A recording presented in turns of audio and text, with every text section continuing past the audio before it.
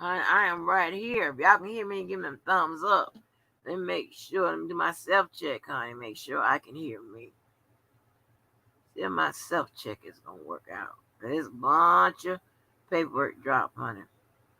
Can I hear me? Yes, I can hear me. So if you can hear me, how you heard that, give me a thumbs up. Give them thumbs up if you're glad that you can hit the thumbs up. Give them thumbs up. If y'all are ready to get into this paperwork drop, there's a bunch of paperwork that dropped from yesterday and today. So I'm going to go through and read it to you. It's probably a bunch of people that's reading those transcripts or whatever. I'm going to put this in the book. We're going to get in and out of here. Let me acknowledge everybody that's here. Can y'all hear me? Can I get them thumbs up? Thumbs up, thumbs up.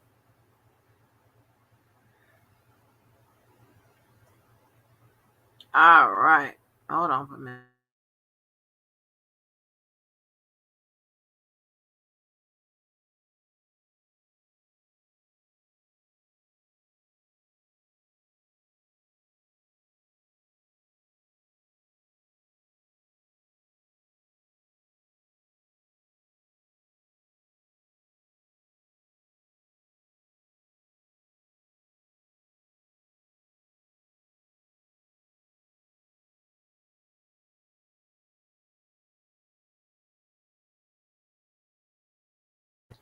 All right, sorry about that. Let me go and see who got in here first.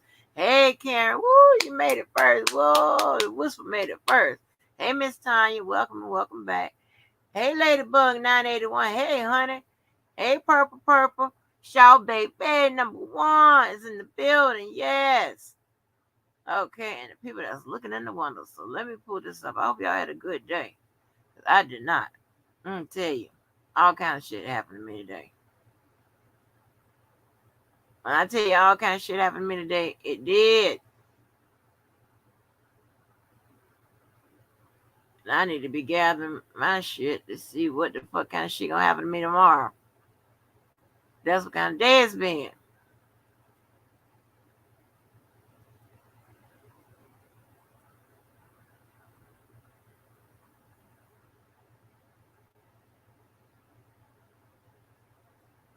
Yeah, honey. I was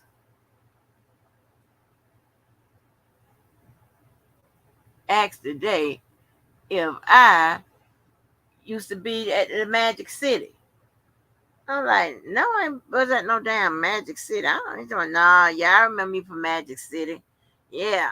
And then he told me, I remember you. And then he gonna tell me I had a Magic City booty. What the fuck is that?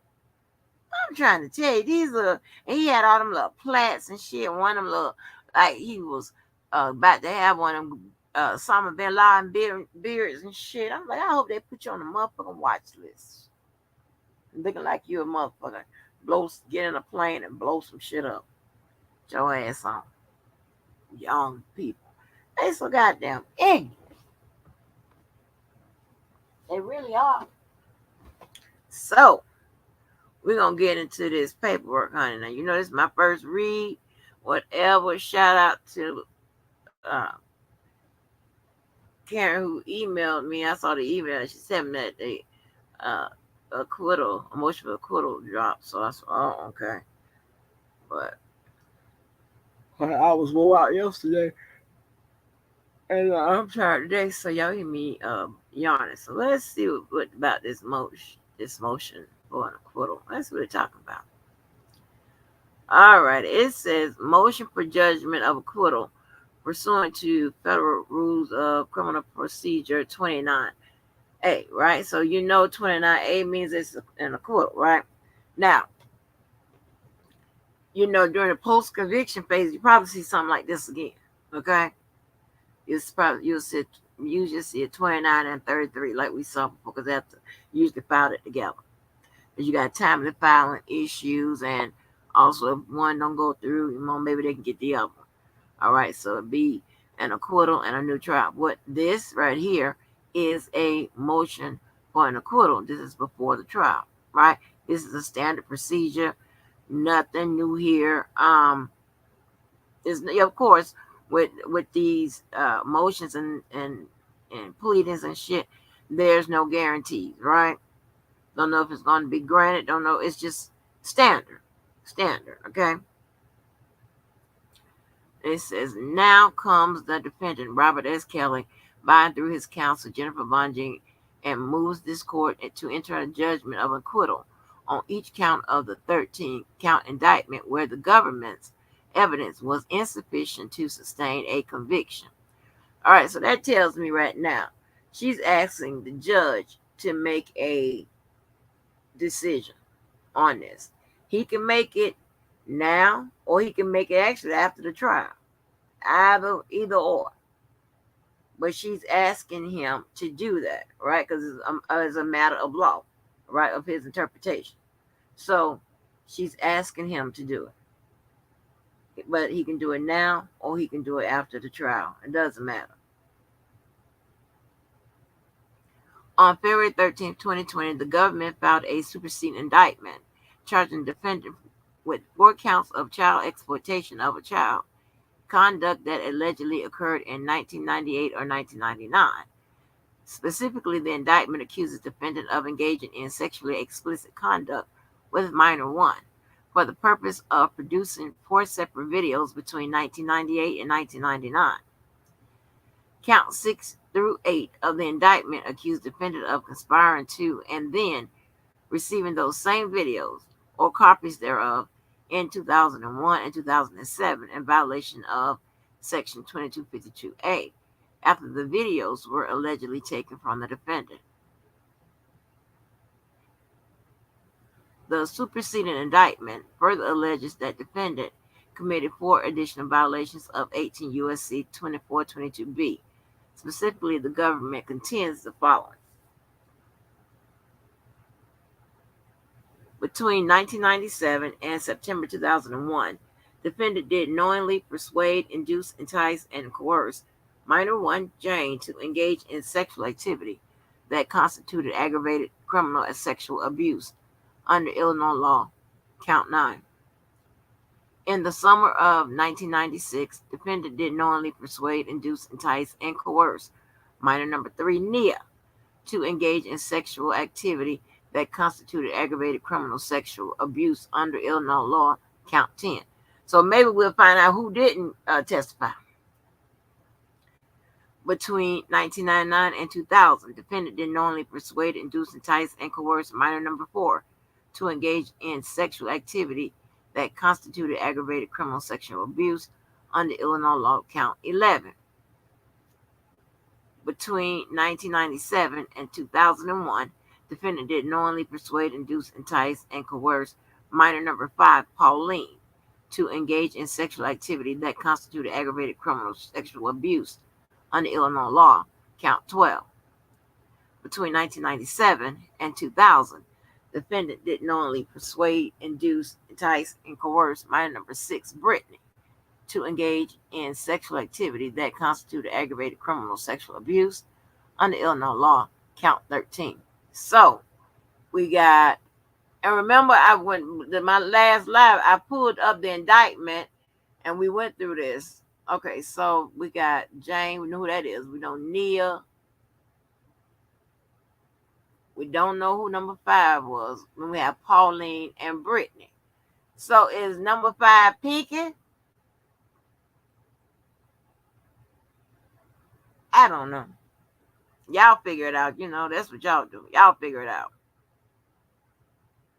But like I told you, just because that person didn't testify, that doesn't mean their charges are dropped, right? As you can see right here. That was between the 1999 and 2000, that person, okay? So it's still 5 people. 4 only testified. As I told you the other day, just because this person don't testify, that does not remove their charges. All right, because they probably got some type of evidence or whatever that will still sustain them keeping that charge in place. So that it's not a dismissal, it's not a that with regards to that person that didn't testify.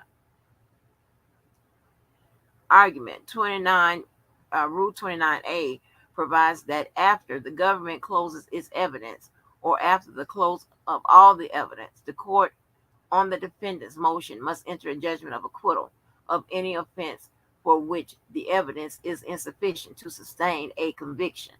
Federal Criminal Procedure 29A. So that's what I just told you.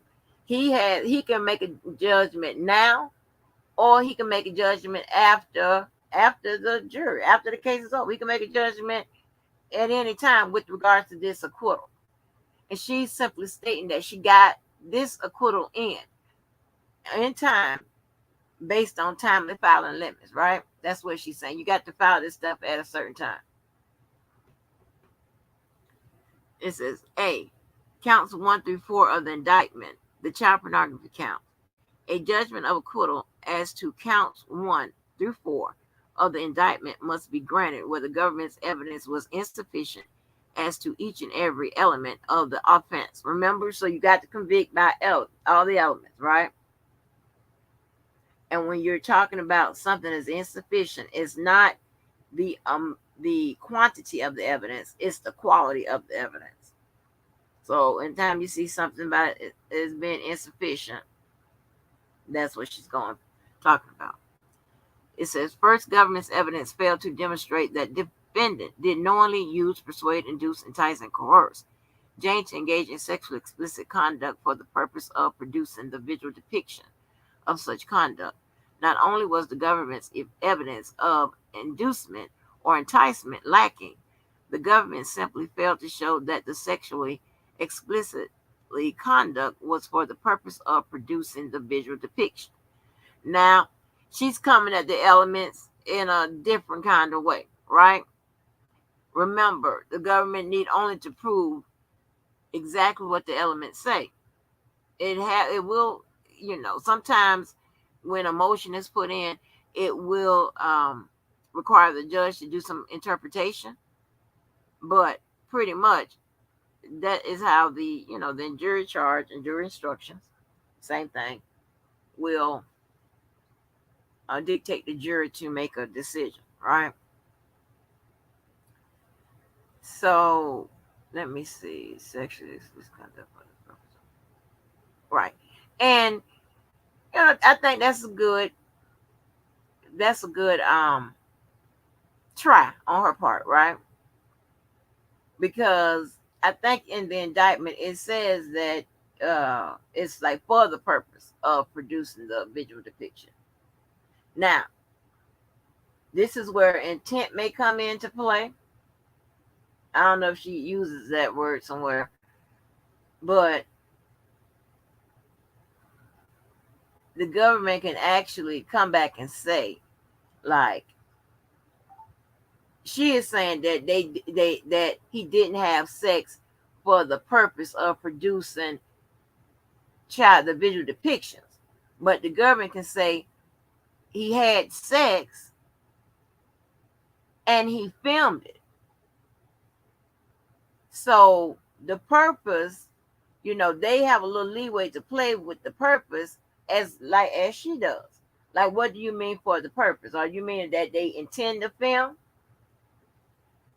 or they did it and they filmed it, right? The government can say, well, they had sex and they put it on film. Was that his intent? The government can argue that's not what that's not what the element is asking, right? It's saying that he had sex and he put it on film. So I don't know how they're going to respond to it, but I'm just saying. Second, the government failed to prove that the defendant knew or had reason to know that any of the videotapes would be transported in interstate or foreign commerce. See, she's hitting at the intent, all right? She's hitting at the intent. It says, in fact, the government failed to produce any evidence that the videotapes in question were transported in interstate or foreign commerce. Right? She's talking about, so the government, this is, the part where the government's talking about the sale, when, the videos hit, they were all over the place, all over the United States, right? The government offered into evidence 2 videotapes, one that was in the custody of the Cook County State's Attorney since 2002. So we was right. It was only 2 videotapes, right? Government Exhibit 001-1, its origins are unknown. And a second videotape that was produced in 2019. Produced in 2019. Okay, this must be one where the government, whatever, had all the little clips together. Government Exhibit 002-1. There's no evidence that either of the tapes have ever left the state of Illinois. Okay. In fact, it is undisputed that the tapes are copies made by someone, but the government could not establish where the tapes were copied or by whom. The government simply did not prove that the tapes were transported in interstate or foreign commerce. Got a good point. But, she do got a good point. Did the government stress that the tapes and shit was all over America? Did they say that in their case? Maybe they'll hit it in their closing. I don't know, but they didn't. I don't know if they got up and ask one of those witnesses or put in the evidence, hey, these tapes were, seen all over America. Okay. To the extent the government contends that it is the images that were transported in interstate commerce, the government's evidence is still insufficient. Oh, okay. So the government done already hit it.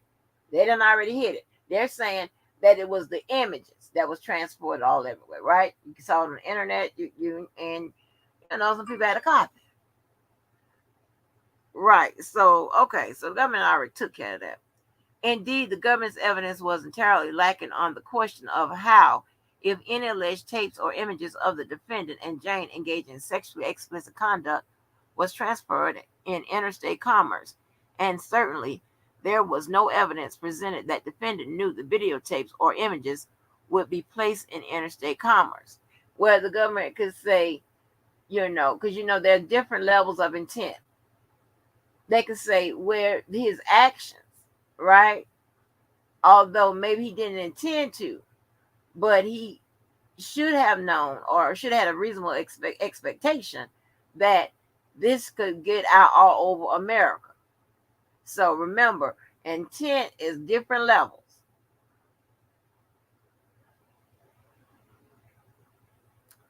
And let's see, where am I?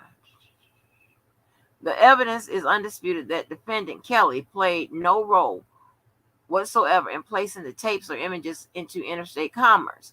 Accordingly, the government's evidence as to all child pornography counts was insufficient. Specifically, as to count 4, the evidence is wholly insufficient where no tapes exist to show what images were depicted on the tape.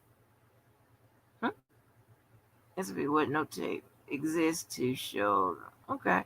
Without the tape, the government simply cannot show that it contained any contraband images. Government witness Keith Merrill testified unequivocally that the tape that he received from Lisa Van Allen consisted of a single scene of a threesome that did not appear to constitute child pornography. As Merrill testified, it looks like a regular threesome. The government's failure to produce this video, along with the testimony of Merrill, is fatal to the government's case on this count. This court should therefore enter judgments of acquittal on each and every child pornography count pursuant to Federal Rules of Criminal Procedure 29A. So I guess they're saying this was just testimony with regards to this particular count, but she still said she wants every count, acquitted. But I guess the evidence on with this particular video they're talking about is just testimony, which is evidence. B, count 5 of the indictment, conspiracy to obstruct count.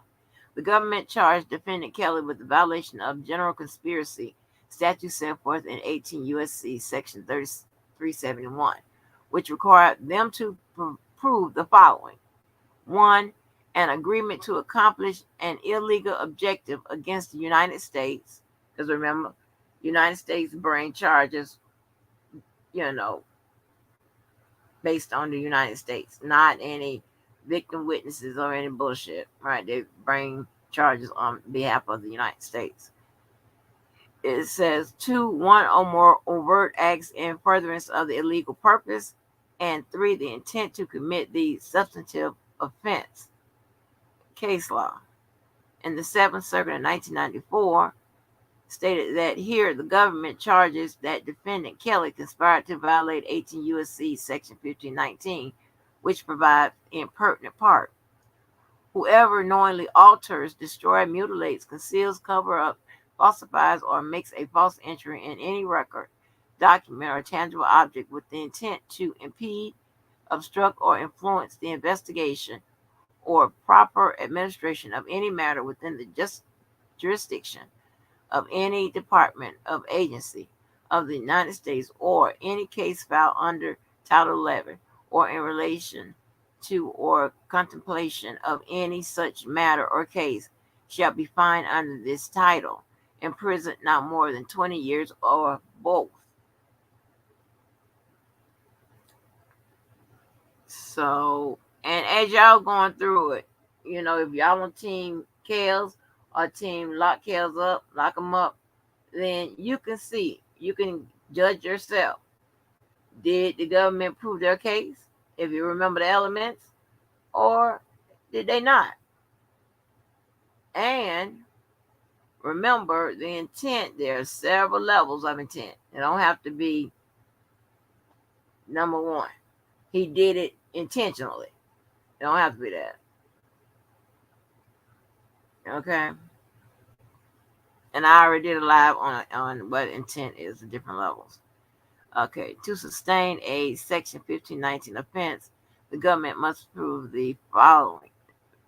Prove 1, the defendants knowingly falsified a record document. 2, the defendants acted with the intent to impede, obstruct, or influence an actual or contemplated investigation. And 3, the investigation concerned a matter within a jurisdiction of the U.S. Department of Justice of the Federal Bureau of Investigations. Case law. The government failed to prove the conspiracy to obstruct count, and a judgment of acquittal must be entered as to defendant Kelly. First and foremost, the government failed to prove any evidence to show that an overt act occurred within the statute of limitations period. Okay, she raising statute of limitations here. Okay. Says the government alleged in its superseding indictment several overt acts within the statute of limitations period, namely a payment from RSK Enterprises to defendant McDavid and a series of checks in 2014-2015 to Jane. The government did not show any of this conduct was connected in any way, shape, or form to the alleged conspiracy to obstruct. Indeed, Jane herself denied that any payments she received from the defendant, who became her longtime boyfriend and close friend until shortly before the defendant's arrest, had anything to do with impeding or obstructing defendant Kelly's 2008 prosecution for child pornography or any contemplated federal investigation prosecution. Like, well, when was she there? We seen the other Jane Doe, number 5, and Joy. Like, when was she there? They said right before he got, arrested. That was 2019. God damn.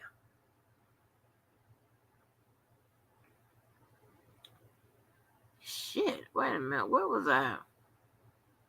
I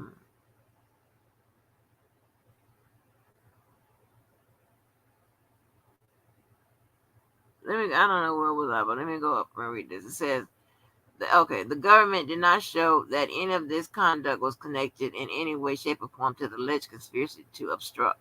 Indeed, Jan herself denied that any payment she received from the defendant, who became her longtime boyfriend and close friend until shortly before the defendant's arrest, had anything to do with impeding or obstructing defendant Kelly's 2008 prosecution for child pornography or any contemplated federal investigation prosecution.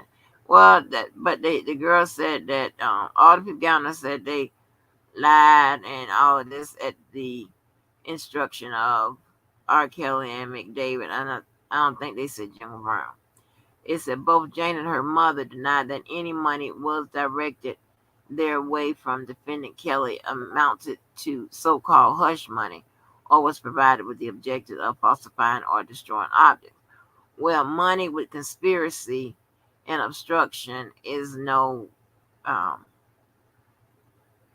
has no bearing on it. So I'm not sure why she's arguing the money factor, but okay. Furtherance, the government's evidence was woefully insufficient to demonstrate that defendant entered into any agreement to knowingly alter, destroy, mutilate, conceal, cover up, falsify, or make false entry in any record, document, or tangible object.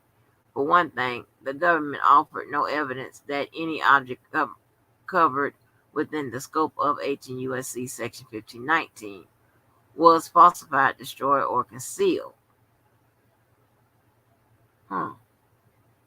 Okay.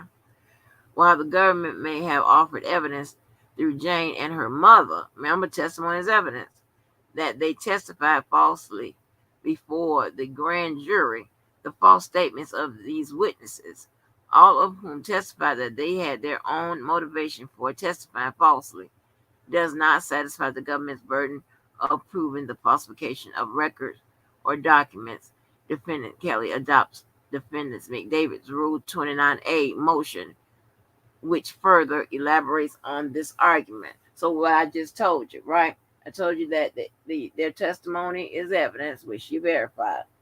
And also that they said that they got up there and lied and all of this or whatever back in the day. And she's pretty much attacking that. About when she said Jane and her mother that they testified falsely between the grand jury, right? All right, this is my first read. I ain't read it, so y'all know how I do. In fact, the government failed to present any evidence showing any act designed to influence false testimony from Jane or her mother. Remember, I just said about I think they said R. Kelly told them to say this, to say that, whatever, back in the day. We read the old, where the government submitted like the portion of the old 2002 or 2002 testimony to the grand jury, I think, or 2008, I don't know which one, I forgot. I think it's 2002, of Jane and the mother, and put it side by side what was said in 2022, right? Both government witnesses testified consistently that they had independent reasons for testifying, as they had nothing to do with any threats, coercion, or influence on the part of the defendant. What I just said. So she's attacking what I just said, right? Because what I just said is what the government contends and what the witnesses got up there and testified to. She's attacking that. So she's attacking me. just joking, right?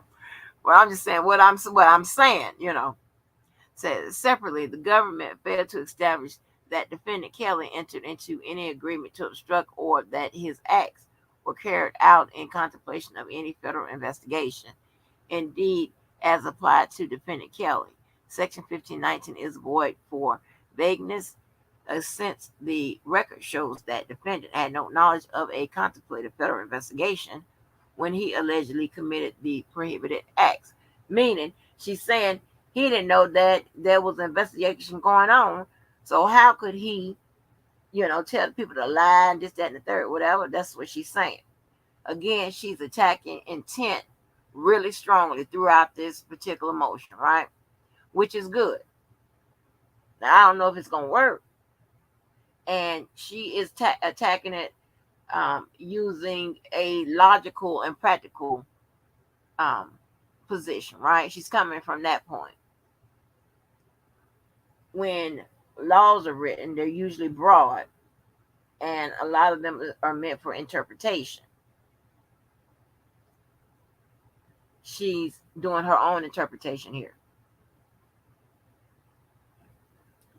It says the statute is unconstitutionally vague because it does not require a defendant to know of an ongoing or contemplated federal investigation when making a false entry. what I just said, meaning it is broad and it can be interpreted. That's what she's telling the judge, so to speak, right? You can interpret it, the law. You got the power to do that. And in this specific case, defendant Kelly had no knowledge of an ongoing or contemplated federal investigation at any point, but most certainly in 2014 through 2019, when the government contends the final overt acts of the conspiracy occurred. In sum, for the reasons stated above, and for those further articulated in defendant McDavid's Rule 29 motion, so it means she adopt whatever portion of it she adopt in McDavid's Rule 29 motion, which was another motion to acquit. This court should enter an acquittal as to count 5 of the superseding indictment. C. Count 6 through 8 of the indictment, conspiracy to receive child pornography. The government failed to prove that defendant Kelly entered into any agreement with any other individual to receive child pornography, or that he, in fact, received child pornography as pled in count 7 and 8 of the indictment. The government's evidence, in its best light, failed to show the defendant specifically sought to receive child pornography, rather than any embarrassing sex tapes, such as a threesome video involving his ex-wife. Huh? Oh, Lord. Is Drew in this? For real, though? I just thought that, oh, no. Oh, shit. Wait a minute. Well, let me gather myself together. Specifically as to count 8, the government did not even show that the tape contained child pornography. Ooh. Furthermore, the record contains no evidence that the evidence tapes were transported in interstate commerce. Accordingly, a judgment of acquittal should be entered as to count 6 through 8 of the superseding indictment. I can't even break whatever I just read down because that drill shit just done took me over. Oh, no. The hell? E. Counts 9 through 13 of the indictment. Inducement counts. The government's evidence that defendant did knowingly persuade, induce, entice, or coerce any individual to engage in sexual activity is insufficient as a matter of law. So remember, that's what I just said. When you see matter of law, it's meaning interpretation. Now, but with this indictment, it means interpretation by the judge. Him to make a decision either now or after. Okay? Anytime you see matter of law. What was okay? As to counts 9 through 13, the government takes the position that simply because a sex act is unlawful because of the age of the complainant, it automatically follows that it has proved inducement. Such an interpretation renders the inducement language superfluous. The government's evidence showing that defendant enticed or coerced the minors identified in counts 9 to 13 of the indictment is insufficient. The government also failed to prove that the defendant committed the inducement counts using the mail or any facility and means of interstate and foreign commerce. As to some of the complainants, the trial record is absent of any connection to the interstate commerce, with the exception of Nia, who claimed that defendant arranged for her to travel to Chicago. No complainant testified to any connection between the commission of alleged criminal offense and the use of facility of interstate and foreign commerce. Finally, as to count 11, the government was insufficient to show a violation of 18 U.S.C. 2251A. Conclusion: for the foregoing reason, the court should enter judgments of acquittal as to each of the counts of the superseding indictment. And then that's signed J-Bo. Ooh, honey, let me come on right now. That goddamn drill shit just took me on out. Let me holler at some more people. Hey, Samantha Nicole. Hey, Piece in the Puzzle. Yeah, so that's crazy, y'all. That's crazy. Well, like I said, it was a multi-drop, honey. So the government responded to something. So I don't know. I when I pulled it up just now, it said government response. So I see it was a multi-drop. So there's two more pieces of paperwork. Like, do y'all really think Dred was involved in this shit?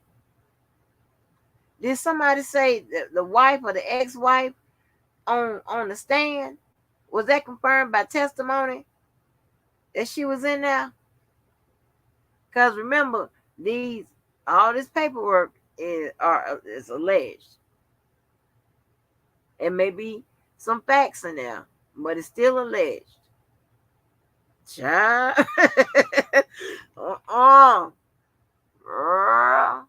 What kind of shit they had going on? What kind of marriage? Nigga, I'm not a fan of be your goddamn that she was in, but someone testified she was involved in the threesome. Child, girl, don't hit me on the head like that. Don't do a girl like that. Oh my goodness. So this came out today. It says government's response to defendant motion for judgment of acquittal at conclusion of government's evidence. Okay, good. So we got a response as to what we just read. Yes, honey. Wait a minute, y'all. Let me go get my power pill, aka a soda. Hold on. Let's see what these people say. Y'all, as y'all talk about my squeaky door. I'm like, God, damn, these motherfuckers listen to every goddamn thing like that. Somebody told me in the chat time put some WD-40 on the door. I ain't doing shit.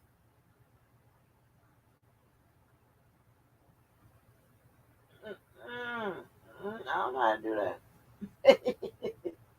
Nope. I don't know how to do that shit. Oh, yeah. I'm sitting up there with no clothes on. I have to put some on. Ugh.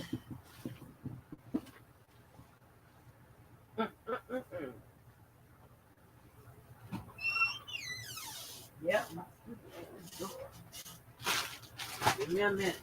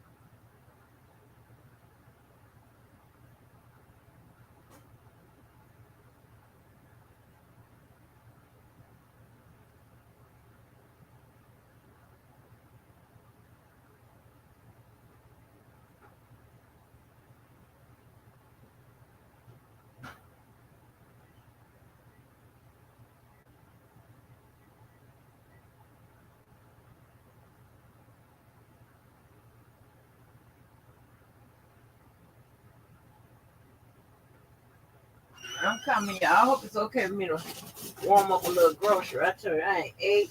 I'm tired. Shit. Ooh, that's real squeaky. Ooh. Ooh. Okay. Okay.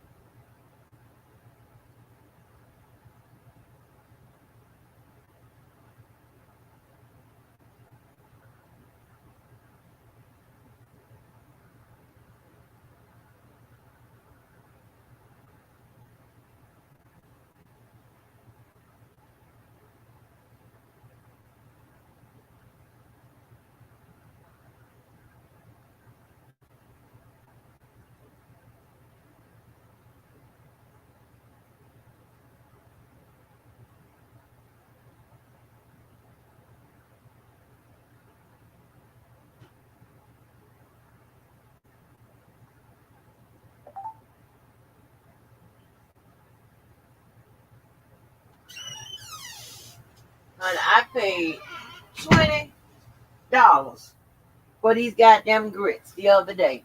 You know they still good. These some expensive ass grits. Expensive grits, honey. Ooh. Sorry, y'all. Shit, I'm hungry. Huh? We all cool in here now. I'm back. I'm back. I'm back. I'm back. Okay, so let me stir these grits up a little bit. Y'all will hear me putting them in my mouth.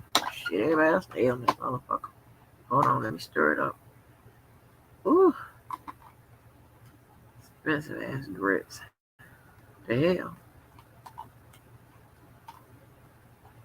I don't know. Let me tell you, I don't know what these white people in the flavor they put in these grits, but they eat shrimp and grits and shit. Now I have to doctor it up a little bit, but that season, salt and pepper, but good grits. So, all right, it says government's response to defendant's motion for judgment of acquittal at conclusion of government's evidence. The United States of America, by and through its attorney, John R. Lodge, Jr., United States Attorney for the Northern District of Illinois, respectfully submits this consolidated response in opposition to the post-trial motions filed by the defendant, Robert Sylvester Kelly, R-294, Darryl McDavid, R-293, and Milton June Brown, R-292. Post-trial, in the opposite of the post-trial motions. Let me see what the fuck. Are they saying just because the judge can make a judgment, either now or after the trial is over? Like I just said, is that why they call it post-trial motions?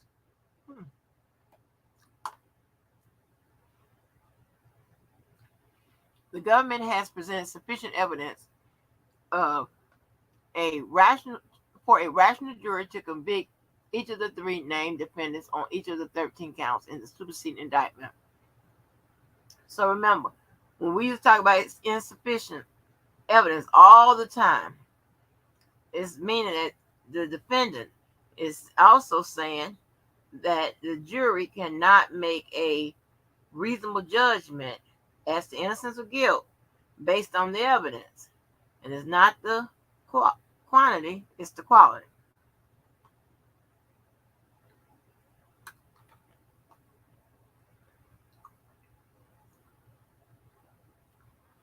The government proved that defendant Kelly used a minor, Jane, to engage in sexually explicit conduct for the purpose of producing video 1, 2, 3, and 4, and that each of these 4 depictions of child pornography actually traveled in interstate commerce. The government proved that defendant Kelly enticed 5 minors to engage in unlawful sexual conduct using a facility or means of interstate commerce based on the testimony of Jane, Nia, Pauline, and Tracy. So we got Jane, Nia, Pauline, and Tracy. The government proved that all 3 defendants conspired to receive child pornography videos and that defendant McDavid and Kelly actually received child pornography videos from Keith Merrill and Charles Freeman. And the government proved that defendants Kelly and McDavid conspired to obstruct justice in an effort to cover up Kelly's illicit sexual contacts with minors and his creation of child pornography. Right, so remember I was saying that it's the fact that they had sex and videotaped them. Let's see. Despite this, each of the 3 defendants moved under Rule 29 for a judgment of acquittal. The defendant's motion should be denied for the reasons set forth below. Background, the charges. Another scoop.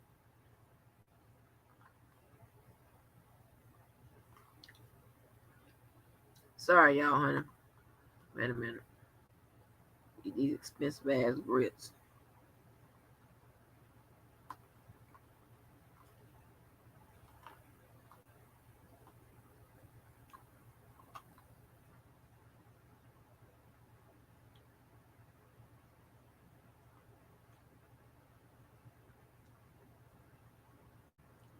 Background: the charges. The superseding indictment alleges that from approximately 1996 to 2001, Robert Sylvester Kelly engaged in unlawful sexual conduct with minors, including minors referred to in the indictment as Minor 1, Jane, Minor 3, Nia, Minor 4, Tracy, Minor 5, Pauline, and Minor 6, Brittany.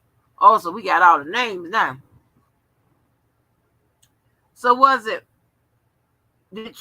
I think Tracy testified, Pauline, Brittany. Brittany didn't testify, right?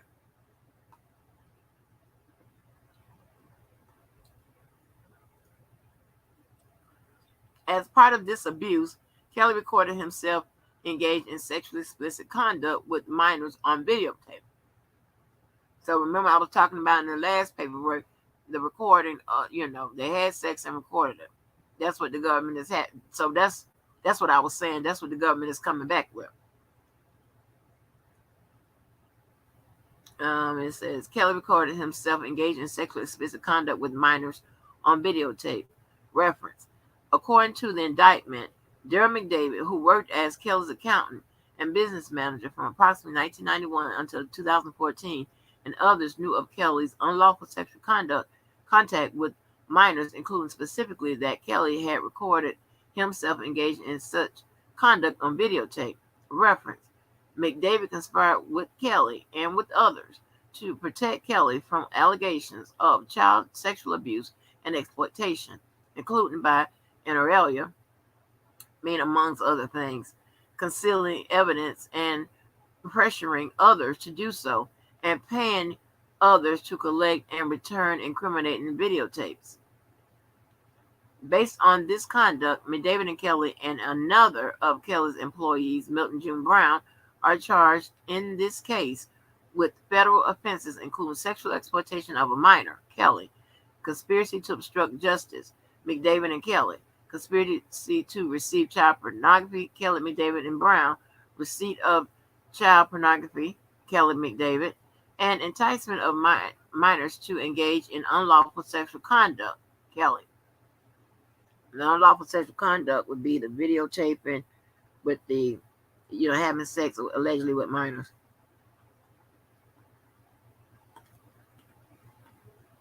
And videotaping it. Sorry, y'all.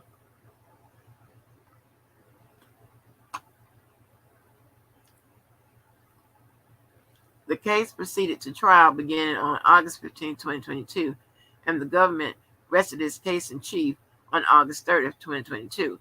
Thereafter, all three defendants filed motions for judgments of acquittal under Federal Rules of Criminal Procedure 29A. Argument: Rule 29A provides that after the government closes its evidence or after the close of all the evidence, the court on the defendant's motion must enter a judgment of acquittal of any offense for which the evidence is insufficient to sustain a conviction. Federal Rule of Criminal Procedure 29A. It says, in reviewing the evidence for purpose of determining a motion for judgment of acquittal, the court does not weigh the evidence or assesses the credibility of witnesses. Wait a minute. Okay, for the purpose of determining motion. Okay, case law. The 7th Circuit 2010 stated that that wait a minute, I don't know what they're talking about. That's a reference in the case law. Instead, the court must bear in mind that it is the exclusive function of the jury to determine the credibility of witnesses, resolve evidentiary conflicts, and draw reasonable inferences. Case law. So they're trying to say that leave it up to the jury and not the judge to make such determinations on what happened.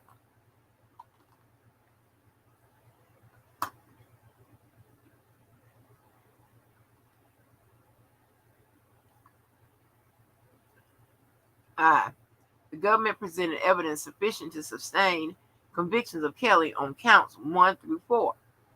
Count 1 through 4 charged that Kelly did knowingly employ, use, persuade, induce, entice, and coerce a minor, namely minor one, Jane, to engage in sexually explicit conduct for the purpose of producing a visual depiction of conduct.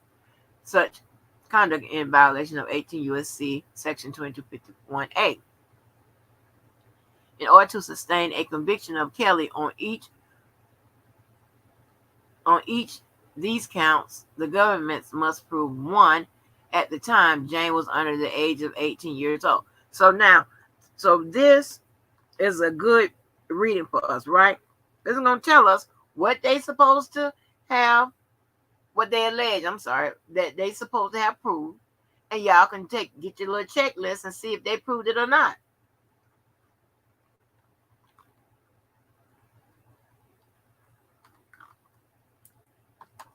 I am done with that. This is a good motion for us. Government must prove one, at the time Jane was under the age of 18 years. Was she under the age of 18 years? 2. Kelly, for the purpose of producing a visual depiction of such conduct, employed, used, persuaded, or coerced Jane to take part in sexually explicit conduct in the manner described in the particular count. Okay? Did he, and I told you, like when you're under the age of consent, the government can say they can automatically assume that the adult persuaded and all of that for the minor to participate in something that created a visual depiction. Did they do that? Did the government check that box off?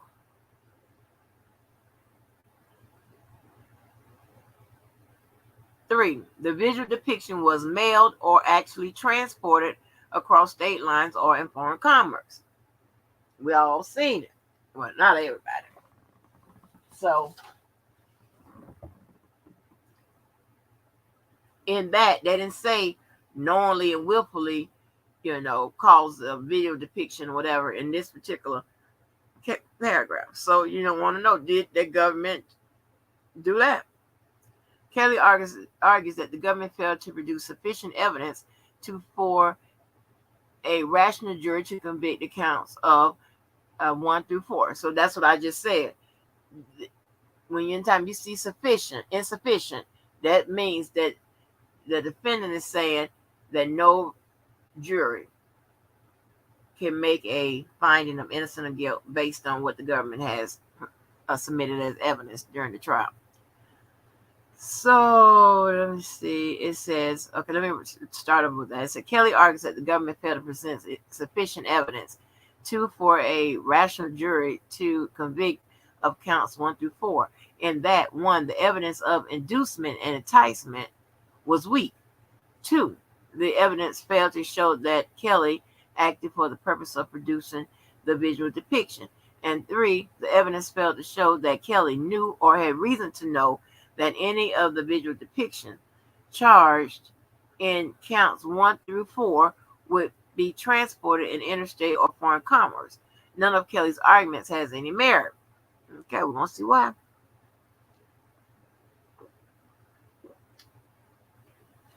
The government presented ample evidence showing that Kelly knowingly employed, used, persuaded, induced, enticed, and coerced Jane to engage in sexually explicit conduct for the purpose of producing video 1, 2, 3, 4. As Jane testified, and the video clip shown to the jury reflected Kelly engaged her in sex acts knowing that he was recording them and specifically for the purpose of making a visual depiction of them. It was exactly what I just said when I read the other. And I said the government can come back with this. And that's exactly what they did. It says Jane testified that the first time Kelly recorded Jane engaged in sexually explicit conduct, she saw Kelly set up the camcorder, arrange the lighting, and position the camera to get certain angles. Okay? So remember, I said they had sex and he recorded it. So that's basically taking you step by step, saying that he knew that this could possibly get out. They are striking back at the intent that J-Bo raised in her motion. They're saying, well, he set up the camera. Matter of fact, this is a line from Oko. They say, remember when they used to say, how that shit go? Yeah, what they used to say. He said he set up the camera.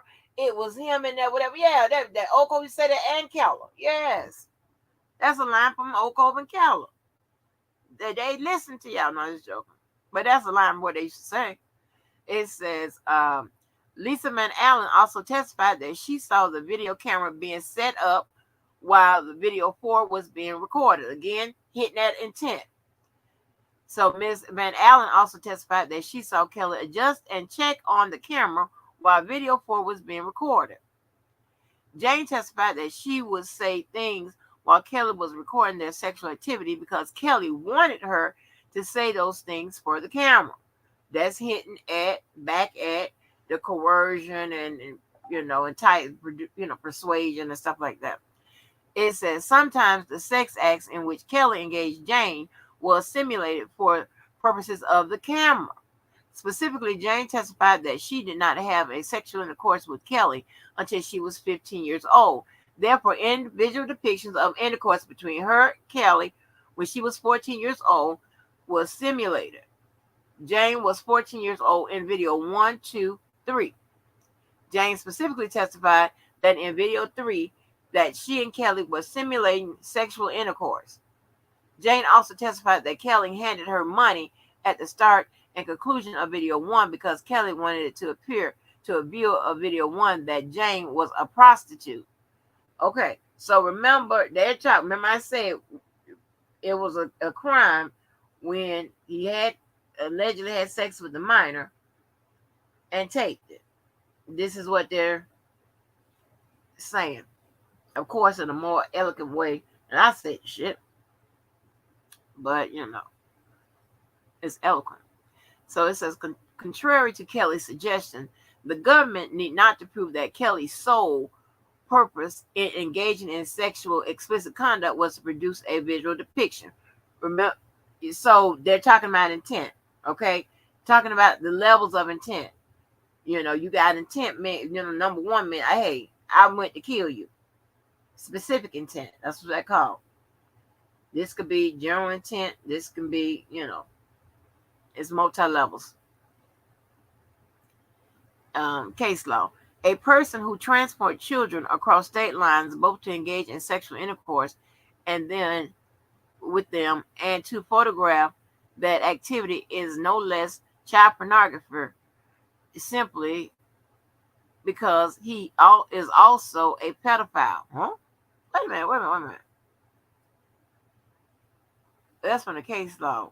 Wait a minute. It says the Second Circuit in 1996 held that a person who transports children across state lines both to engage in sexual intercourse with them and to photograph that activity is no less a child pornographer simply because he is also a pedophile. Oh no. They're going to use the hell out of this word. Oh no, because it's in the paperwork. Oh shit. Let me make sure you understand that that word pertains to that case. Okay? They're not, you understand what I'm saying? So when they reference case laws, it doesn't have to be the same circumstances and the same charges and things of that nature. It is the factors that's similar. You know what I'm saying? So, Lord have mercy, not the situation. Case law. It said the Fourth Circuit in 2020. Okay, noting that a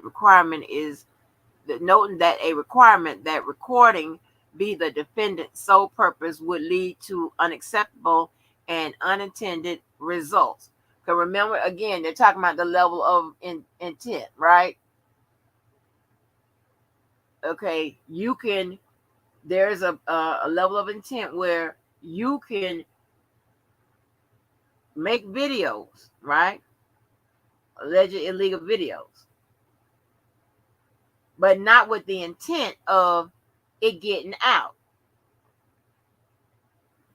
The government right now is just going through the levels of intent that, hey, that is acceptable as far as their elements, as far as proving their elements.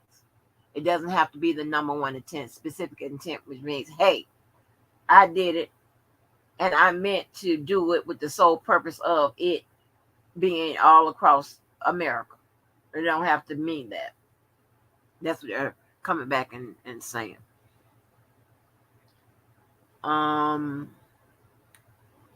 There's a case law. Government need not to prove that the defendant was single-minded in his purpose. Here, the evidence showed that production of visual depictions referred to as video 1, 2, and 3, and 4 was a motivating purpose for Kelly. The government also presented ample evidence establishing federal jurisdiction based on the fact that video 1, 2, 3, and 4 actually travel interstate commerce, right? So she raised issues with jurisdiction. They just simply saying they had it because it crossed state lines. Jane testified that video 1, 2, 3, and 4 were produced in Illinois. Betty Alwang from NCMEC testified that law enforcement agencies in numerous states other than Illinois submitted video 1 to NCMEC. So that's confirmation that it went across state lines. And for the prosecution, what better proof that it went, that law enforcement from different states turned it in. It says Charles Freeman, Lisa Van Allen, and Keith Merrill all testified that they either viewed video 2, 3, and 4 in states other than Illinois. Okay, so remember, that's what I was telling you. With the interstate thing, people saw it all over. That would constitute federal jurisdiction, right? Or transported video 2, 3, and 4 to states other than Illinois. Specifically, Lisa Van Allen testified that she transported video 2, 3, and 4 from Illinois to Missouri. Charles Freeman testified that he transported video 2, 3 from Georgia to Missouri. And Keith Merrill testified that he transferred video 4 from Missouri to Illinois and viewed video 2 and video 3 in Missouri with Charles Freeman. So before anybody says, well, that's not R. Kelly transporting or whatever, what it is that R. Kelly allegedly created the video that went all over America. Okay. It says, contrary to Kelly's suggestion, the government is not required to prove that Kelly knew or had reason to know that any of the visual depictions charged in counts 1 through 4 would be transported in interstate or foreign commerce. The statute provides 3 alternative theories for establishing federal jurisdiction. Only the first theory contains a knowledge requirement. Neither the second theory or the defendant know of the interstate nature of the materials used to produce the pornography, nor the third, that the defendant know or have reason to know of the later interstate transportation of the images contain a knowledge requirement. Okay, they're talking about intent. Remember, so I'll tell you what she was going after in her first, and that one I just read. The government knows that she's going after intent, so that's what they are countering back about. Okay, see the word knowledge requirement. Okay, the 11th Circuit in 2006 holding that second theory does not require knowledge, and opining that third theory also does not. Case law. In December 27, 2007, holding that the government need not to show that the defendant knew or had reason to know that the depiction actually traveled in interstate commerce. Okay? Case law. It says Serials 87 Federal 3rd at 38 through 39, stating that Section 2251A requires proof either that the child pornography has actually crossed state lines or that the defendant knew or had reason to know that it would cross state lines. Again, a different level of intent. Had reason to know. Okay? That means you can commit a crime and you can reasonably expect that this tape or whatever can go all over America. And I wish I can tell you which live I did when I broke down intent.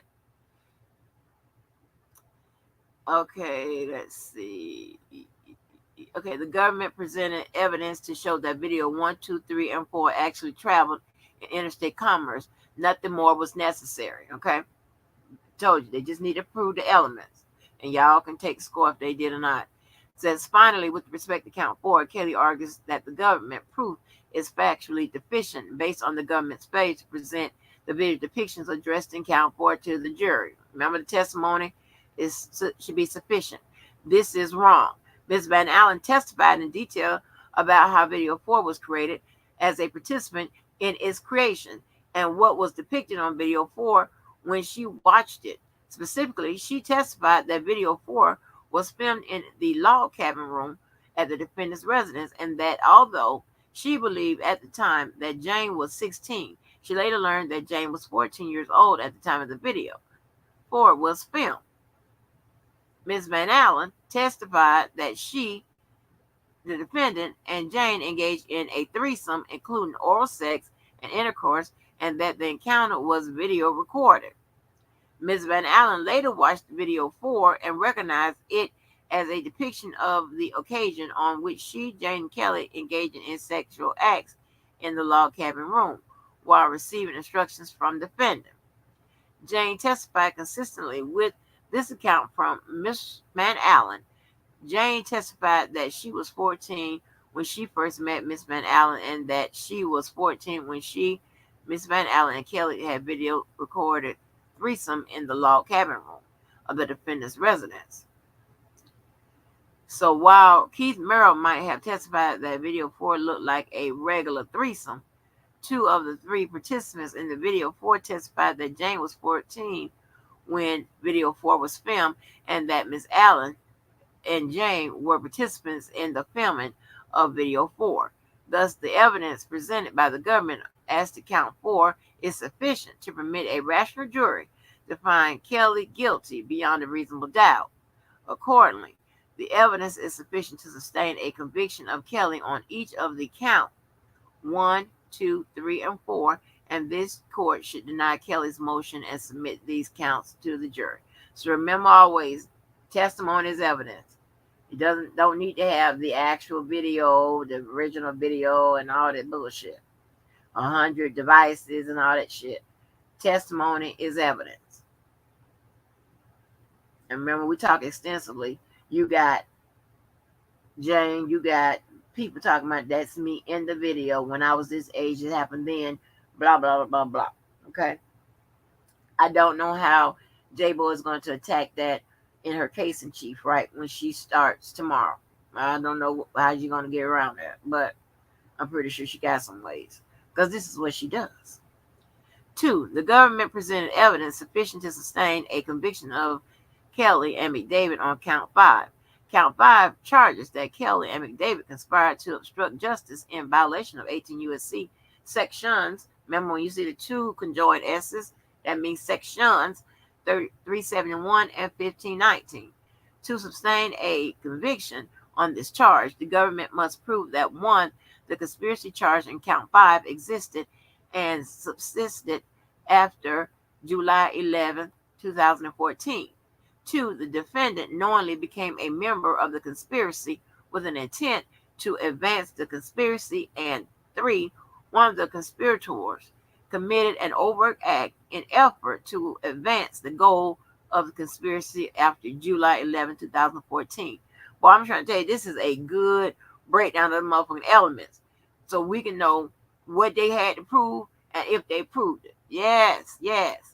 It says the offense of obstruction of justice is committed when 1, a person knowingly alters, destroys, mutilates, conceals, covers up, falsifies, or make a false entry in any record, document, or tangible object. 2, the person acts with the intent to impede, obstruct, or influence an investigation or proper administration of any matter. And 3, the investigation or matter is within the jurisdiction of an agency of the United States. McDavid with Kelly joining, argues that one, neither videotapes nor reports of interview or grand jury transcript constitute records, documents, or tangible objects within the meaning of Section 1519, and therefore the government's evidence failed to show that any objects falling within the scope of the statute were falsified, destroyed, or concealed. Number two, the evidence failed to show that any overt act occurred within the statute of limitations period. And three, there was no evidence that Kelly or McDavid acted in contemplation of a potential federal investigation. These arguments failed as a matter of law and fact.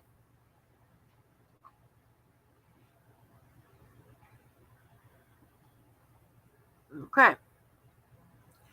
During the trial, the government introduced evidence that from 2000 to 2015, Kelly and McDavid conspired to obstruct justice by concealing Kelly's sexual exploitation and abuse of minors by, among other things, attempting to recover and conceal visual depictions of such exploitation and abuse, and causing others to conceal evidence regarding the exploitation and abuse, and to cause false entries to be made in documents and records, all with the intent to obstruct and impede a potential federal investigation of Kelly's conduct.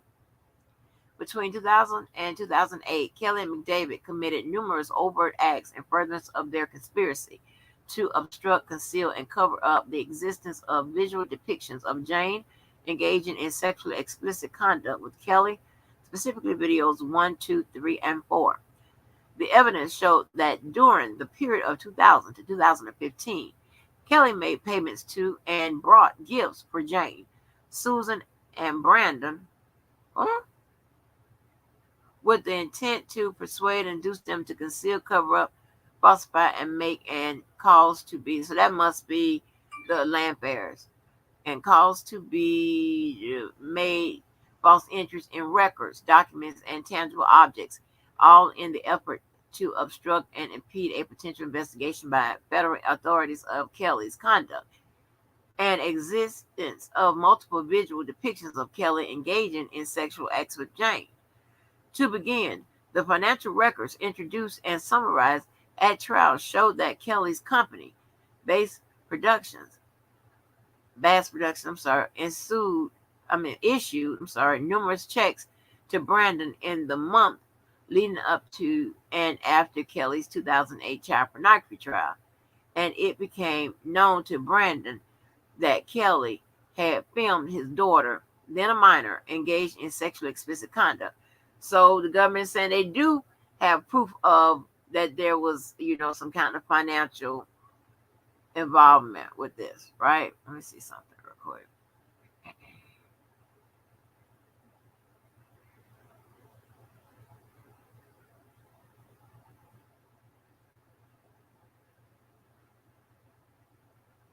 Yeah, they don't have to prove money, but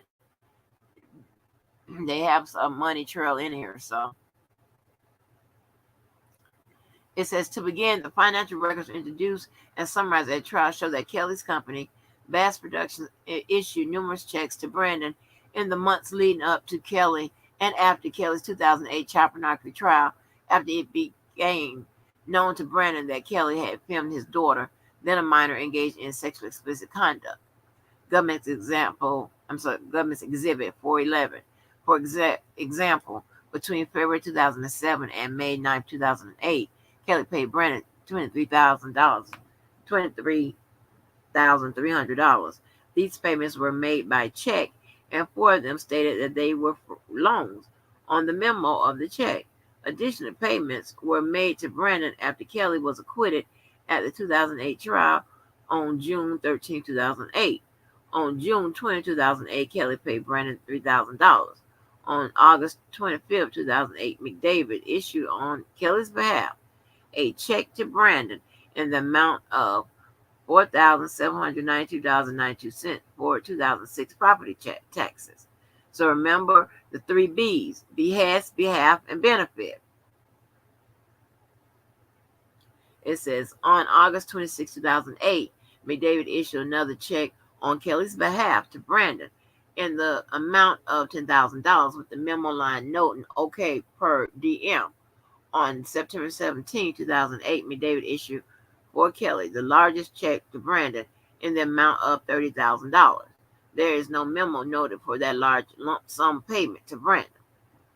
Right? So this is what the government contends, that the payments were for the cover up and you know of the alleged crimes, right?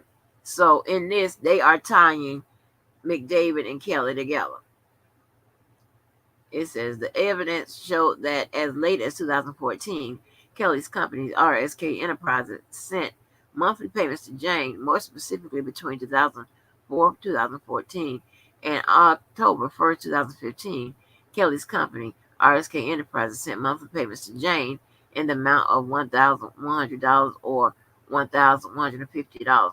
So, you know, J-Bo can easily try to dispute this by saying that these payments were simply for something else. Okay? They can say that, hey, the land fairs worked for us and did jobs and whatever. They can have proof of that. So this would be interesting how this would work. But right now, I'm not seeing that finances is part of an element. It looks like that the government used finances as a way to show that there was some type of concealment cover up and that they paid for it, whatever, for them to give the grand jury false information and so on and so on, right? The whole conspiracy and the overt acts and furtherance of the conspiracy. So that's what it looks like they're showing. But I don't know. It didn't seem like what I read that a financial is necessary to prove, and which is not necessary to prove in a conspiracy, the broad law of the conspiracy. But in the elements, I don't know if they said that this is part of it. I just read it and I forgot shit.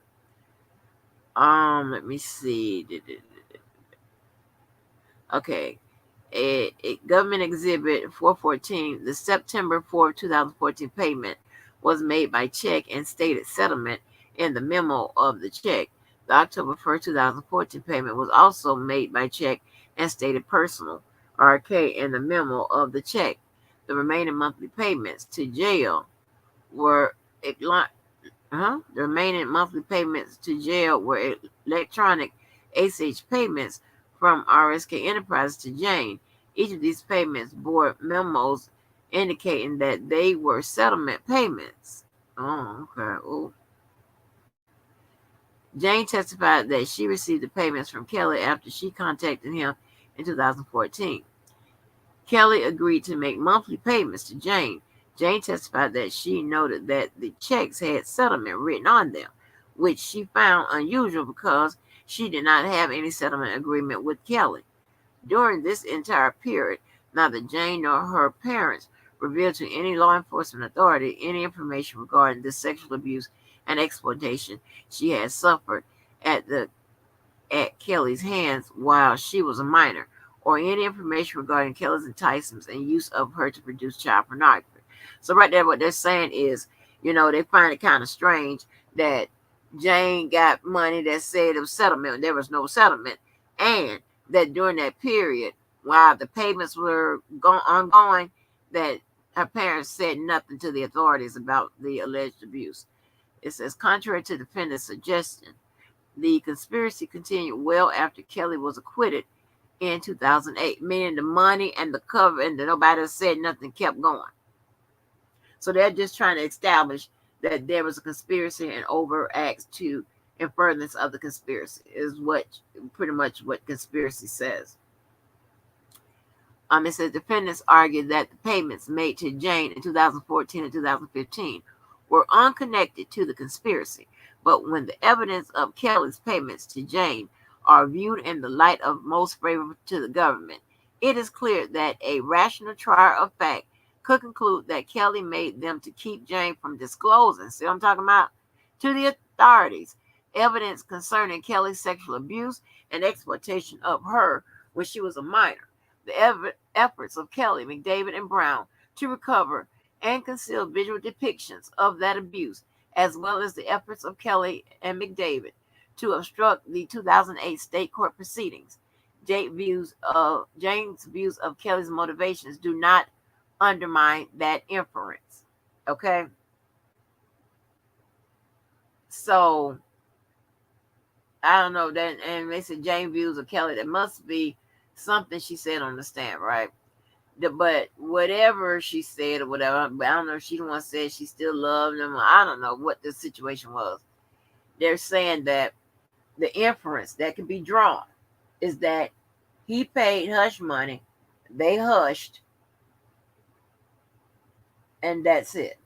Now, this is it. Like I said, this right here, J-Bo has a lot of room, and the other two attorneys to, you know, contradict this, right? Because right now, this is nothing more than a theory of the government, all right? That they are saying that a jury can reasonably decide, can come to the conclusion that, hey, that's what it was for. The money was for, hush, it was hush money. They hushed, they got paid. Okay. During that period. A, the government's evidence was sufficient to establish a conspiracy to falsify, destroy, or conceal records, documents, and tangible objects within the meaning of Section 1519. Contrary to defendants' contention, visual depictions of child pornography stored on videotape are tangible objects within the meaning of Section 1519. Case law. It says, this case law, I'll say that, holding tangible objects within the meaning of Section 1519 must be in the nature or of records and documents, and indicating that they would include magnetic, optical, digital, and other electronic storage devices. Okay, so they're saying it don't have to be just the tape. It can be this other shit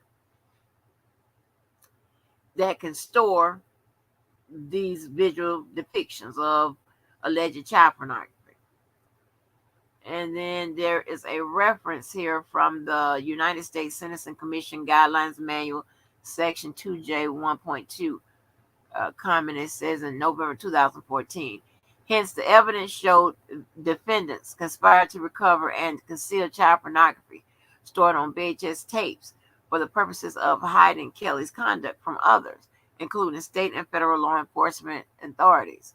Moreover, police reports and other reports of interview prepared by law enforcement authorities and attorneys, as well as transcripts of grand jury and other official proceedings, constitute records and documents, and defendants conspired to cause victims and witnesses to make false statements which they understood would be documented in such records that could be, and in fact have been, used to obstruct, impede, and influence both criminal and civil actions by Kelly.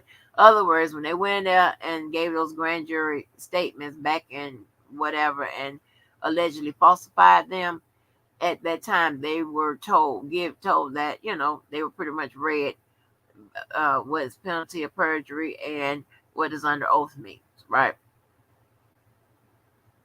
Such conduct falls well within Section 1915's prohibition against falsifying and making a false entry in any record, which is what I just said, in any record, document, or tangible object as interpreted by the Supreme Court in Yates and defendants offer no legal authority to the contrary. B, the evidence established overt acts after July 11, 2014. The evidence showed that the conspiracy subsisted after July 11, 2014, and that Kelly continued in 2014 and 2015 to make payments to both Jane, as described above, and McDavid during that period. With respect to McDavid, the evidence showed that on July 3rd, 2014, after McDavid stopped working as Kelly's business manager, Kelly and McDavid entered into a confidential settlement agreement and release. Government Exhibit 337, Pursuant to the settlement agreement that Kelly agreed to pay McDavid $1,361,528.20. The payments were to be made by releasing funds that Kelly held in certain bank accounts and by making 18 monthly payments of $40,000 to McDavid the first day of every month beginning in August 1st, 2014 and continuing through July 1st, 2016. Shit, that's a lot. Well, he paid out a lot of money allegedly for a lot of shit. Now, no wonder. Shit, god damn. That's anything makes a millionaire poor. You'd be millionaire poor with this shit out. So the settlement agreement provided that its terms should be strictly confidential. Kelly and McDavid agreed that neither they nor their representatives, agents, or attorneys would disclose either directly or indirectly information concerning this agreement to any other person or entity. McDavid further agreed to keep strictly confidential all knowledge and information, either personal or professional, regarding Kelly and Kelly's business entities. So the government is still laying out more concealment, with a financial backing to it, which they don't really need to unless they stipulate it in the elements. It says, at the time of the settlement agreement, Kelly and McDavid also executed a separate confidentiality agreement, which contained additional provisions. Government Exhibit 337. Specifically, the confidentiality agreement provides that McDavid agrees to keep strictly confidential all knowledge and information, either personal or professional, regarding R. Kelly, Bass, touring, and publishing. McDavid acknowledged that all information derived from his relationship with Kelly is confidential and agreed that he shall not engage in any publication or exploitation of any Kelly-related content or material in any media whatever now known or hereafter developed. Pursuant to the confidentiality agreement, McDavid acknowledged that he obtained highly personal and confidential information regarding R. Kelly, hereafter personal information, during the time that McDavid provided business management services to Kelly. McDavid agreed that he would not make any statements, comments, or responses solicited or unsolicited or written to any person not a party to this confidentiality agreement regarding any personal information. I'm wondering, do they have that confidentiality agreement?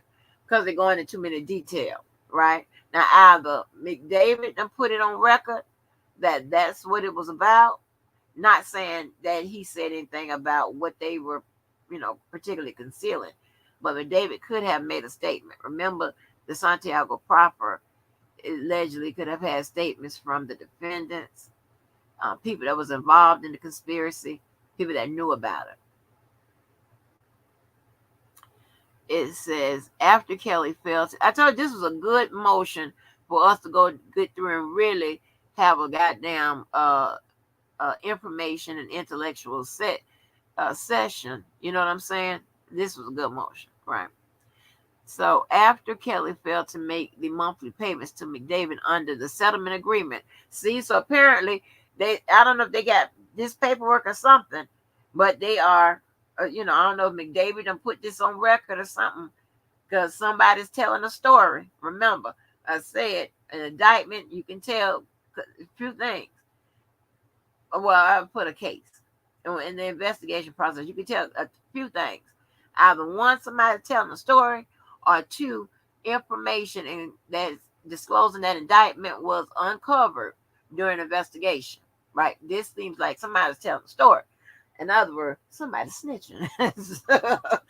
No, not snitching to particularly a crime, but telling what was the statement, the settlement was all about.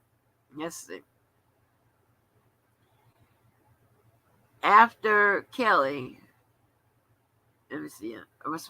After Kelly failed to make monthly payments to McDavid under the settlement agreement, McDavid filed a lawsuit against Kelly alleging breach of they got contact, but it's supposed to be breach of contract, I'm pretty sure. Government Exhibit 339. Okay, so maybe this is where the disclosure came into. When McDavid made this lawsuit, remember, I told you, civil, that gets registered. This is a lawsuit. Now, maybe maybe McDavid didn't say nothing. Maybe the government just uncovered this during an investigation. Okay, because there's a civil lawsuit. Let's go.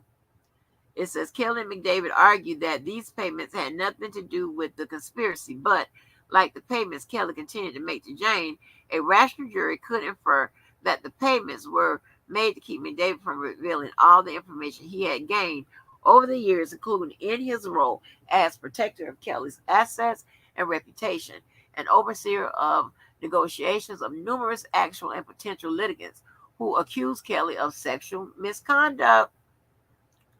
Wow. C. The evidence showed Kelly and McDavid acted with the intent to obstruct justice. Defendants argued that there is no evidence to support the inference that they took actions to conceal and falsify records, documents, and tangible objects with the intent to obstruct, impede, or influence a matter within the jurisdiction of federal agency. The evidence is more than sufficient to permit the jury to infer otherwise. Given the multitude of allegations against Kelly, as well as the multiple investigations to which he was subject, a rational juror could infer that the defendants could anticipate that a federal investigation and or prosecution was a realistic probability. That is even more true given that, as Lisa Van Allen testified, she disclosed as part of the state court trial in 2008 that she had received immunity from federal authorities. Wow, so she had immunity back then too. And out here telling all the motherfucking lies and shit. She had immunity for something. And remember, and so she went on the tour telling all the motherfucking lies and shit. All them Dr. Owls and all this bullshit. God damn, she a double immunity motherfucker. God damn. Just lie. Damn. Oh, I just really don't like all that. Oh. Child, let me see. Double immunity motherfucker. Child, but honey, we ain't minding our own business. We all into the business of somebody else, child. Ooh, this is crazy. Number 3, the government presented evidence sufficient to sustain convictions of Kelly, McDavid, and Brown on count 6 and convictions of Kelly and McDavid on count 7 and 8. Remember, every time you keep saying the word sufficient, that would be by the prosecutor. Insufficient would be by the defense. It's simply saying no juror, or they say trial of fact. The trial of fact can be both the judge or the jury that can make a rational decision. If this defense can make a rational decision as someone's innocent or guilt based on the evidence presented, that would be the defendant's argument. The prosecution argument would be the contrary. It's saying that they can't, based on what they submitted in court, they can't. Remember, the jury instructions, or aka the jury charge, is going to tell the jury to go by the evidence presented in court in this trial. Okay? Not what the lawyers say, not the extra. What the evidence is. Okay? It said defendants Kelly, McDavid, and Brown are charged in count 6 with conspiracy to receive child pornography in violation of 18 U.S.C. Section 371, and defendants Kelly and McDavid are charged in count 7 and 8 with receipt of child pornography. In order to sustain a conviction on count 7 and 8, the government must prove that 1, the defendant received certain materials, 2, the person knew both that the materials depicted one or more minors and that the minors were engaged in sexually explicit conduct, and 4, where's 3? Oh, they just going, okay. 4, the material was mailed, shipped, or transported in interstate foreign commerce by any means. In order to sustain the charge of conspiracy, as charged in count 6, the government must prove that 1, the conspiracy as charged in count 6 existed, okay, and 2, the defendant knowingly became a member of the conspiracy with intent to advance the conspiracy. So remember, there's not a financial element in this, and it's those charges, right? But the government has introduced evidence that a whole conspiracy took place, overt acts in furtherance, meaning it can continue, after the actual act was committed. The payments and the cover up continue after the actual act was committed. So this is the whole shebang when it comes to conspiracy, right? So this is what the government contends. All right. Kelly argues that the government's evidence was insufficient to show that Kelly entered into any agreement to receive child pornography, or that he, in fact, received child pornography, and that at best the evidence showed that Kelly sought to receive and received some type of embarrassing sex tapes, such as a threesome video involving his ex-wife. Lord have mercy, that takes me out. Lord, let me just hold on, y'all. Ooh, shit.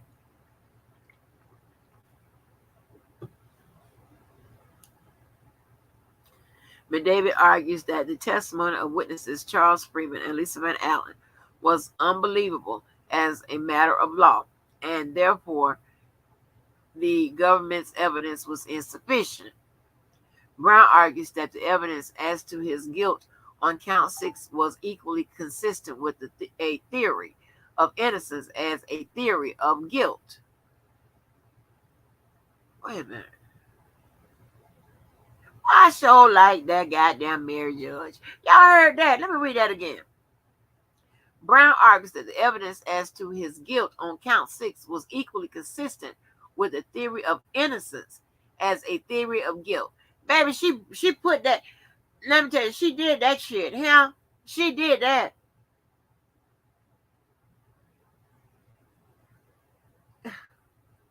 That makes you think. Oh, Lynn Webber, something like scratching his head. Go ahead on, Mary Judge. Go ahead. I know it was you. It wasn't that old bitch, Kathleen Leon, whole backstabbing ass. Okay, it says none of the defendant's arguments are supported by the record, and none support a judgment of acquittal on count 6, 7, or 8. The evidence at trial established that between 2001 and 2007, defendants conspired with each other and other individuals, including Jack Palladino and Charles Freeman, to receive video 2, 3, 4. As discussed with above respect to counts 1 through 4, the evidence at trial showed each of these videos depicted Jane engaged in sex acts with Kelly at the age of 14, and that Kelly knew it. The evidence also showed that the videos were transported in interstate commerce. All right, and transport does not mean like somebody got in the car and and they sold them that way or whatever. Transported means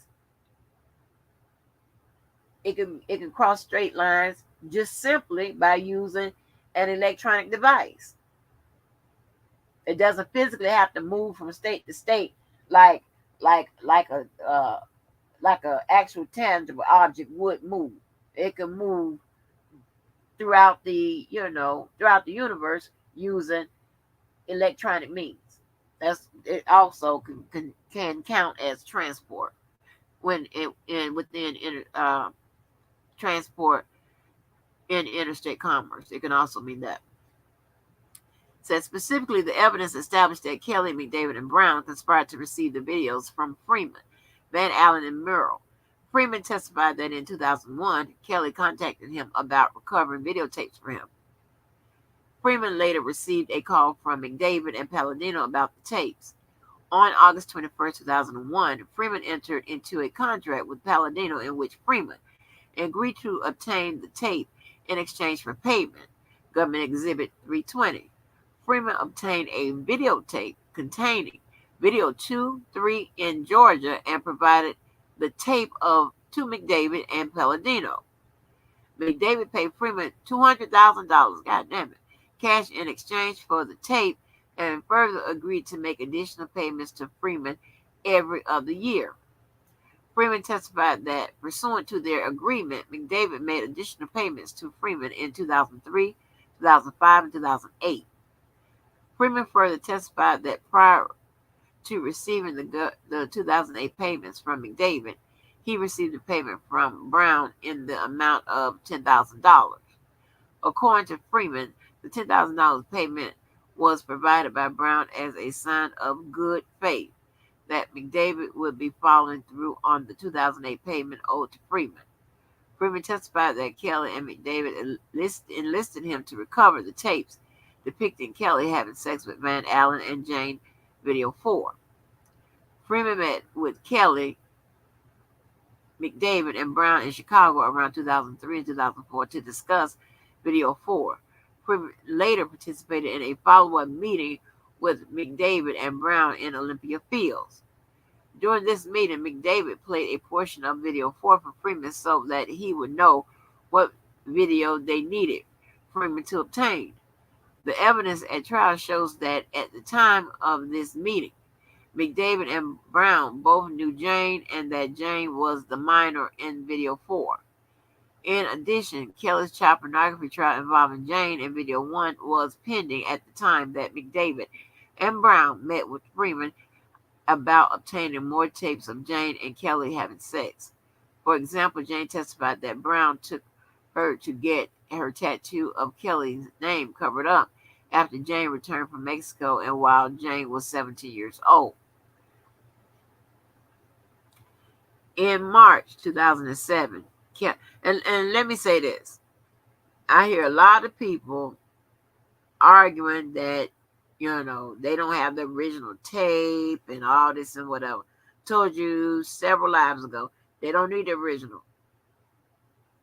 Shit, really, they don't need a copy. If they got somebody testifying, that's good enough to satisfy an element. Okay? But the government allegedly had more than that, which are the depictions, right? The videos, I think, so now it's 2 videos and the depictions. Remember yesterday I said I think it's either 2 videos or maybe it's 4, but I think it was 2. One that's like the whole thing or whatever, and 2 that's showing depictions of, some scenes and shit. It says, in March 2007, Kelly learned that Van Allen had taken a videotape containing video 2, 3, 4 from his collection of child pornography. Kelly met with Van Allen and offered to pay $250,000 for the return of the tape. After this meeting, Brown made numerous hotel and flight arrangements for the purpose of getting Van Allen and Keith Merle to Chicago to facilitate getting them to Chicago to return the child pornography. Government Exhibit 340 and 342A.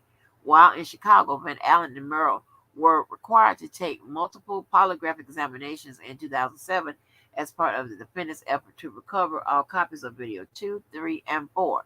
Government's Exhibit 223 to 323 through 327. So they just laying out, this whole conspiracy shit, and you see how they still keeping those defendants all tied together. They got other players in the game or whatever. All that does is strengthen that there was a conspiracy. See, if you had like 1 or 2 people, you can have a strong argument, but now you got 3 defendants and all these extra people doing all this extra shit, right? That the government alleged. There's a money trail. There's testimony by the motherfuckers that was in it. Like, I don't know how they're going to get out of the conspiracy, especially McDavid and Kelly. Now, Brown, he might have a chance, but I don't know about all this. It says, after Kelly agreed to pay Van Allen $250,000. And, y'all, I'm sitting here looking to see if this motherfucker's an APA style. I need help, right? Shit, what a cover sheet. No, okay. After Kelly agreed to pay Van Allen $250,000 in exchange for the video, McDavid wrote a check in the amount of $200,000 to Brown. Government Exhibit 423. The $200,000 check was written on April 17, 2007, which is the same day that Van Allen and Merle met with McDavid and Brown to return the tape. Brown cashed the $200,000 check on April 17, 2007. Merle testified that he flew from Kansas City to Chicago with the snippet of video 4 in his possession. Van Allen and Merle both testified that they met with Brown and McDavid on April 17, 2007 as planned, and that McDavid and Van Allen left the room to go to watch video 4. After McDavid learned that Merle did not bring the full-length tape On April 17, 2007, McDavid paid Merrill and Ben Allen $20,000 cash each as an incentive to return the full-length tape.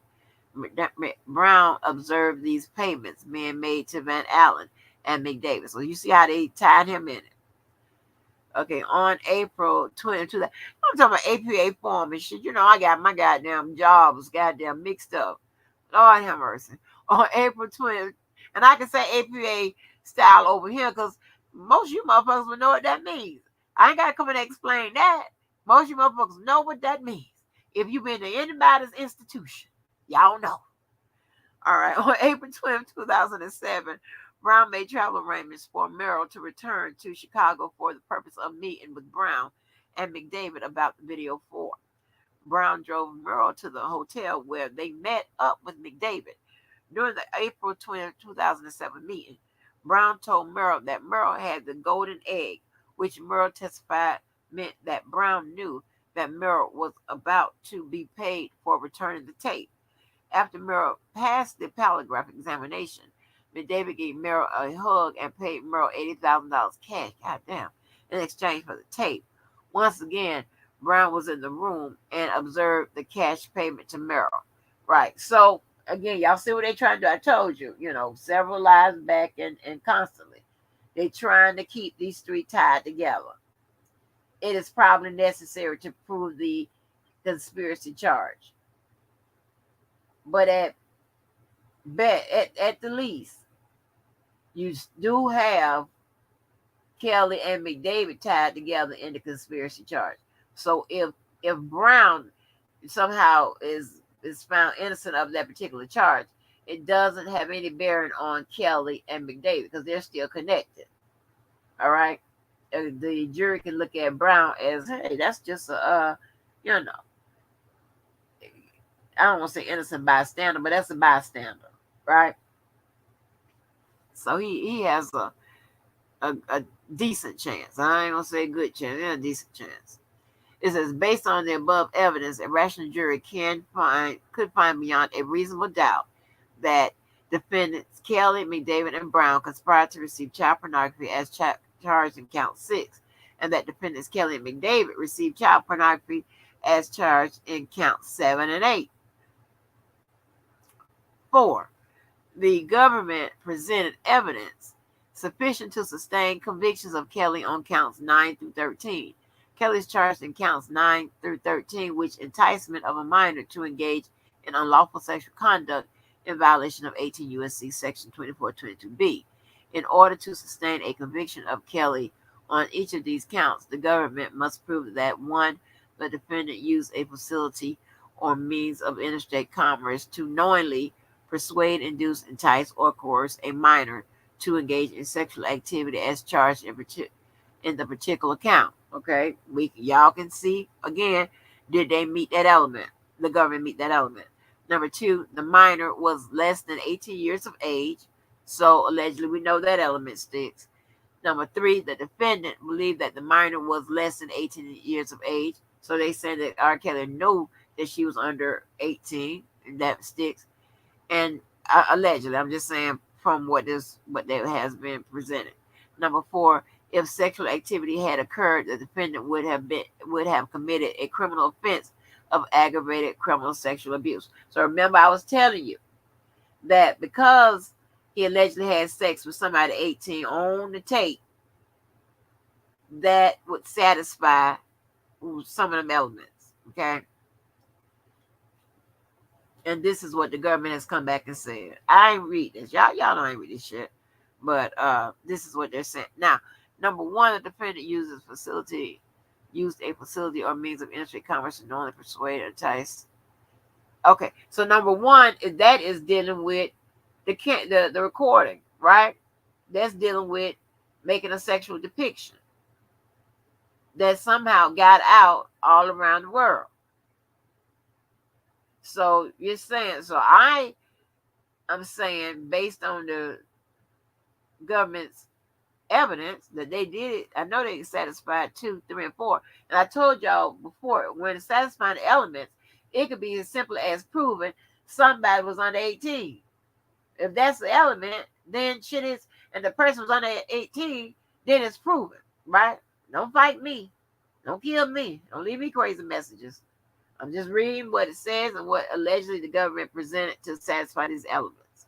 If you've been around a long time, people in the chat can tell you we talk about the elements because this is what they talk about. This is what is needed to be proved or disproved. It says Kelly argues that the government's evidence is insufficient to show Kelly's enticement of the minors and to show that he used a facility of interstate commerce to do it. He is wrong. In fact, the government presented evidence sufficient to prove beyond a reasonable doubt that he committed each of the offenses, all the elements. That's what that means. For example, Jane testified that defendant gradually over time progressed his sexual advances toward Jane, going from making flirtatious remarks to asking her about her undergarments, to phone sex, to physical touching, to oral sex, and to finally to penetrative sex. Jane testified that defendant explicitly tasked Jane to recruit other minor girls to engage in criminal sexual conduct with defendant as well, and the criminal sexual conduct would be allegedly having sex with people that's under the age of consent. Jane testified that the defendant specifically asked about other minors, including Brittany and Pauline, and tasked Jane with pitching the idea to Brittany and Pauline to join in defendant's sexual activity with Jane. Reference.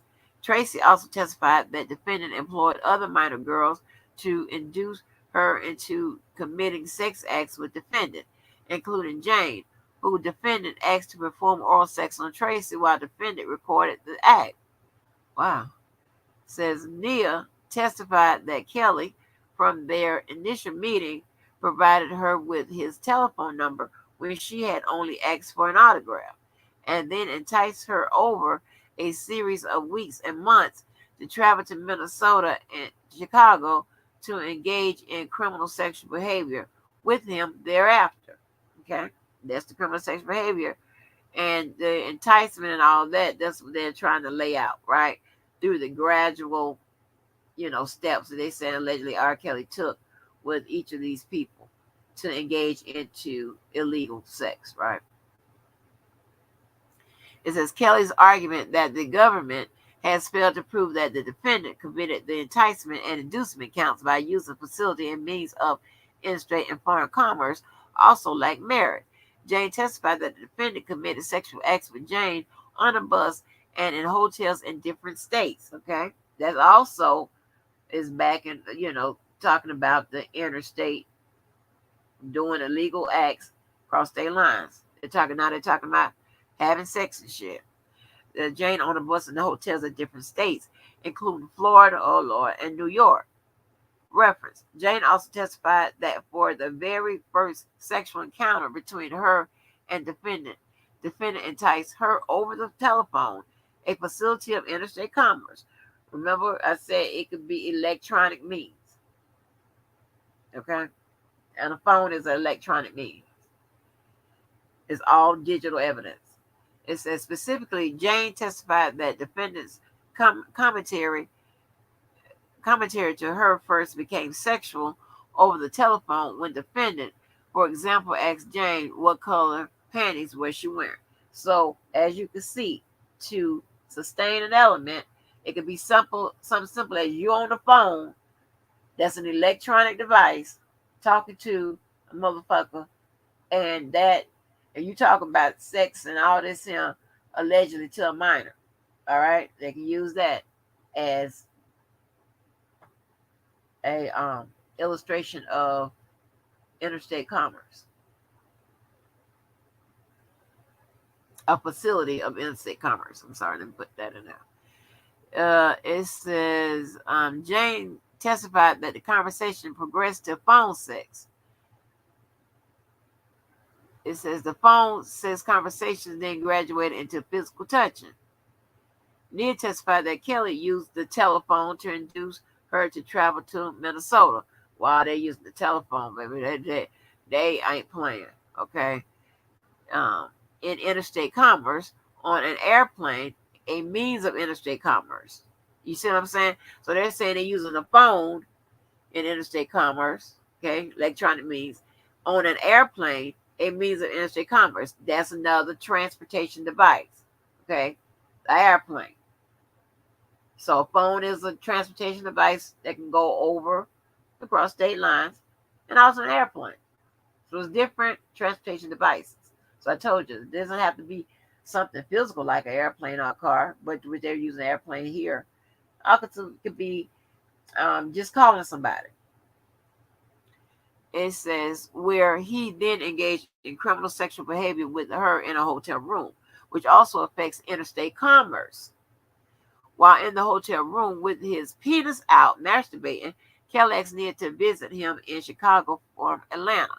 Kelly then spoke to Nia on the phone after she had returned to Atlanta from Minnesota and again asked Nia to travel in interstate commerce to Chicago, where he then engaged in criminal sexual behavior with Nia. Similarly, Kelly enticed Tracy to visit him in a hotel room in the Westin, where he then had sex with her as a minor. Tracy also testified about using the phone to communicate with Kelly. See, using the phone. Pauline testified that she would regularly call Kelly in Chicago track studio using the phone to meet up with him, and that she would regularly engage in sex acts with Kelly thereafter. Pauline testified that she had sex with Jane, defendant, and Brittany, and defendant after using the phone to contact Kelly, and also had sex with Jane and defendant on his tour bus, a facility of interstate commerce. See, all of these are facilities, which means it facilitates interstate commerce. Phone, airplane, boat, text, tour bus, all of that. Interstate commerce. It says accordingly, based on the evidence presented by the jury, must have been presented to the jury, a rational jury could find Kelly guilty of counts 9 through 13 beyond a reasonable doubt, and the counts should therefore be submitted to the jury. For the foregoing reasons, the United States respectfully requests this For the foregoing reasons, the United States respectfully requests that this deny defendant's motion. Oh, child, they typed this fast. But yeah, so let me come off of that. There's one more, y'all. And that was a good motion to break down. Let me come around and see what y'all talking about. Oh my gosh, that was good, honey, to break down.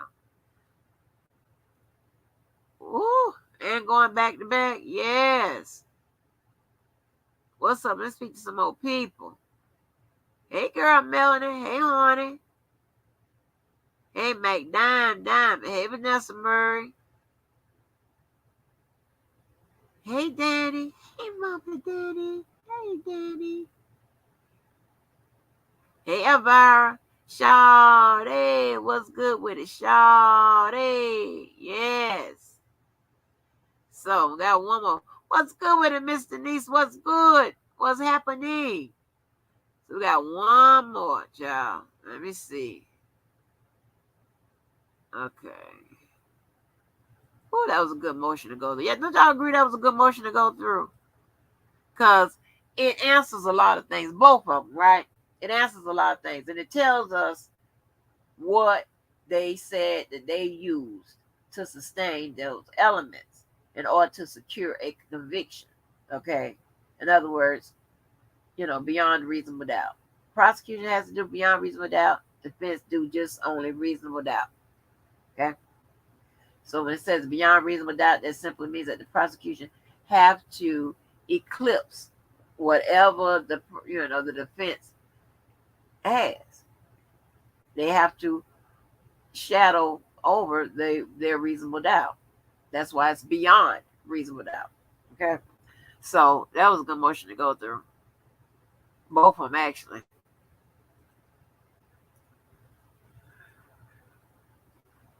Let me see. So this is the third and the last. This is by the government. Let me see what the hell is going on with this. It says government submission regard. Let me see if McDavid got something going on. Let me check real quick, cause I didn't check his, and he keeps being. Hold on. Let me see if He driving, child. We read tonight.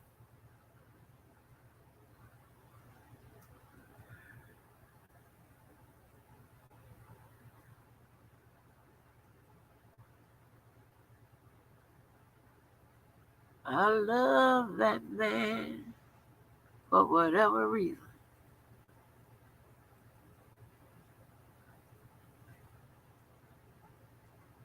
I said I love that man for whatever reason.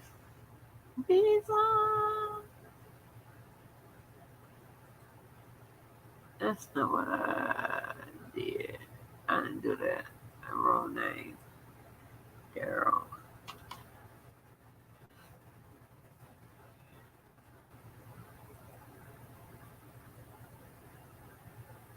Okay. Did he put something in? Because he keep coming up.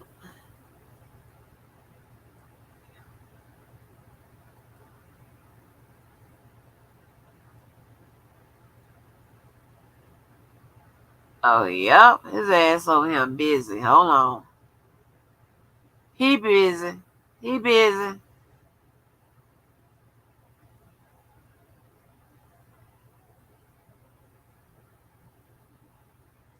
Oh, hell no.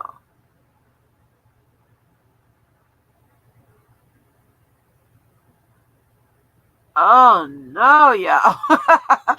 Oh, no. Wait a minute. Oh, no.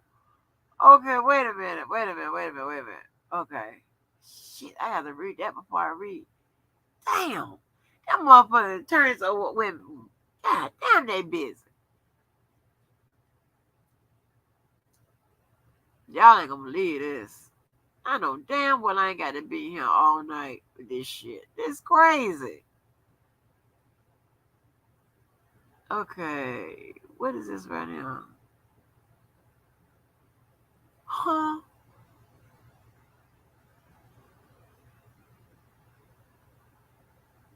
Y'all gonna have to decide if y'all want to read. Let me see.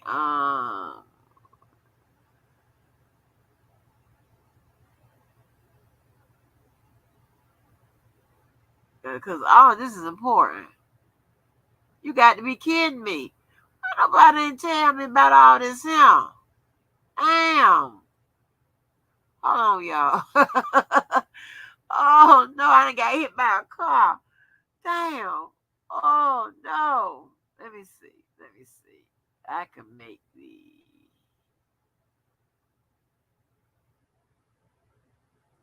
Is this the same shit? Okay, because I can make the important part important. Read that first. That might be a duplicate. Hold on. I'm sorry, y'all. Damn, I should have checked over here. Cause see, oh boy, these three defendants, that old ass judge, they drive me crazy. Okay. 9297. You got to be kidding me.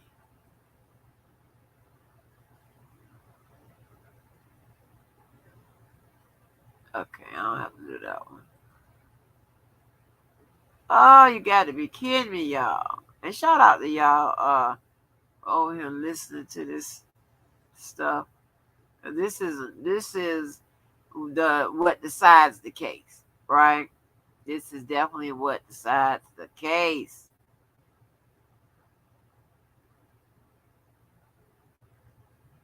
Did I put 299 up here? Yeah, I got 299. And let me see, I got 300. Oh, they so busy over there. You got to be kidding me.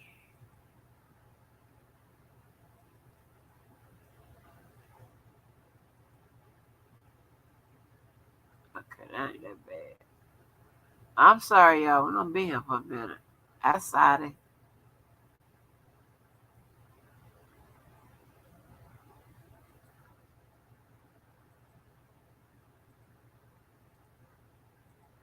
Let me check Milton too while I'm here. Oh no.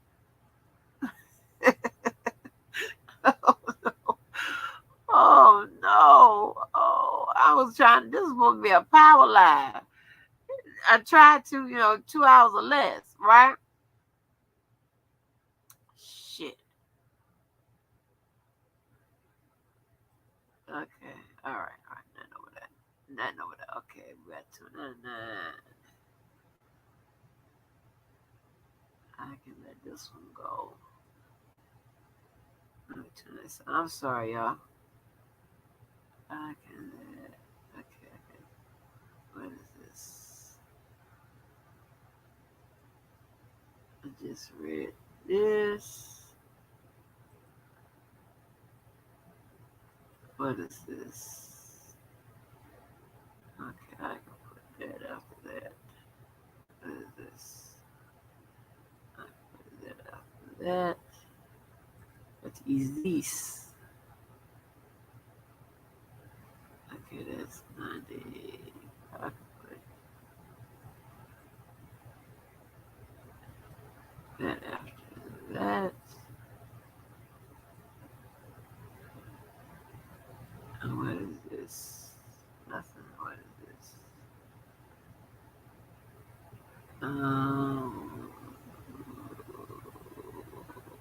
I could put. It's crazy. That after that, and I can put. Okay. All right. So we got 299, and then we had a response. We got 293. Okay, 299. Okay.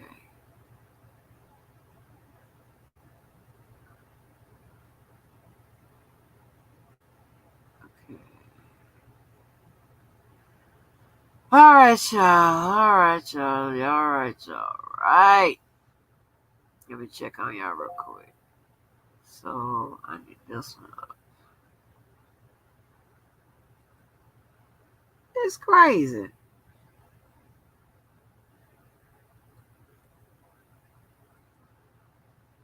This is crazy, crazy, crazy. Man, we're gonna be here for a minute. Shit. Okay. Let me get my nose straight. Y'all see it's clogging up. Ah, damn.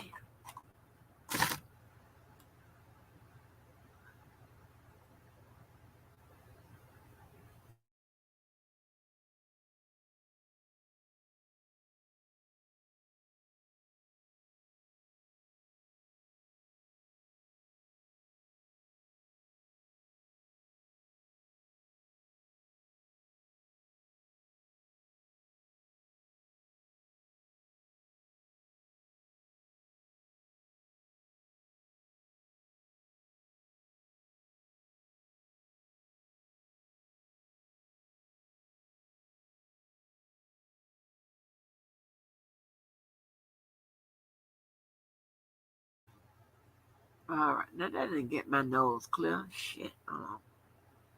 Yeah, we're gonna be here a minute.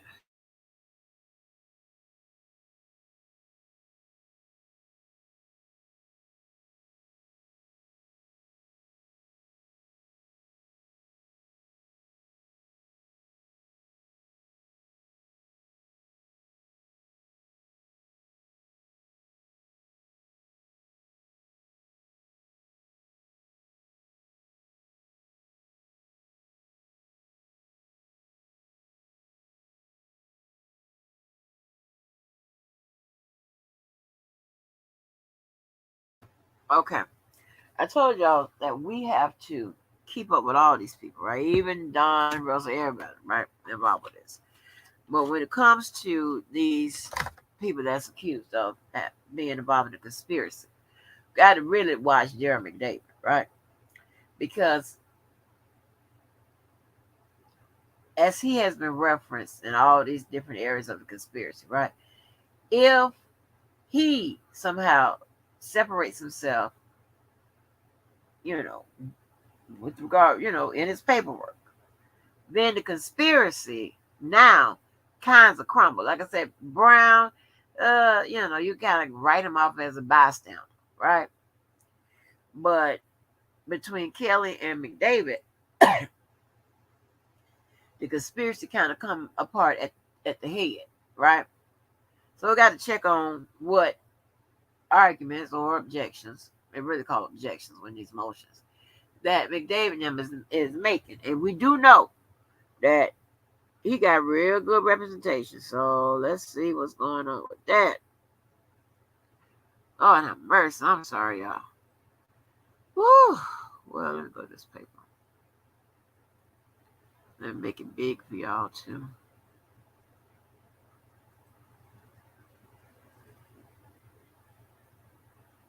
Okay. Now, McDavid put in a motion for judgment of acquittal. And remember, as some parts of it, J-Bo adopted it, right? So looks like to me maybe they kind of, it was kind of some contentious parts in the beginning between J-Bo and McDavid's counsel, right? Seemed like to me maybe, I don't know.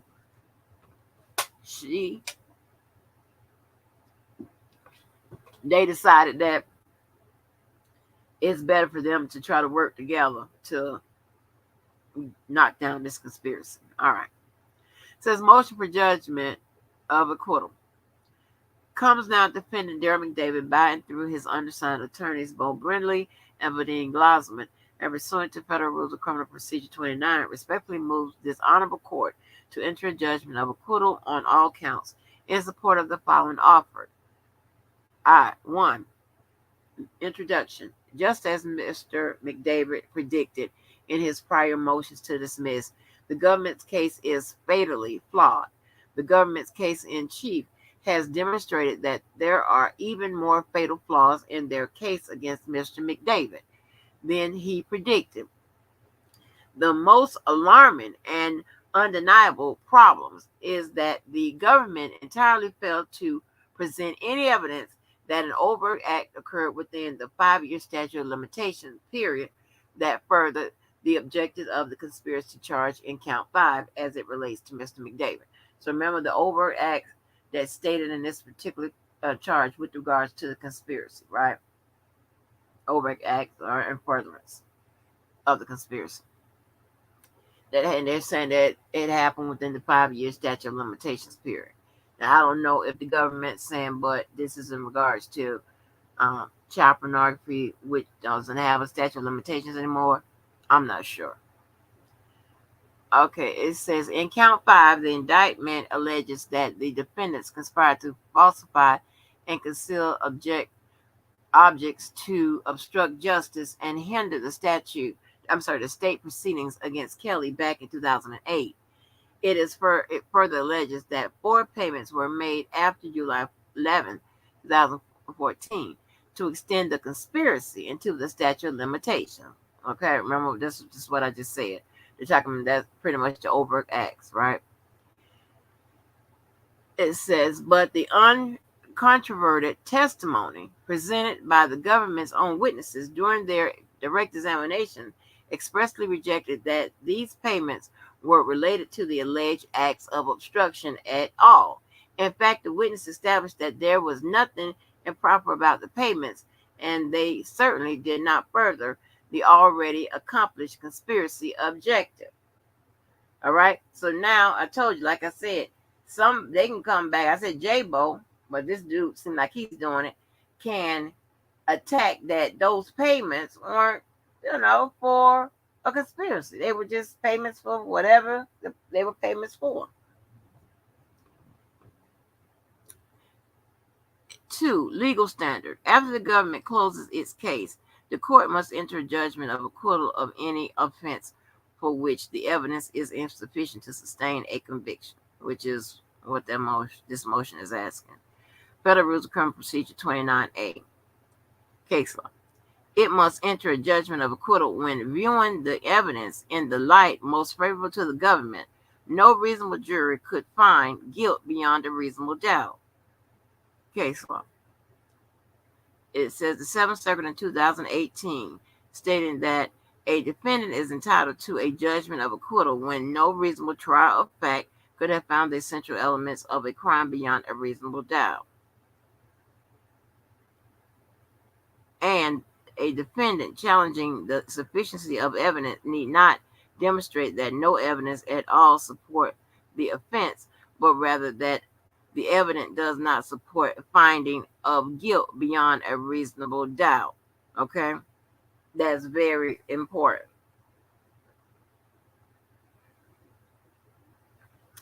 Let me see, was that a case law? Yeah, that's very important. Now, here's the thing: if that's a case law, you know we got primary and mandatory law that supersedes that. Mandatory law is what must be followed. That's your statutes, that's your constitution, that's the things that come out of the Supreme Court. Primary law is the procedure and process that the judge applies to the case when he's um, making his evidentiary rulings or making his objections, and he overrules or sustain objections or what have you, right? So, but this is a case law reference that they're used in here, which is which makes a very good point. Number 3, the government failed to present sufficient evidence to prove the obstruction of justice and conspiracy charged in count 5. The evidence at trial failed in multiple crucial ways to establish the charge obstruction conspiracy in count 5, but the most glaring failure revealed by the evidence at trial was the complete inability to establish that an overt act occurred within the statute of limitations period. The indictment alleges only 4 overt acts to extend the conspiracy, and they were all payments to Minor 1 and McDavid. But the testimony completely failed to show that these payments furthered or were connected at all to the objective of the charged conspiracy in count 5. Boom! What I just said. But what I'm trying to tell you, these people be on it. Was what I just said. They saying that the payments, y'all failed to show that the payments was connected to the conspiracy. They own it.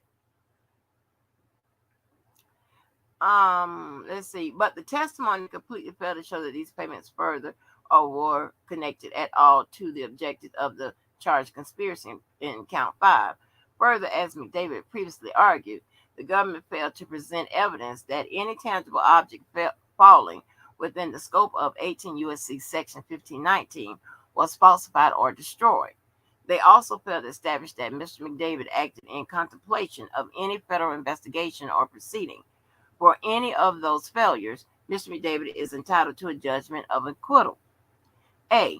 There was no evidence that any object falling within the scope of 18 U.S.C. Section 1519 were falsified, destroyed, or concealed. As Mr. McDavid argued in his previous filings, the government failed to present any altered, concealed, or falsified tangible object that falls under the purview of Section 1519. Now, I don't know if it has to be a tangible object. Like I said, interstate commerce and the facility of could be a phone or could be any electronic device. As the Supreme Court has made clear, Section 1519 does not criminalize the destruction or falsification of any types of evidence. Case law. It says plurality opinion. It says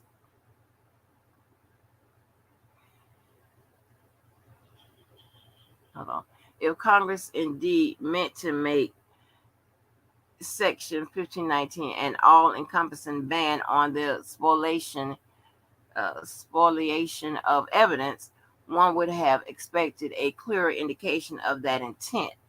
They're just mainly saying that opinion did not have a specific specification with regard to that intent. Again,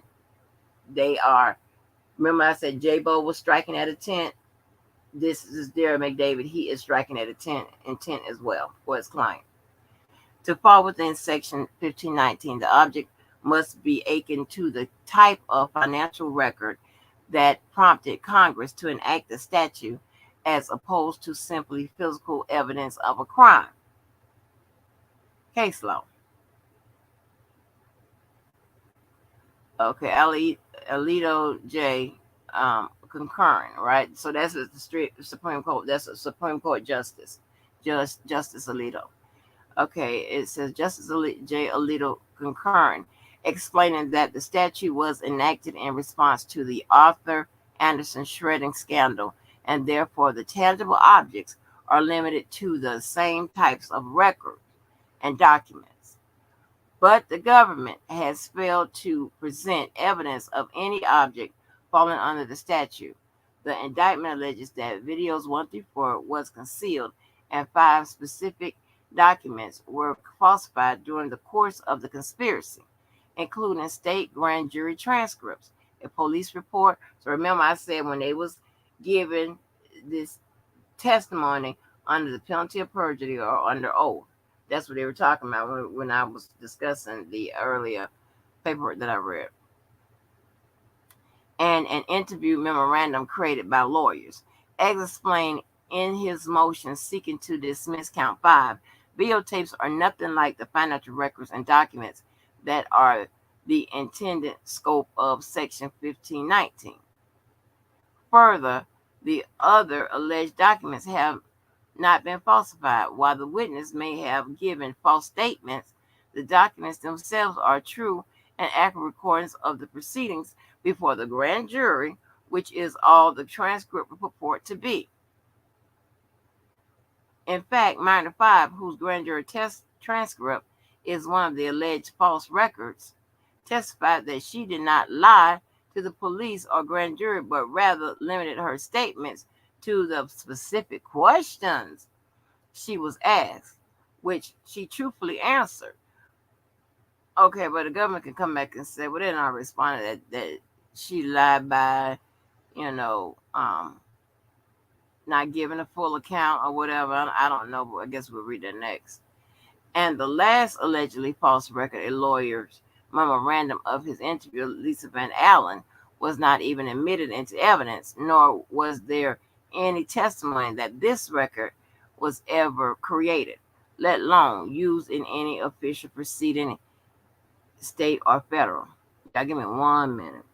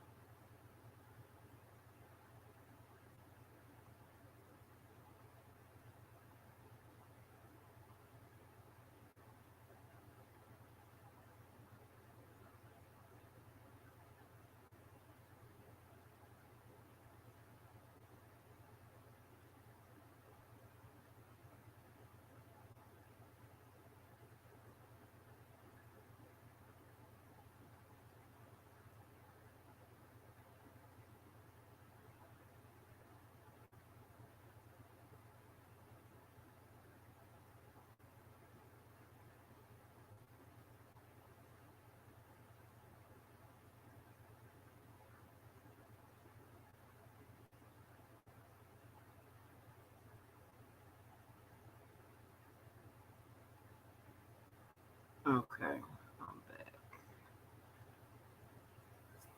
Let me put that down real quick.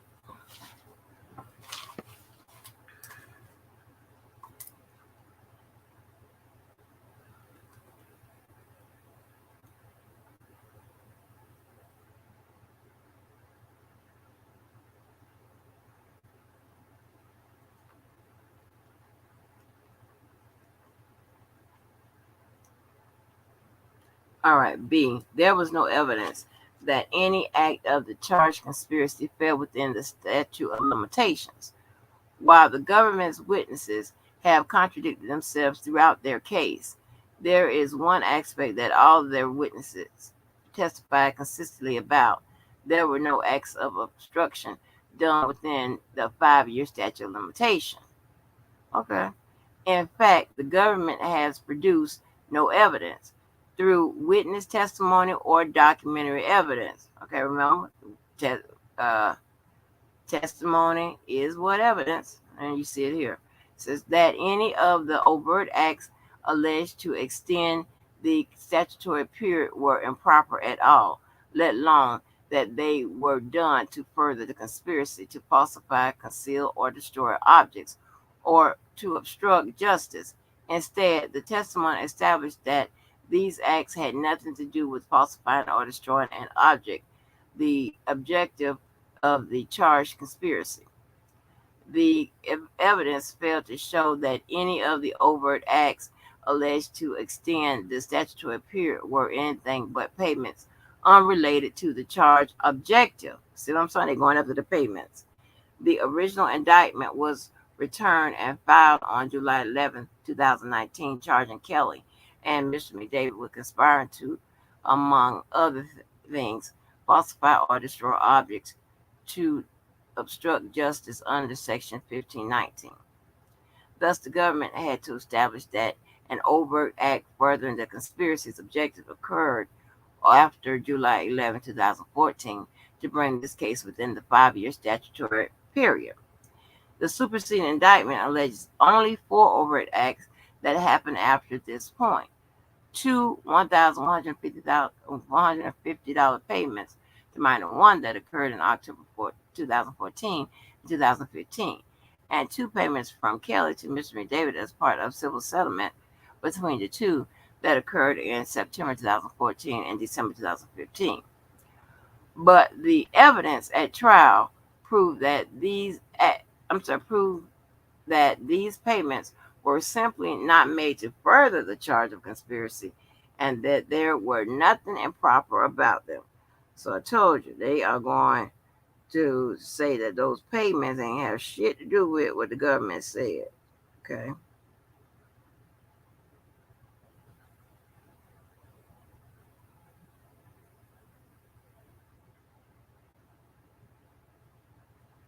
Okay. It says the government presented no evidence, that the 2014 and October 2015 payment of $1,150 to minor one were connected to any way to the conspiracy to falsify or destroy objects. Minor one herself made this clear, testifying that the payments were from Kelly to help her pay rent. She testified that, this is a good point, because they are using the testimony, the government's testimony, to substantiate their argument. They said she said it. She testified that when her relationship with Kelly ended in 2014, she decided to move into her own residence, but she had financial difficulties. She then asked Kelly if he could help pay her rent, and he agreed. That is all here to these modest payments. Neither minor one nor any other witness testified that these payments were made in exchange for falsifying documents, allegedly lying to the 2002 grand jury, or concealing any aspect of her prior relationship with Kelly. Wow. And the payments are rather low for a conspiracy, you know? You got a good point. This is good. This is a good read tonight. Okay, what was that? Shit, I done got all the testimony exchange from grand jury or concealing expectations. Okay, not one bit of evidence presented by the witness in this case made any connection between these payments and the object of the charged conspiracy. Minor one did not even testify that the payments were made in exchange for remaining silent about whatever happened in the prior decades, or that she had threatened to expose any criminal conduct whatsoever. Instead, all that the testimony established was that minor one asked for Kelly's help making rent payments. She explicitly testified that it was not related in any way to the 2008 case. Furthermore, the government did not even establish that any payments made to minor one's parents were provided to further the charge objective of falsifying and destroying objects. While no payments to minor one's parents are specifically alleged to occur within the statutory period, minor one's mother flatly rejected the notion that they ever received money for an improper purpose. She testified that they never received money or were promised payments in exchange for lying to investigators and the 2002 grand jury. She testified that they never received payments in exchange for remaining silent about Mr. Kelly's relationship with their daughter.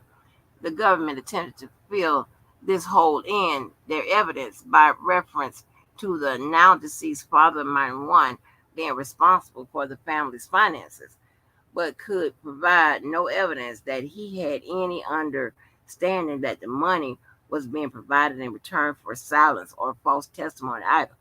Ooh, this is good, y'all. This is good. Because I'm like, again, now they're using the government's own evidence, which is the testimony and the fact that there was nothing that shows that that money, with regards to minor one, was being sent to her for her cooperation and not telling law enforcement about the alleged relationship. And also, they're saying you also talking about the acts of a dead man that can't speak, and trying to use that to say, hey, he was in charge with all the finances. He knew about if the money was, what the money was for and what have you. So yeah, this is good. Them people good, Jack. All right. Minor one's mother said that Mr. McDavid never told her to lie or promise them any money to do so. Instead, minor one's mother testified that she lied because she was worried about minor one and wanted to salvage their relationship. That has nothing to do with Mr. McDavid. While the witnesses testified that Kelly told them to lie, they made it clear that Mr. McDavid did not. Ooh, he's trying to get his client out of this. They also provided no indication that Mr. McDavid was ever present on any of the occasions when Mr. Kelly instructed them to lie. So that is, they're saying that Mr. McDavid was not present when R. Kelly told them to lie, meaning that he would have no knowledge of this conspiracy. Okay, so they back to I don't know shit defense. Let's see. They also provided no indication that Mr. McDavid was ever present on any of the occasions when Mr. Kelly instructed them to lie. Indeed, minor one's mother testified that on the only occasion she could remember Mr. McDavid being present, Mr. Kelly did not admit that the rumors about him having a sexual relationship with minor one were true. Likewise, they explicitly testified that Kelly never made any payments to them that were at all related to their false testimony before the 2002 grand jury. Minor one and her mother were the only witnesses with the information about the purpose of these payments and the persons who influenced them to lie. They said that Mr. McDavid did not influence them to lie and that the payments bore no relationship to the 2008 case. So I'm talking about trying to separate those payments and all that, trying to say those payments were for something else other than this conspiracy or what have you, right? But again, the government don't have to, prove a financial element for this conspiracy, but nonetheless, they are using that as evidence of the conspiracy. All right. It says, thus, with respect to count 5, as it relates to their testimony to the grand jury or statements to the police, the only witness with knowledge exculpated Mr. McDavid. Okay. Remember, exculpatory means saying that your defendant is innocent, proof that your defendant is innocent, right? While these witnesses incriminated Mr. Kelly, they explicitly and undeniably said that Mr. McDavid never asked them to lie and never gave them a payment that had any connection to the 2002 criminal case. Thus, for Mr. McDavid, nothing related to these witnesses can extend the statute of limitation, right? So remember, he's arguing about the acts, the overt acts, in furtherance of the conspiracy. Didn't happen within the statute of limitations. In the same way, the government failed to establish that Kelly's payment to Mr. McDavid made pursuant to a civil state settlement agreement prepared by multiple lawyers and law firms were improper in any regard. Irish Special Agent Jason Sharer was the only witness to testify about Mr. McDavid's lawsuit against Kelly, and his testimony established one thing. It was a legitimate civil lawsuit typical of any business dispute. Iris S.A. Scherer's entire testimony regarding the dispute was based on three civil court findings: a 2014 confidential settlement agreement, Mr. McDavid's 2015 affidavit, and a voluntary dismissal order. So now we know it wasn't, I don't know if McDavid said anything on the record about his settlement or whatever, but this was information garnered by an investigation, right, that uncovered that civil lawsuit, um, a confidential settlement agreement. And McDavid's 2015 affidavit. Oh, okay, and a voluntary dismissal order. Okay, so all those court filings, right? And along with the confidential settlement agreement, right? That's not a court filing. It says none of this evidence connects the 2014-2015 payments to the charged objective of count 5. The confidential settlement agreement merely states that Mr. McDavid and Kelly's business manager from 1991 to 2013, and Mr. McDavid was owed $1,361,528 under this agreement, with both sides having been represented by multiple lawyers. Government Exhibit 337 at 1 through 3. To be sure, the agreement does not require Mr. McDavid to keep all the information regarding Kelly and his business confidential, just like confidentiality agreements do. Government Exhibit 337 at 10 through 11. At the same time, however, the agreement expressly allows the parties to disclose this same confidential information to attorneys, health professionals, accountants, or other persons or entities as required by court order, subpoena, or court rule. Government Exhibit 337 at 11. Thus, not only is the agreement itself unrelated to the charged objective of falsifying and destroying documents, but it specifically authorizes the parties to reveal all confidential information to lawyers and potential investigations. The government presented not a scintilla of evidence that this settlement agreement was in any sense connected to the falsification or concealment of any records or documents, or to any obstruction of justice relating to Mr. Kelly's 2008 trial. It is a standard settlement agreement. There is nothing special or extraordinary about it. Its mere existence in all the governments presented. Its mere existence is all the government presented. Okay. Without more, they cannot meet the burden of connecting it to the charge proposed of the conspiracy. They had no witness to give any other information or context about this settlement agreement. Therefore, this settlement agreement cannot extend the statute of limitations for the government, right? So they're saying that evidence, whatever they said the government introduced is not within, does not extend the statute of limitation. So with the conspiracy and the furtherance, the overt acts, right? It's something like RICO, right? If you do continue your, the like continue the conspiracy by making payments, or by threatening somebody, or by concealing something, by whatever, then that is extending the statute of limitations with regards to conspiracy. That's what they're arguing here. That whatever the government is using does not extend that statute of limitation under conspiracy as an overt act. I'm running out of soda. They had no witnesses to give any other information or context about this settlement agreement. Therefore, this settlement agreement cannot extend the statute of limitations for the government. I read that. Further, per the agreement, Mr. McDavid would only have to pay $100,000 if he breached the agreement. Government Exhibit 337, page 18. No rational trial of fact could believe that this agreement, drafted, negotiated, and reviewed by separate law firms, was intended as a facade how to say that word?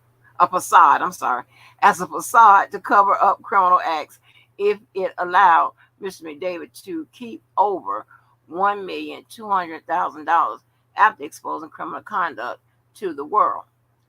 To this end, the government's unrefuted evidence established that these Kelly payments to Mr. McDavid were indeed civil settlement payments made pursuant to the legal agreement that was admitted into evidence. Damn, I forgot to read the goddamn thing. Footnotes on other paperwork drops. Let's see. No witness suggested anything else. No documents suggested anything else. Any contrary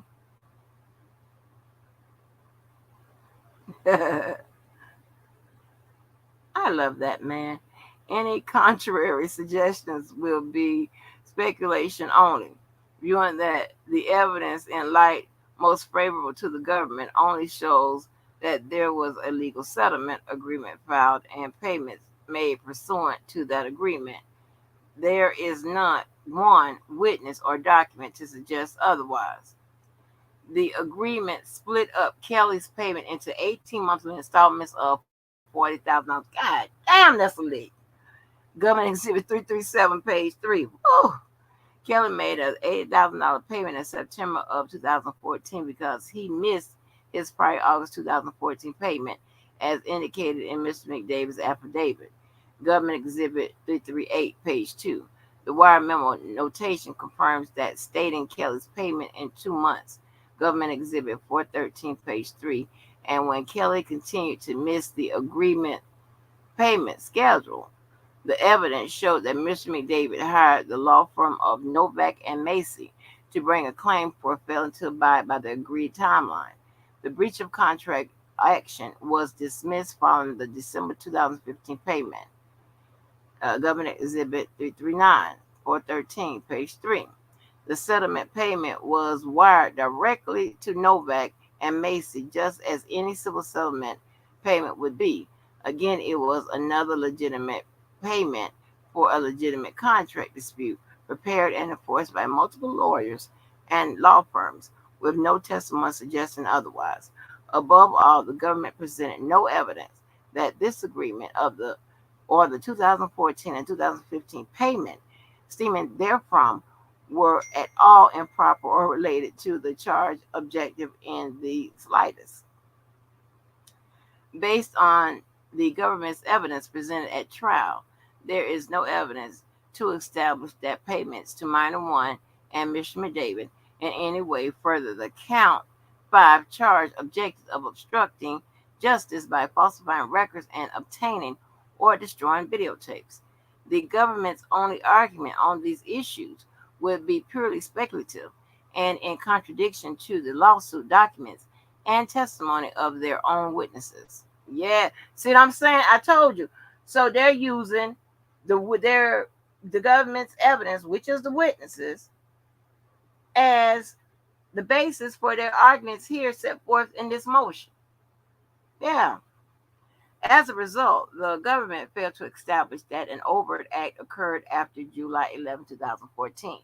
To be clear, the superseding indictment charges a Section 371 conspiracy to commit a specific obstruction offense, Section 1519, by falsifying records and concealing videotapes.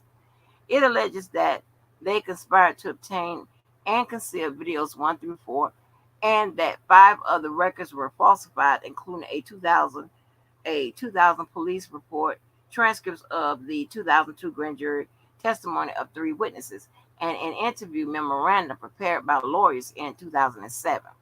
Thus, the objective of the charged conspiracy was to create false records and conceal videotapes, which occurred no later than 2007. Once this purpose was achieved, i.e., the records were falsified and the videotapes were obtained, the conspiracy ended and the statute of limitations began to run, right? Because I told you, the statute of limitations is nothing more than an imaginary clock. We learned that way back in 2001, if y'all were here. Imaginary clock that is ran by, the judge, pretty much in deciding if a statute of limitation has, passed the timely filing, all of that, right? That's, the judge can pause that clock, restart it, whatever. Okay. But it's supposed to be all in accordance with the law. Where was Okay, once this purpose was achieved, i.e., the records was falsified and the videotapes were obtained, the conspiracy ended and the statute of limitations began to run. All right, I read that. And the government's case indeed established that the substantive obstruction offense was achieved, if at all, long before the 2014-2015 payments. Case law. The Seventh Circuit of 1995, stating that a conspiracy ends when the design to commit the substantive misconduct ends. All right? At the trial, no witness testified to creating any false records after 2007. So they are hitting hard at timeliness with regards to the statute of limitations. And apparently, in conspiracy, with the furtherance, if payments and other types of conspiracy actions are committed, that extends the statute of limitations. That's what they are arguing here, that these payments and stuff like that does not extend the statute of limitations. Therefore, this conspiracy charge should be null and void. All right. Even if Charles Freeman's 2009 lawsuit is considered part of the conspiracy, all substantive acts of falsifying or concealing objects were finished by that point. Still talking about the statute of limitations. Okay. We have a case law here. It says, we have also said that the statute of limitations normally begin to run when the crime is complete.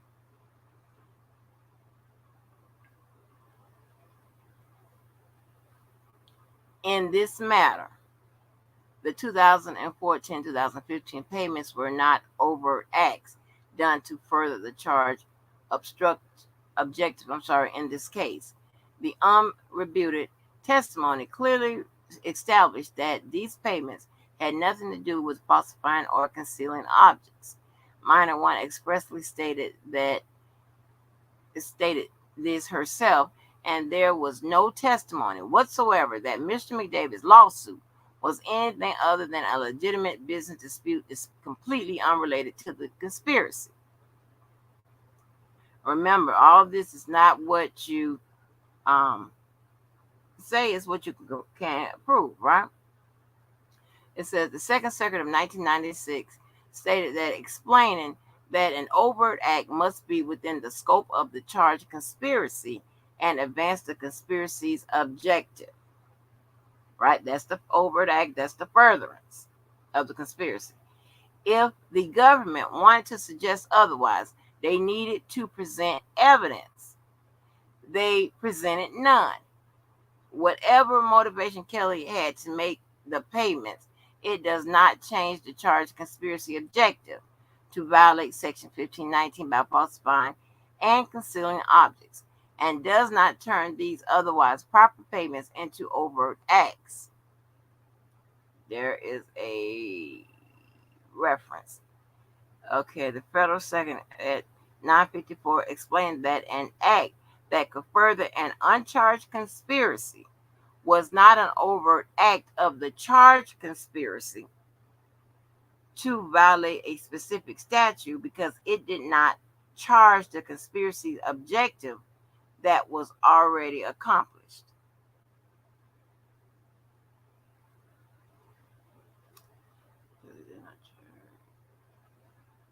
Let's see, violate the specific statute.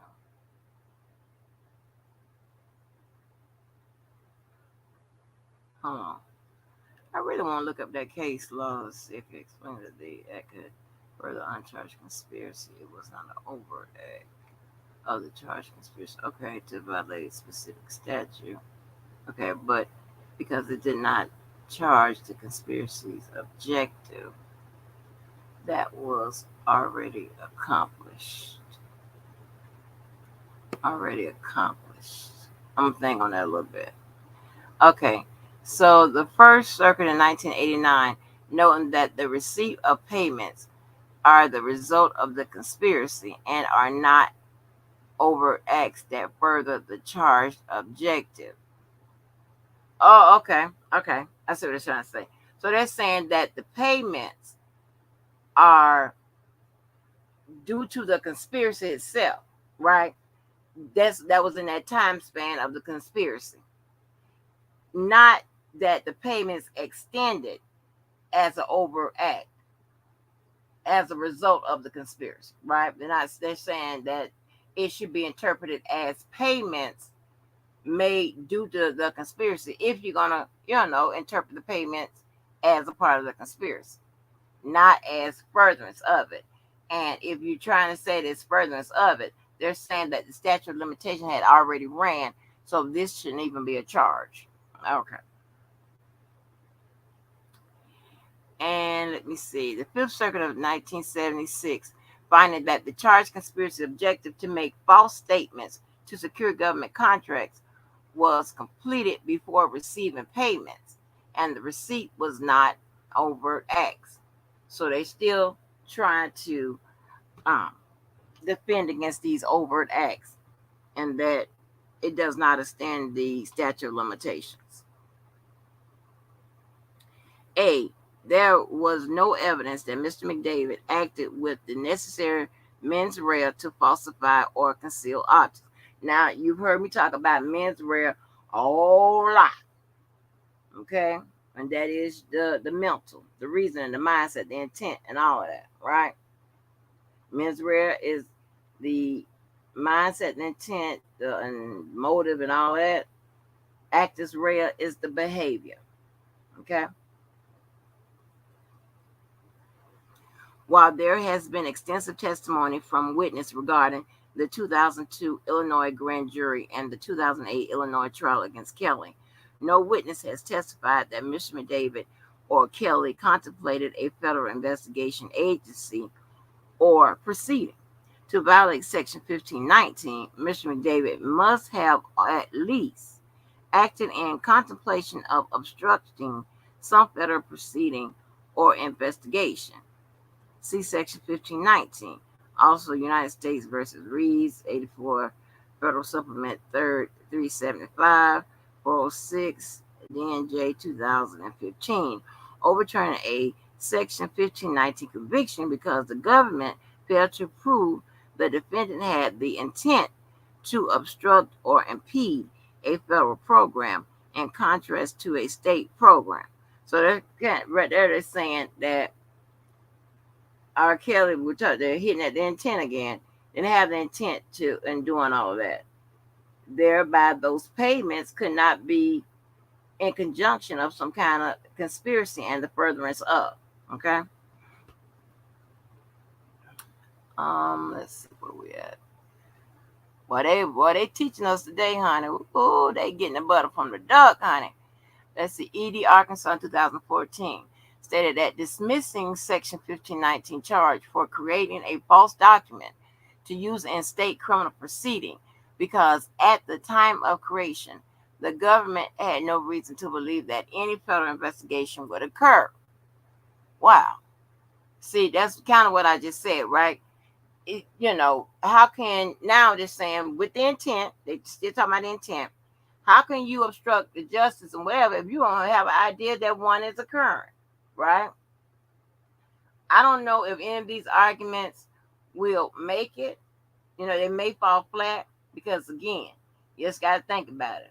The government just got to prove those elements. That's it. It said the only investigation or proceeding that any witness testified to obstructing was the Illinois state proceeding.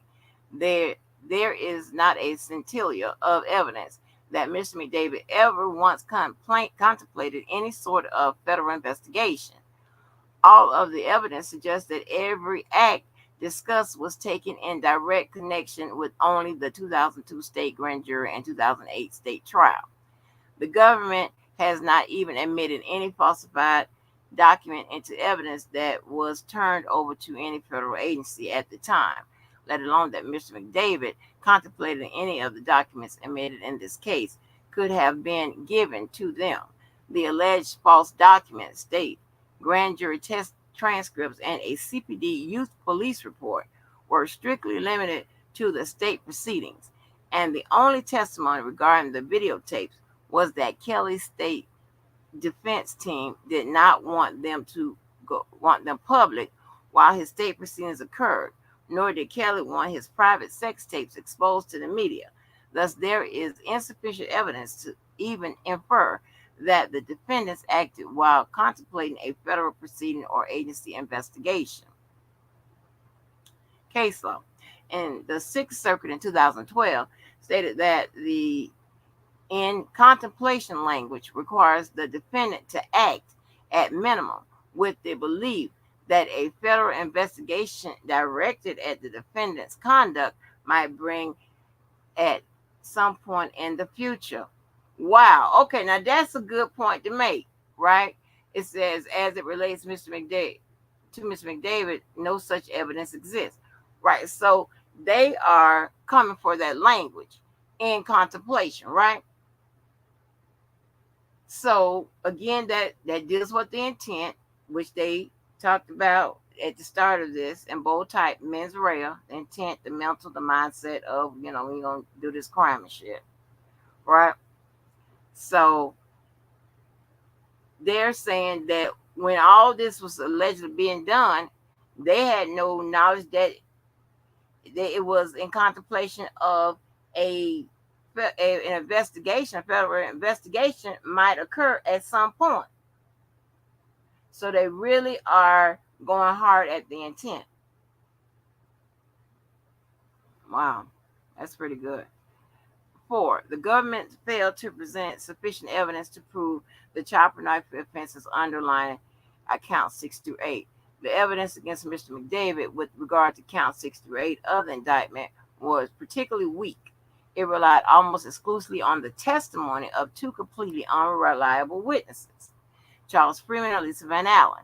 Both Freeman and Van Allen contradicted themselves and one another to such an extent that they should be deemed incredible as a matter of law. Right? So matter of law means as an interpretation, right? By the judge. Also, remember I said that the government, may not call different witnesses or whatever, because they may contradict themselves, contradict their case. That's not a good thing. I don't know what the fuck is going on with all of this. I really don't. But it's just not a good thing. And they pointed out that these people, Charles Freeman and Lisa Van Allen, somehow contradicted themselves and one another. Wow. And they're saying that they did it so much that the judge should consider them, could maybe impeach them, their whole testimony, at least part of it. And that's what it means as a matter of law. That means that he can make that particular decision. When an individual is so incredible that no reasonable person could possibly believe him, and no other evidence is more indicative of guilt than innocence, then a court must enter a judgment of acquittal on behalf of the defendant. Case law. And then here, both Freeman and Van Allen were shown to have changed their stories on multiple occasions and demonstrated to have made false claims about the specific facts they testified to under oath in court. Freeman and Van Allen contradicted one another on multiple material facts. Each was also, and material facts, right? That is the facts that needed to prove the elements, right? And the facts in the case. Each was also significantly contradicted by the far more credible testimony of witness Keith Merrill, whose testimony made it apparent that the video charged in count 8 was not in fact child pornography at all, as Van Allen alleged. He testified to such unequivocally and on multiple occasions, both during his direct testimony and on cross examination.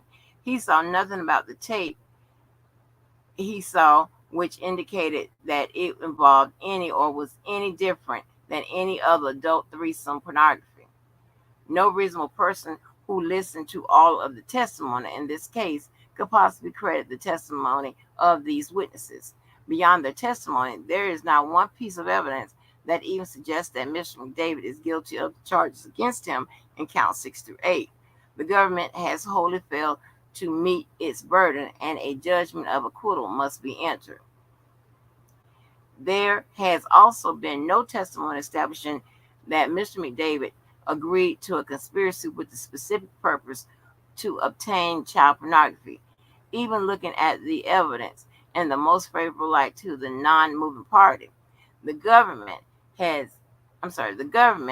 they have only established that there was an agreement to obtain the videotapes that contain sexually explicit content involving Robert Kelly. That is, none of the government's witnesses testified that prior to any tapes being obtained during the course of the alleged conspiracy, Mr. McDavid was told or said he knew that the videotapes in question contained child pornography when agreeing to obtain them. Remember, the defense, I ain't no shit. For the sake of brevity and to forego repetitiveness, Mr. McDavid adopts and reincorporates herein the legal and factual assertions made by his co-defendants Robert Kelly and Milton Brown in their respective Rule 29 motions for acquittal. Conclusion: wherefore defendant Derek McDavid respectfully moves this honorable court to enter judgment of acquittal on each of the counts of indictment pursuant to Rule 29. Woo! Child, they are kicking ass today. Let me see. Oh, wait a minute. I got to read the goddamn footnotes. I done took it down. I got to read the footnotes. Hold on. How many footnotes are there?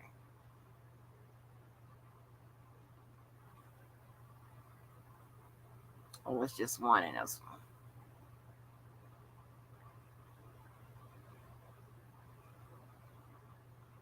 Okay, acts of concealment are not sufficient to extend the scope of a conspiracy.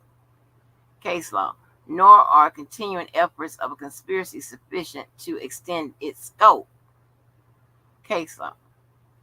The First Circuit in 1989, conspiracy to steal advance copies of civil service examination and sell them to police officers to obtain promotions was not extended by receipt of increased salary payments due to all ill-gotten promotions. So again, they're just talking about, I know it's not on the screen because I took it down. They're just talking about the furtherance of the conspiracy, what will further a conspiracy, which means what will extend the statute of limitations. So they're just arguing those issues.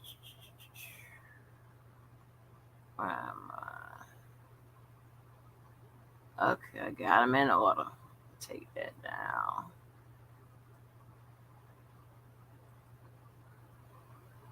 Ooh, child, honey. Ooh. Oh, Lord. Let me say hey to some people. What's good with it, love spam? What's good with it? Oh, man, thank you, Karen. Oh, you're so sweet. Thank you so much. Hey, T-House. Yes.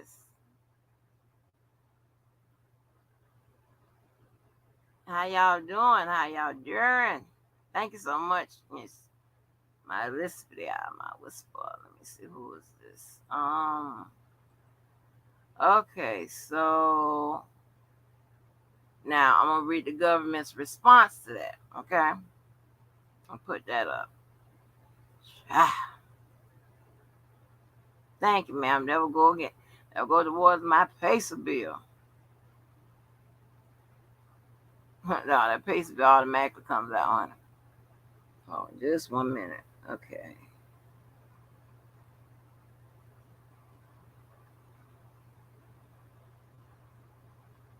I want to consult my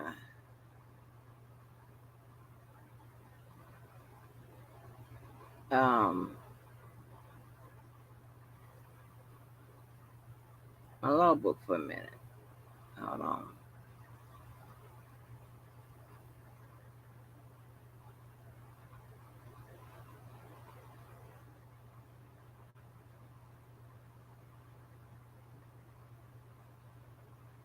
I'm gonna find out something.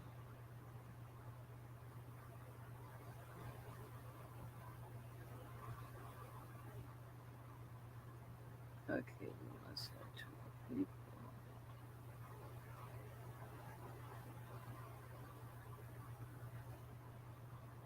I'm just looking up the elements of conspiracy, y'all. Give me 1 minute.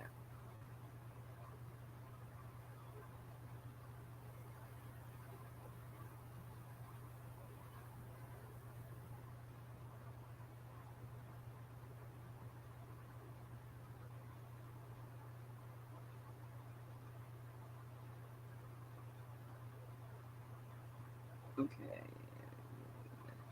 Persons make a agreement to violate the law or the government commit some overt act with the furtherance of that agreement. Based on these elements, we know that the crime of conspiracy is specific intent in crime. Oh, it's a specific intent crime. Oh, okay, wait a minute. In other words, the government must prove that these two or more persons intentionally entered into the agreement to commit some kind of criminal offense. This means in proving that there are two or more persons involved, undercover officers or competent informants will not count because blah blah blah blah. And also, an overt act done in furtherance of the agreement must occur after the agreement has been reached. Wow. See, when I go to my source, yes, whoa, that's heavy.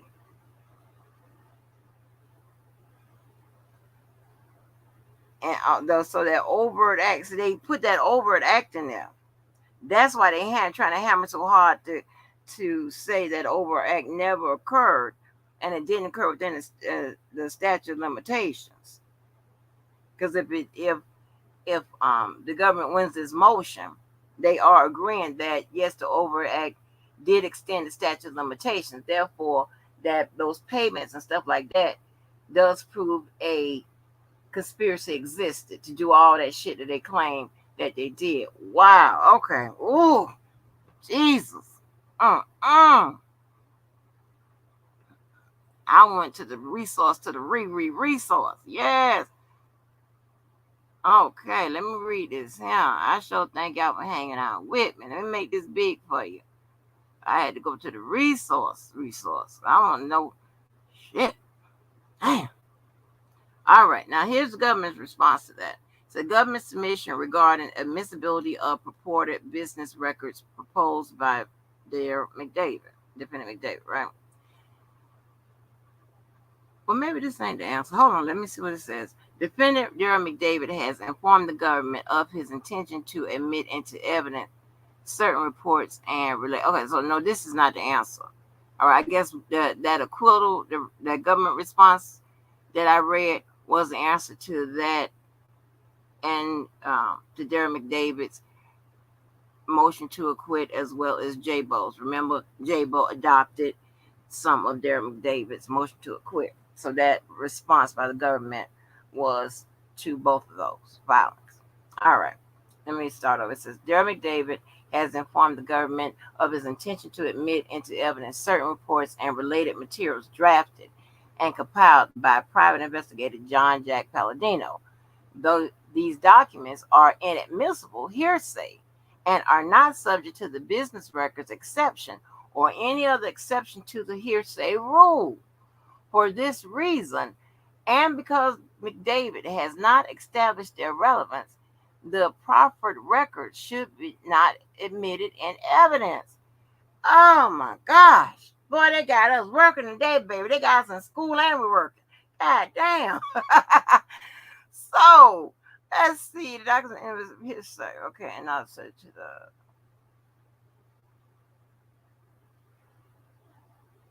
Okay, so when it's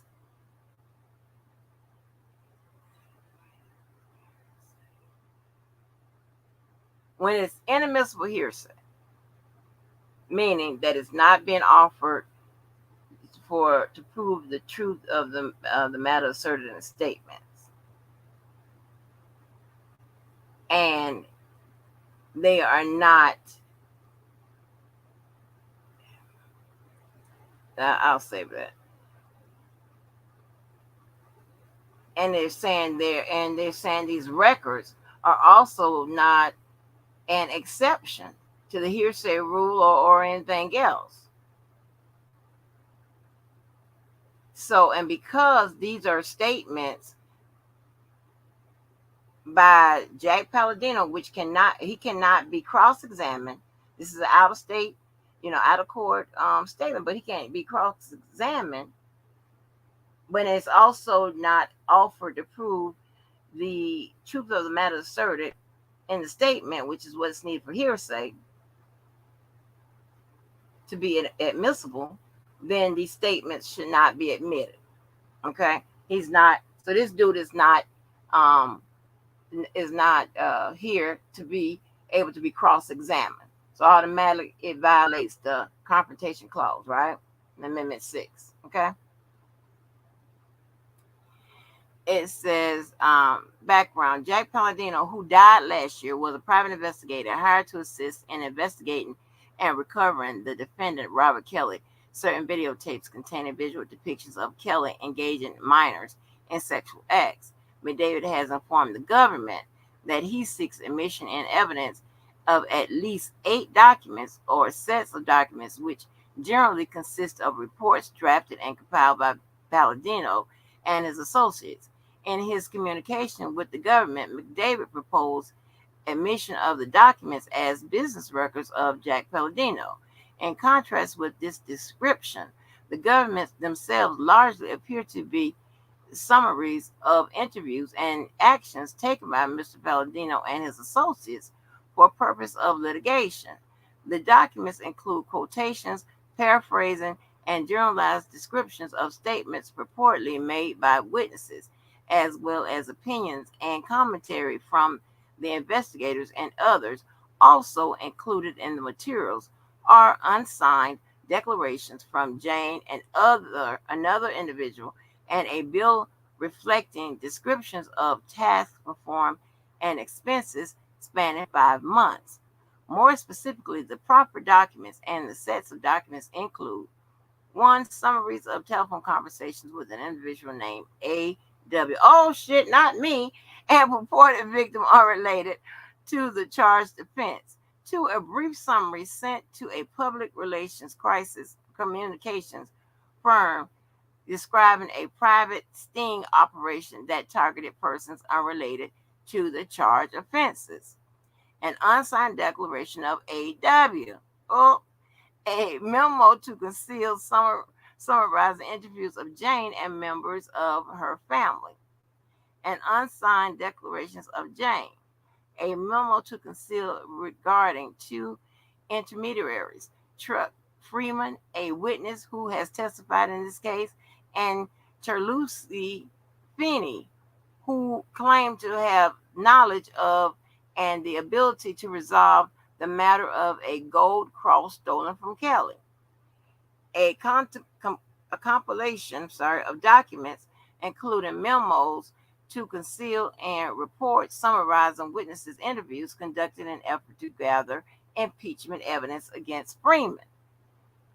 An invoice purporting to itemize activities and billable hours related to efforts to recover items for Kelly. Analysis. In proposing admission of these documents, Mr. McDavid does not dispute that they constitute hearsay. Okay. However, he seeks their admission based on the business record exception set forth in Federal Rules of Evidence 803-6. But defendant has not and cannot establish that the proper documents are business records.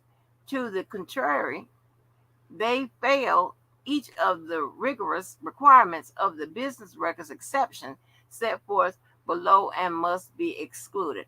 And all these exceptions and all this they speak of are all in the rules of evidence, right? You got your 800s, you got the fours, all of that, right?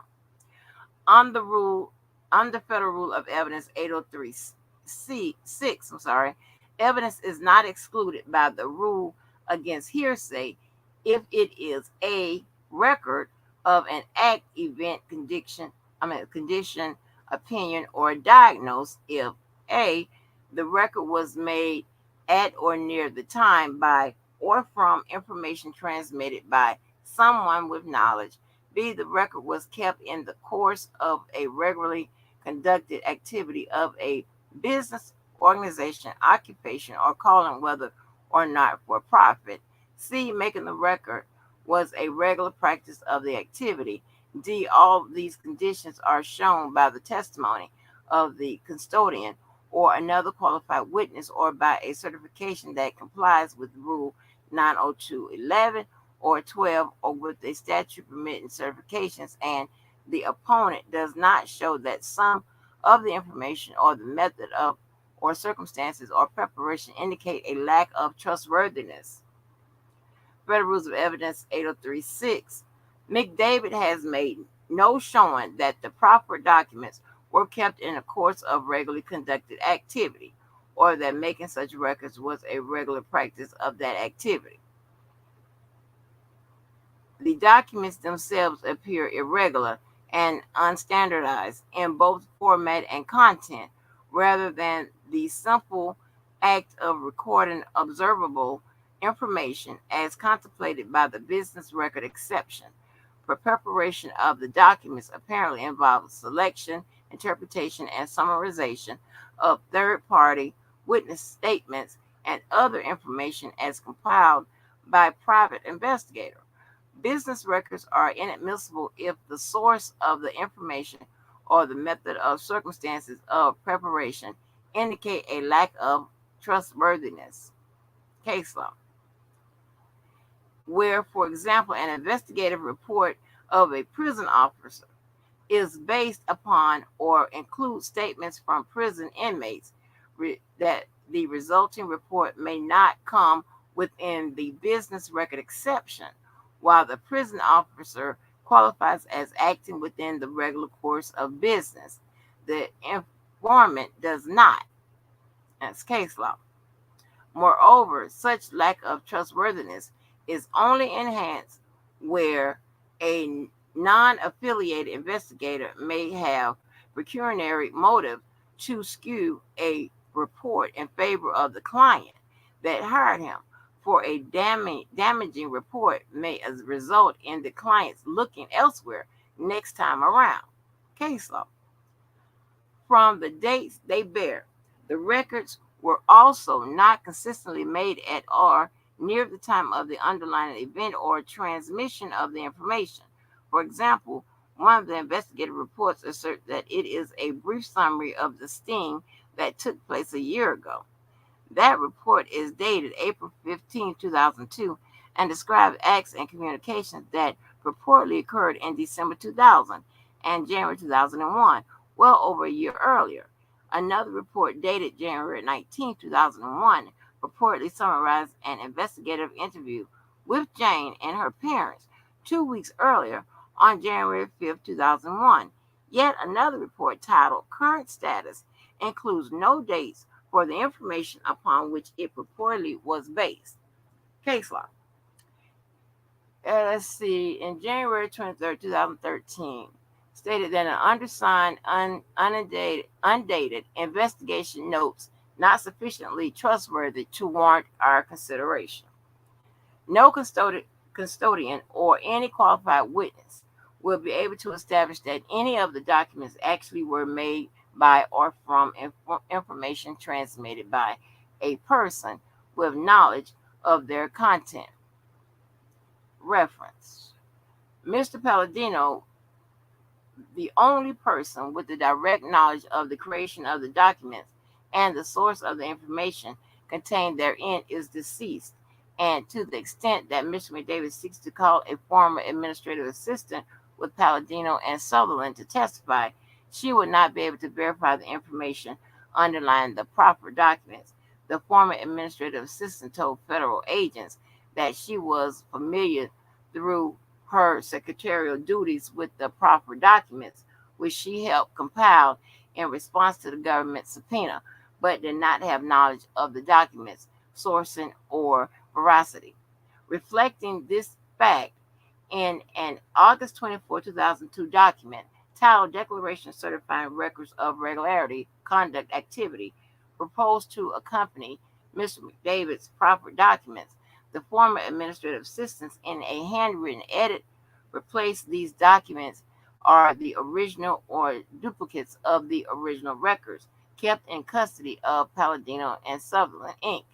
With these records appear to be the original or duplicates of the original records kept in the custody of Palladino and Sutherland. Such uncertainty is precisely what the business reception records exception seeks to avoid.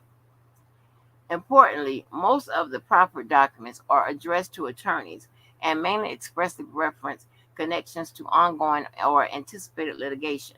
For example, one document states that it was prepared in response to false testimony and a fraudulent lawsuit, and another refers to Chuck Freeman as an individual who was certain to be contacted by the prosecution in our client's principal case and who might well turn up as a witness against our client unless totally impeached.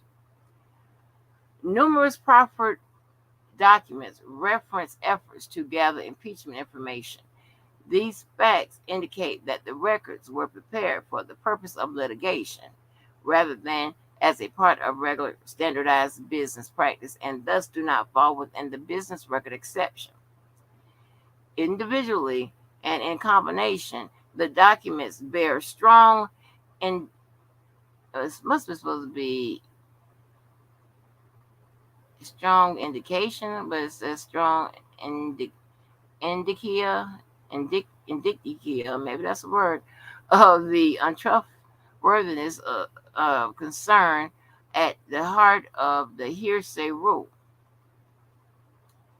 As a reference, it says documents prepared with an eye towards litigation raise serious trustworthiness concerns because there is a strong incentive to deceive, namely avoiding liability.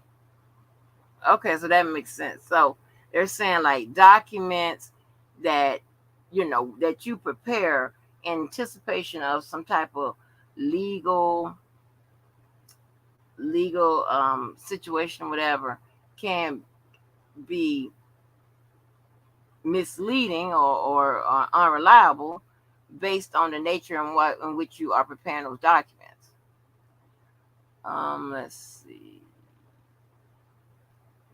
Okay, and the Seventh Circuit of 1993 states that, but when a document is created for a particular use that lies outside the business usual operations, especially when that use involves litigation, neither of the justification for admission holds. Okay. Wow, they're getting into the case law. It said the Second Circuit in 1942 stated that the documents prepared for litigation are dripping with motivations to misrepresent. So what I just said, when you're preparing documents, they're saying this is the case law that was interpreted by someone. Okay, but also always keep in mind that case law is generally trumped by mandatory law and primary law. Okay, because mandatory law is what must be followed. Case law is an interpretation and someone's opinion, a judge's opinion, how they interpreted the law. Okay, even if the proper documents qualify for admission as business records, the vast majority of the statements contained therein would require exclusion as hearsay within hearsay. All right, hearsay within hearsay also can be known as double hearsay. Let's see. The Second Circuit of 2019 stated that it is true that any statement in the report made by those outside of the reporting body constitute hearsay within hearsay and would need to be themselves justified by a hearsay exception. No hearsay exception would allow for the admission of any reported statements of witnesses referenced in the documents proffered by McDavid case law. It says the Seventh Circuit in 2003, it says unsworn third-party statements quoted or summarized in private investigator reports are inadmissible as hearsay. Okay? And remember, with hearsay, it could be admitted as hearsay. Remember, hearsay is used to, it's an out-of-court statement used to prove, um, why am I drawing blank? Anyway, y'all know what I mean.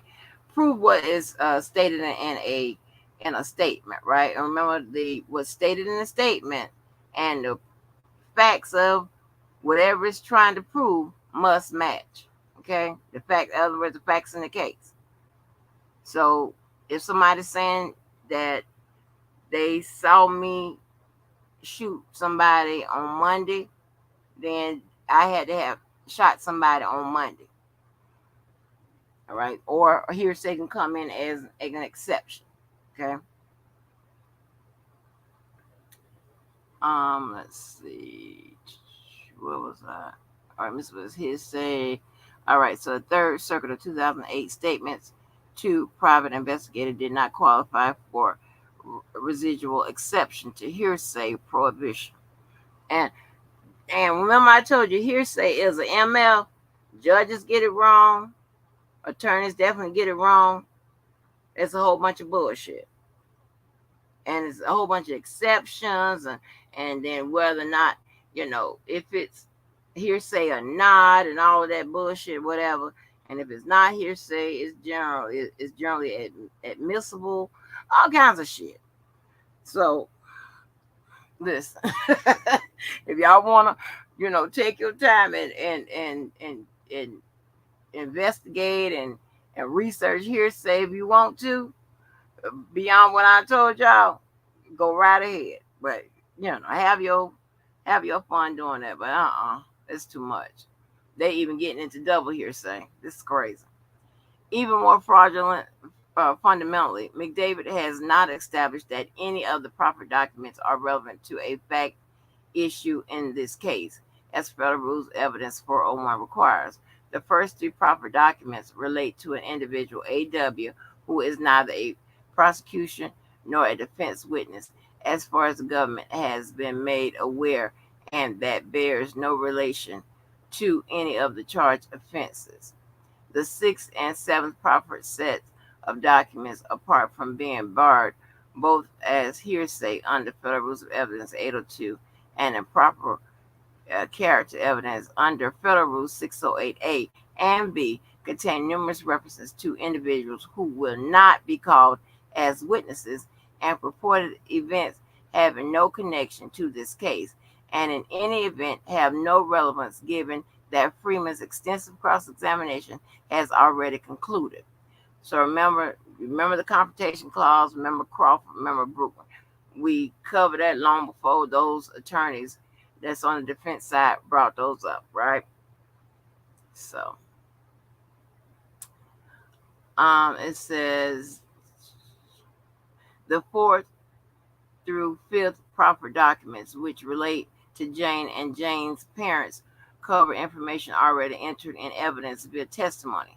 There is thus no evidentiary value in the proper summaries, which were prepared with an eye to litigation by an individual who is unavailable to testify, subject to cross-examination. So they're saying that those documents, whatever they're referencing, whatever they're trying to admit, was prepared in preparation for an investigation, some type of litigation.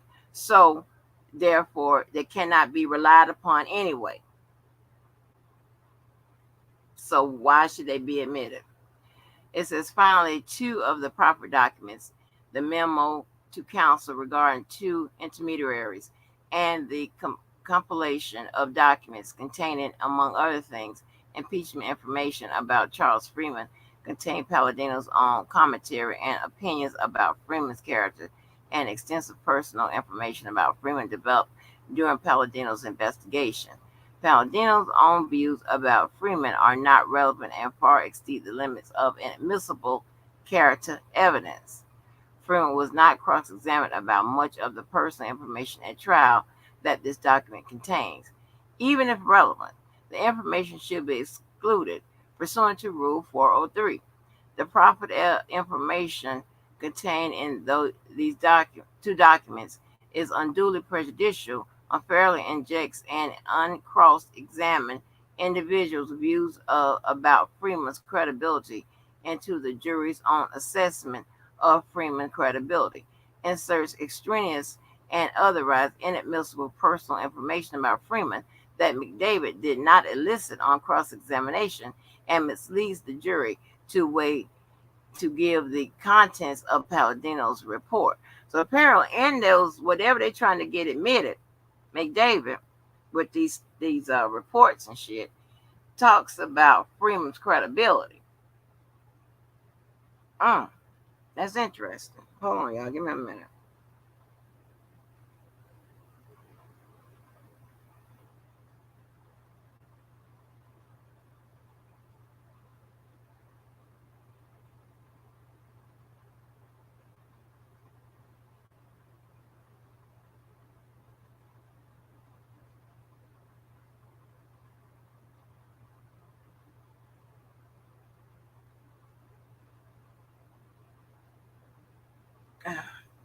So, wait a minute. Sorry, y'all. I got a couple more things, which is important because these are defense amendments to a jury charge. So,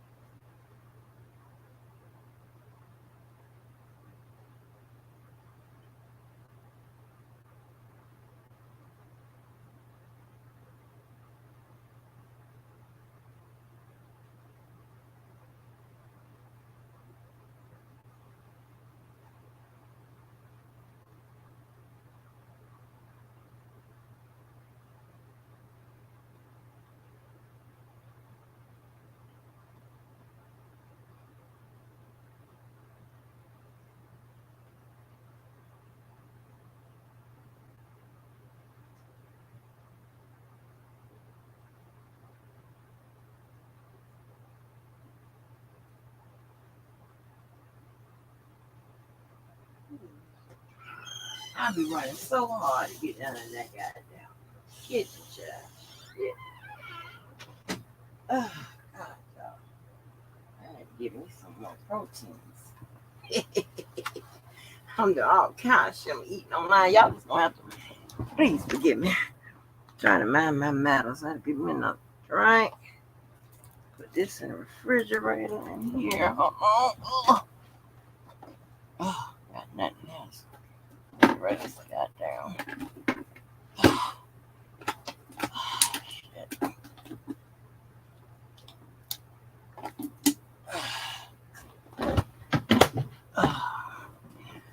Whew, shit.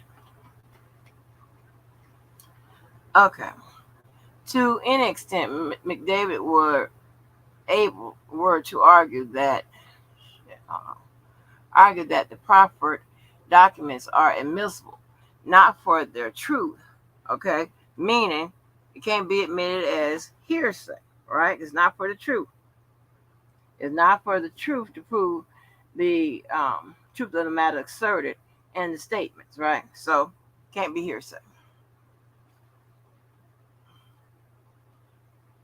But as evidence of his state of mind at relevant points, that argument is at best premature at this time. Oh, okay, premature. McDavid has stated through counsel that he plans to testify and offer other evidence, but that statement is unforeseeable, as McDavid has the absolute right to change his mind up until the moment he actually takes the stand. Unless, and remember, if McDavid takes the stand, he can't plead the fifth. Witnesses can, plead the fifth to, certain things, right? Sorry, y'all, I'm cutting some. Unless and until McDavid provides a foundation demonstrating as to each proffered document that he received and reviewed the document and that it affected his state of mind at the time he assisted in recovering videos containing child pornography and Kelly. And because remember McDavid was saying that because of whatever documentations, the lawyers and all that stuff, he was misled to act and say or whatever it is they alleged he said and did. Remember that? They said that the documents and stuff skewed his mindset as far as what he was doing. That's what they're talking about here. Okay, it says unless and until McDavid provides a foundation demonstrating as to each proper document that he received and reviewed the document and that it affected his state of mind at the time he assisted in recovering videos containing child pornography for Kelly, the proper documents remain irrelevant to McDavid's state of mind and therefore inadmissible. When the relevance of evidence depends on whether a fact exists, proof must be introduced sufficient to support a finding that the fact does exist. Case law. In D.C. Circuit 2014, affirming district court's order permitting admission of certain records only if defendant first provided a foundation demonstrating that she had actually relied on them in preparing erroneous Medicaid bills. Okay, so that's just what I'm saying. He said that he relied on these, whatever he was told, to do whatever acts he did. So, damn.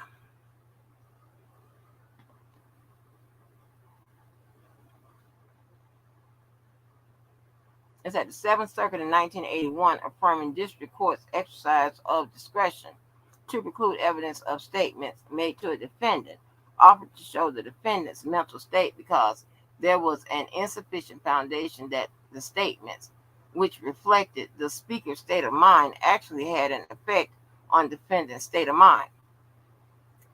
Case law.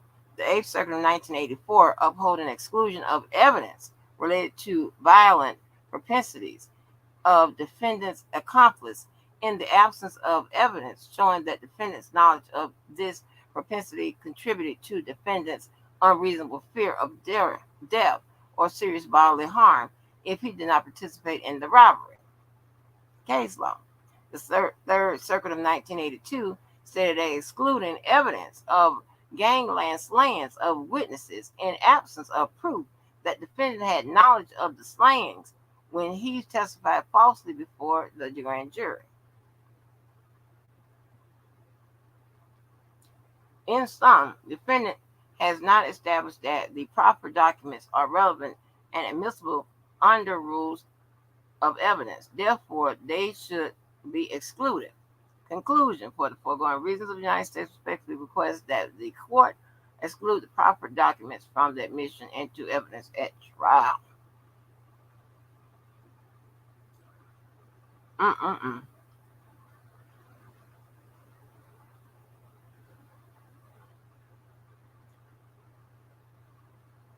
Who is this? Wait a minute. 295, 296, and 300. Oh, yeah. I'm checking on you, child. There's a lot going on, honey. A lot going on. All right.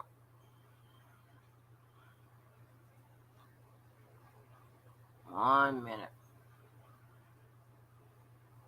Thank you, y'all, for y'all support and participating, helping me out. I sure appreciate it. Just hold on 1 minute.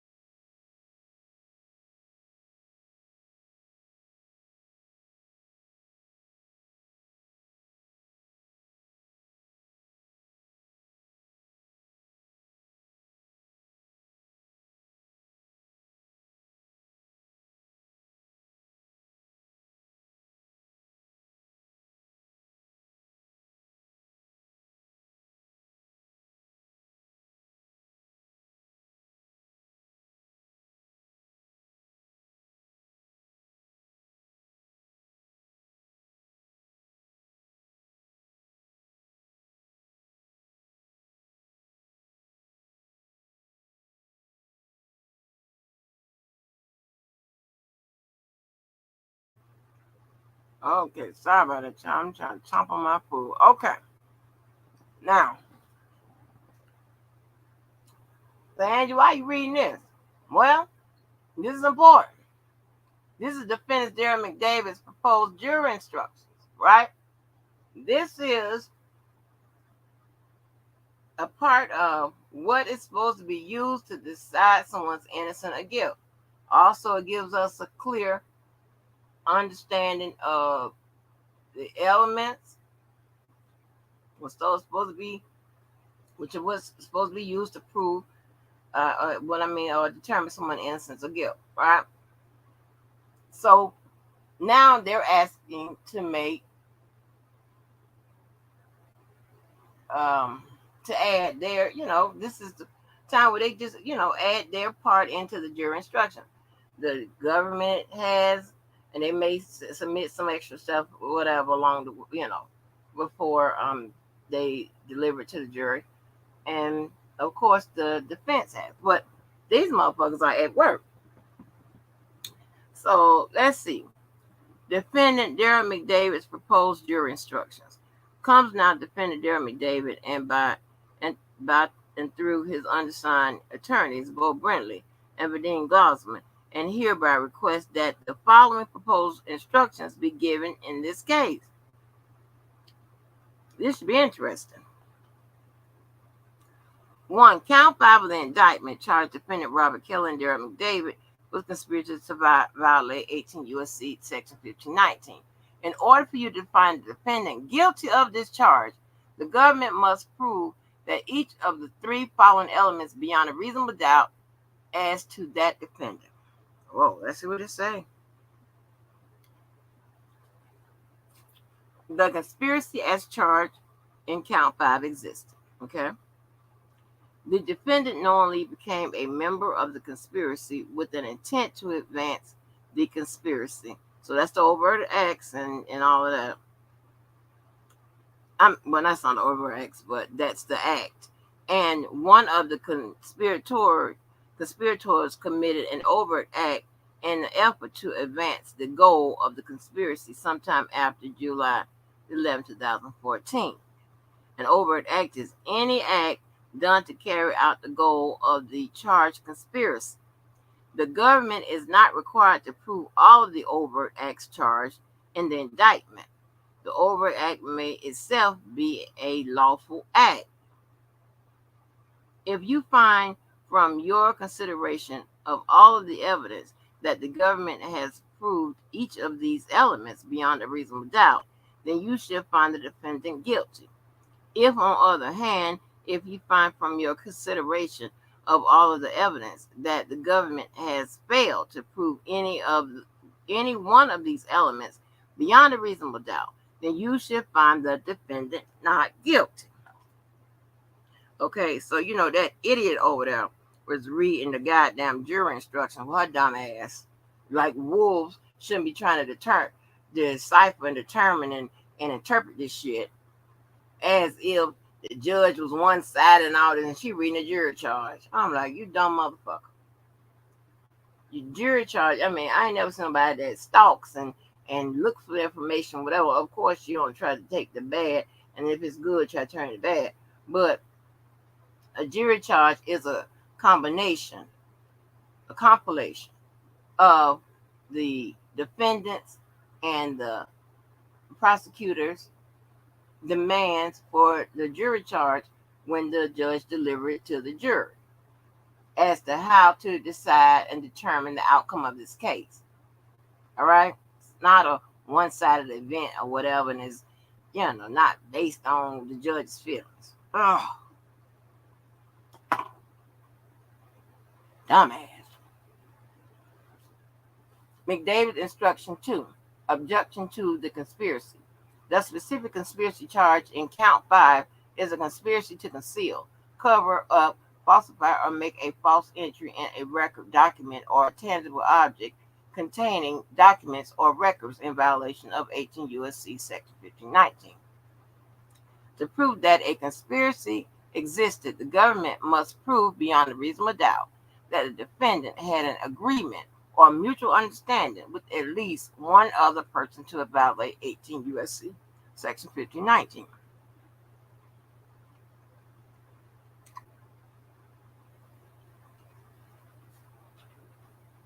McDavid Instruction 3. 18 U.S.C. Section 1519 elements. Excuse me, I'm about to choke. Title 18 U.S.C. Section 1519 makes it a crime for anyone to knowingly conceal, cover up, falsify, or make a false entry in a record, document, or tangible object with the intent to impede, obstruct, or influence the investigation of a matter within the jurisdiction of an agency of the federal government. For you to find a defendant guilty of this crime, you must be convinced that the government has proved each of the following beyond a reasonable doubt as to that defendant. First, that the defendant conspired to knowingly alter, destroy, mutilate, conceal, cover up, falsify, or make a false entry in a record, document, or tangible object. Second, the defendant acted with the intent to impede, obstruct, or influence an actual or contemplated investigation of a matter within the jurisdiction of any department or agency of the United States. There is no requirement that the matter or investigation have been pending or imminent at the time of the obstruction. However, the government must prove that the conspiracy was entered into in a contemplation of any such matter or investigation. And again, why is this important? Why I'm reading this stuff, whatever? Because these could potentially be the instructions given to the jury to decide this case. So you got to know this shit. It says McDavid Instruction 4, tangible objects. You are instructed that for the purpose of this statute, A tangible object extends only to objects containing records and documents.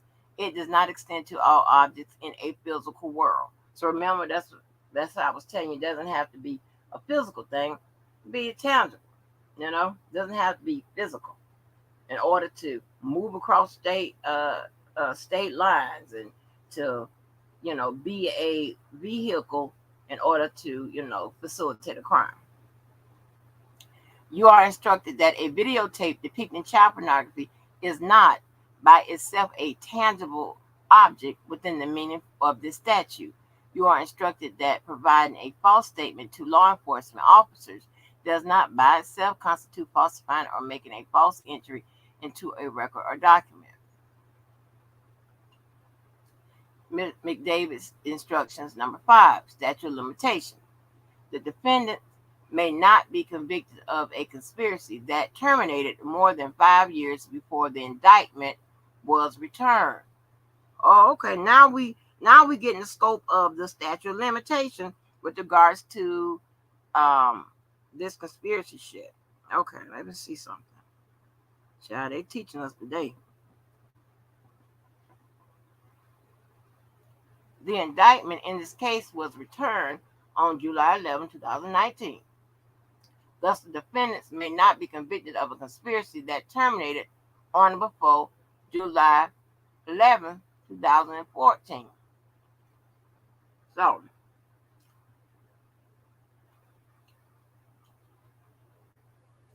with most federal crimes, there is a 5-year statute of limitation. But that statute of limitation could be when if it's worded like this, when the crime was founded. Okay? Founded means not when it occurred, when the government discovered that a crime occurred. Okay? A criminal conspiracy terminates when the charged purpose of the conspiracy is obtained or abandoned. Once the central criminal purpose of a conspiracy has been attained or abandoned, acts of concealment merely designed to hide the existence of that conspiracy from law enforcement are not acts in furtherance of the conspiracy.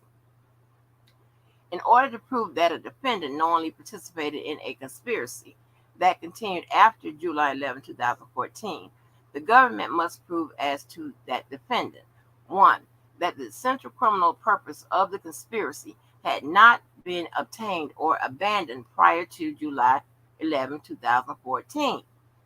That as charged in the indictment, a defendant committed at least one of the following overt acts after July 11, 2015.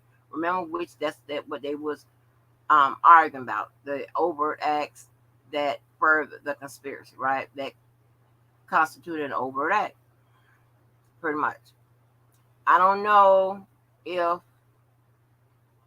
he will grant this, if the judge, I don't know. If he does, this could be a weird win for the defense, right? So this is going to take the judge to determine the statute of limitation with regards to the conspiracy and the overt acts and stuff. So this is going to be his interpretation of the law. So when he's going to give an opinion, and this is going to be his interpretation of the law. How much you want to bet? In approximately September 2014, Robert Kelly caused a wire transfer in the amount of $80,000 to be paid to Jerry McDavid through his firm Winkler and McDavid Ltd. In approximately October 2014, Robert Kelly caused a RSK Enterprises LLC check to be issued to Jane, payable in the amount of $1,150, with the notation personal RK in the memo line. In approximately October 2015, Robert Kelly caused a wire payment to be made from RSK Enterprises LLC to Jane, payable in the amount of $1,150, with the notation settlement payment, although the payment was not made pursuant to a settlement with Robert Kelly or approximately December 2015, Robert Kelly caused a wire payment in the amount of $100,000 to be made from RSK Enterprises LLC to agents of Darren McDavid on McDavid's behalf. No wonder they don't be really going after him hard after they don't get all their money, because shit. Hold on.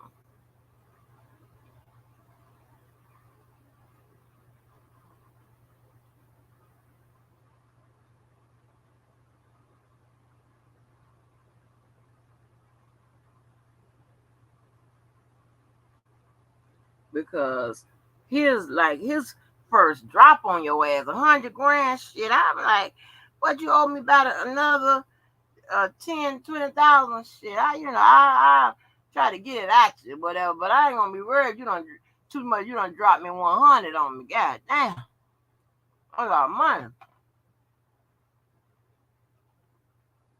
Number 3, that the overt act you found was committed in furtherance of the conspiracy to knowingly alter, destroy, mutilate, conceal, cover up, falsify, or make a false entry in a record, document, or tangible object with the intent to obstruct a contemplated federal investigation. See,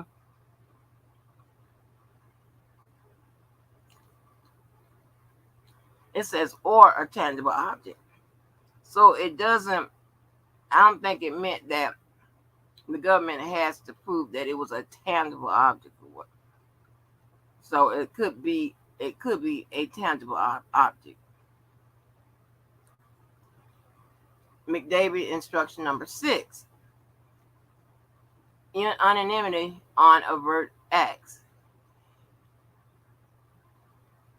The government is not required to prove that a defendant committed every one of the overt acts charged in the indictment. However, the government is required to prove that a co-conspirator made at least one of the overt acts in furtherance of the charged conspiracy. To find that government has proven this, you must agree unanimously on which particular overt act the defendant made, as well as all of the other elements of the crime charge.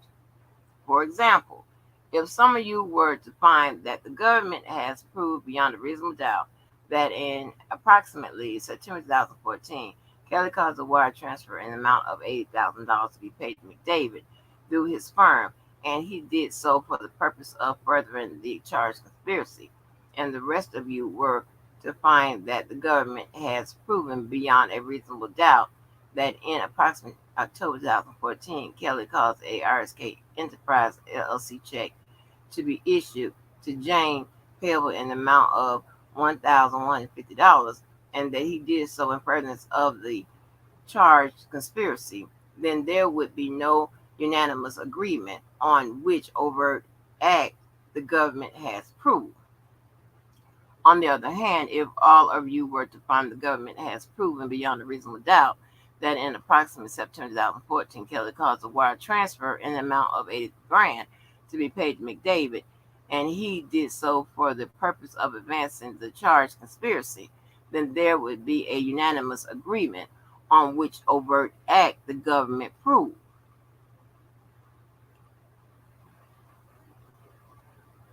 Presence, activity, association. A defendant's presence at the time of a crime and knowledge that a crime is being committed is not sufficient by itself to establish the defendant's guilt. All right? This is back to the we don't know shit defense. I don't know shit, so how can I be a participant in a conspiracy? Because I don't know shit. I'm just there. I'm just twiddling my thumbs and I'm playing tic-tac-toe. In a defendant performed acts, the advance of that advance the crime, but had no let me start over that. If a defendant performed acts that advanced the crime, but had no knowledge that the crime was being committed or was about to be committed, those acts are not sufficient by themselves to establish the defendant's guilt. A defendant association with a person involved in a crime or criminal scheme is not sufficient by itself to prove his participation in the crime or membership in the criminal scheme. Wow. McDavid's 8 witness requiring special causation.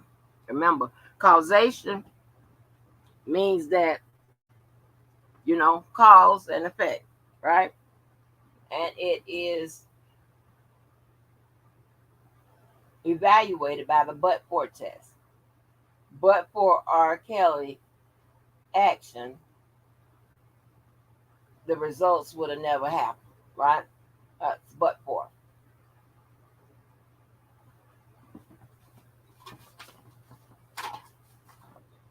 So, talking about causation now. Let's see what they're talking about. Now, that's my favorite part of law. You have heard testimony from Charles Freeman, Lisa Van Allen, and Keith Merle, who were promised a benefit in return for their testimony in cooperation with the government. You may give these witnesses testimony whatever weight you believe is appropriate, and keeping in mind that you must consider that the testimony with causation and great care. All right. So let me see, what is this? Okay, McDavid Instruction 9, prior inconsistent statements. You have heard evidence that before trial, witnesses made statements that may be inconsistent with their testimony here in court. You may consider an inconsistent statement made before the trial only to help you decide how believable a witness testimony was here in court. If an earlier statement was made under oath, then you can also consider that the earlier statement as evidence of truth of whatever the witness said in that earlier statement. See, so they're very careful here. Let me tell you why. Ah, damn. Because remember, the perjury at this point in 2022 only matters if they're lying now. So you see in that little paragraph, it didn't say that, you consider if they lied back in 2002, 2002, and lied, that you consider what they're saying now is perjury and blah, blah, blah, and it should be impeached and shouldn't be believed, blah, blah, blah, blah. They didn't say that because it only matters if they lied in 2022. That will constitute perjury.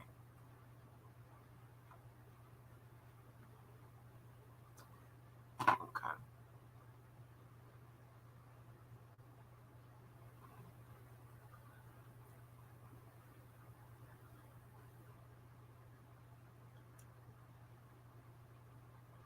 Let me see, this same thing.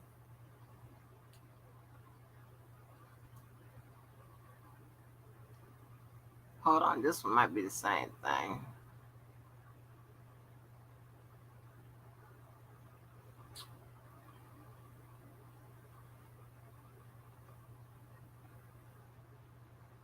Okay, yeah, this one is the same thing, formatted better, because what I just read wasn't formatted good. Let me see.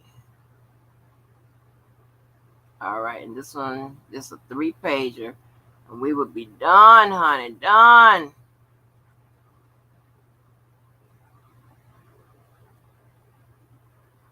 Wait a minute.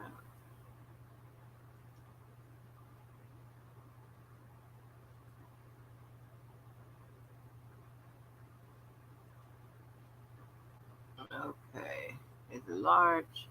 Okay. Okay, now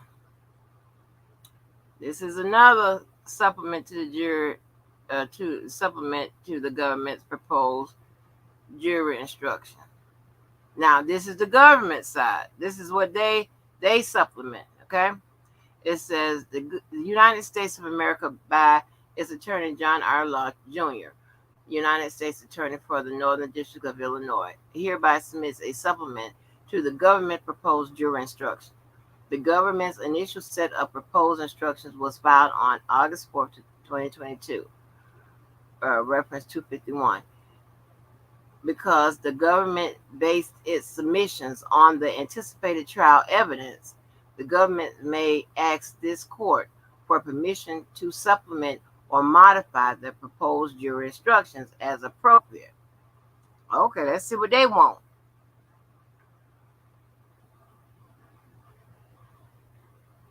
Well, shit, what they want? Hold on. Any facility or means of interstate or foreign commerce includes a landline or cellular telephone. Boom, what we was talking about.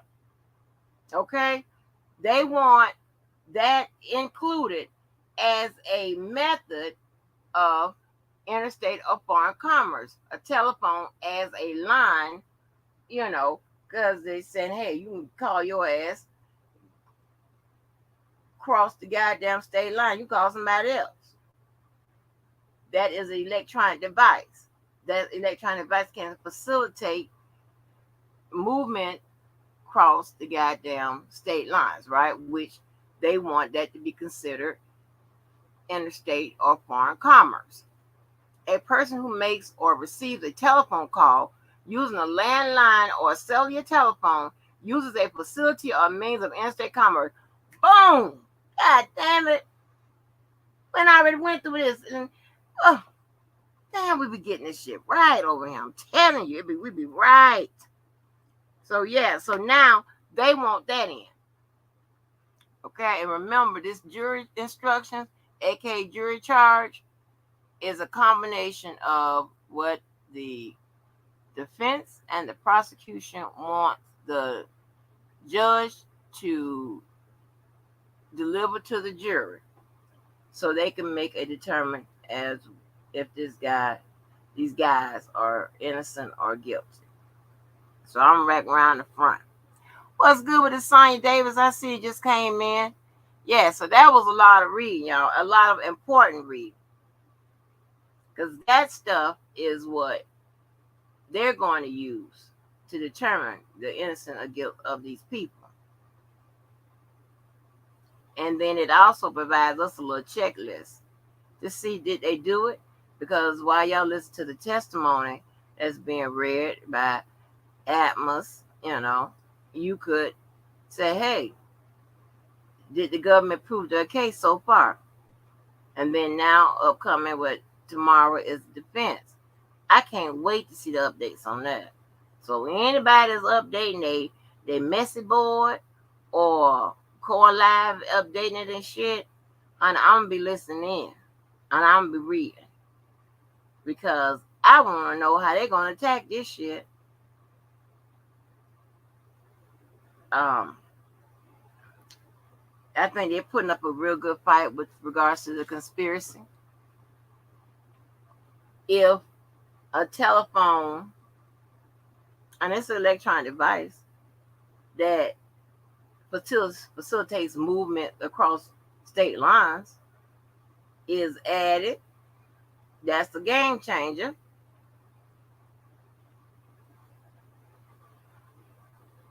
I'm gonna say, do they need it? Do they have other facilities? Because they have other facilities, right? They have the tour bus, they have the airplane, they have other stuff, But whoever with whatever charge that deals with whatever alleged minor that used to talk to him on the phone, I think it was minor one and somebody else.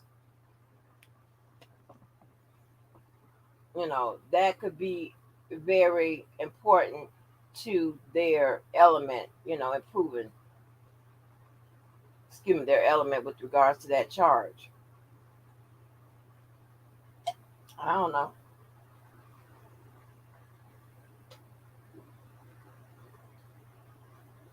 But they want the telephone in now. That's straight though. That's crazy. Let me see if we got anything. Let me see. Probably y'all was up there talking about innocent guilt or whatever. I'll drop the link a little bit. Like ass link. Somebody got something to say. That was crazy though. That was some good. Woo. I'm glad I checked out a motherfucking goddamn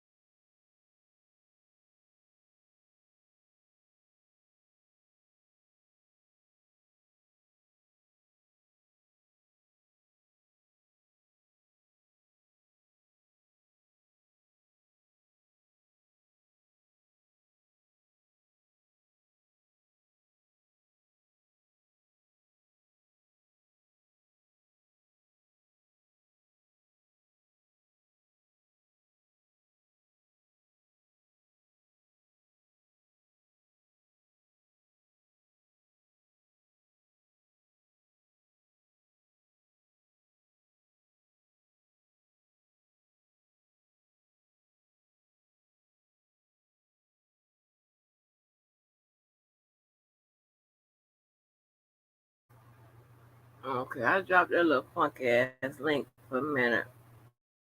But what y'all think? So far, what has been read tonight, and we just got one half of the case. Do y'all think that the prosecution has proved their case based on the elements? Based on the elements now. On the elements.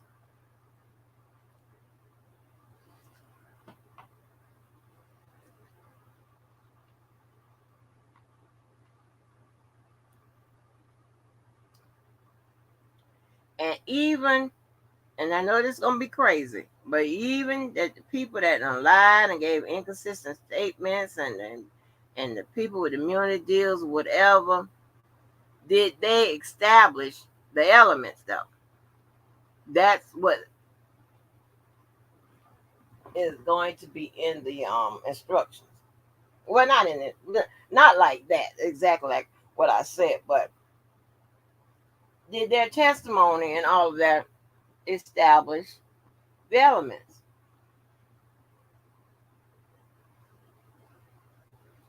The defense said they didn't, and and some of them that they're challenging.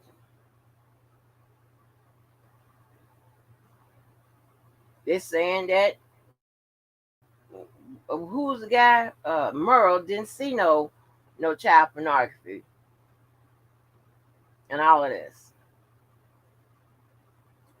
Did Lisa Van Allen or whatever? Did she help or hurt? Did Charles Freeman help or hurt?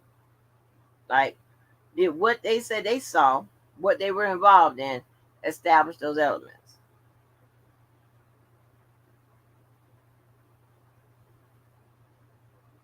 You could tell me.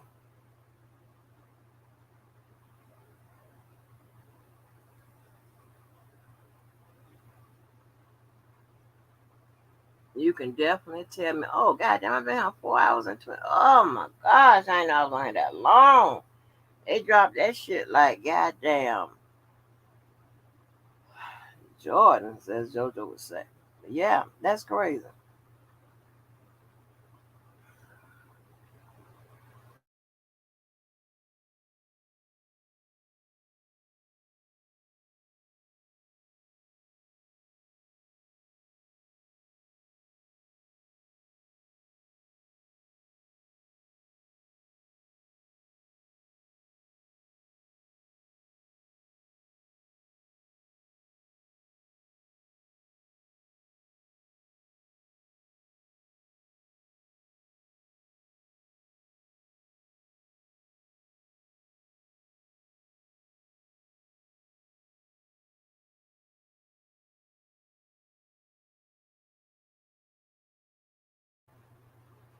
Hey, my current. Oh, you welcome. You welcome, Karen. But yeah, did they establish it? Hmm, it's a lot. Well, y'all, I ain't gonna keep y'all beyond no 4.5, honey. I'm gonna go on and get on up out of here. 'Cause I got to get ready. But that was a good lesson tonight. We need to go through that. Because, see, a lot of people are going to look at the inconsistencies and all of that, whatever, to say that these people shouldn't be found guilty, which is a fair goddamn assessment. But is all the testimony inconsistent? And is all the testimony lies and all the testimony is whatever? You gotta, you gotta also ask yourself that. And did anything they said establish those goddamn elements? And listen, the elements, given how they're written, aren't that hard to establish?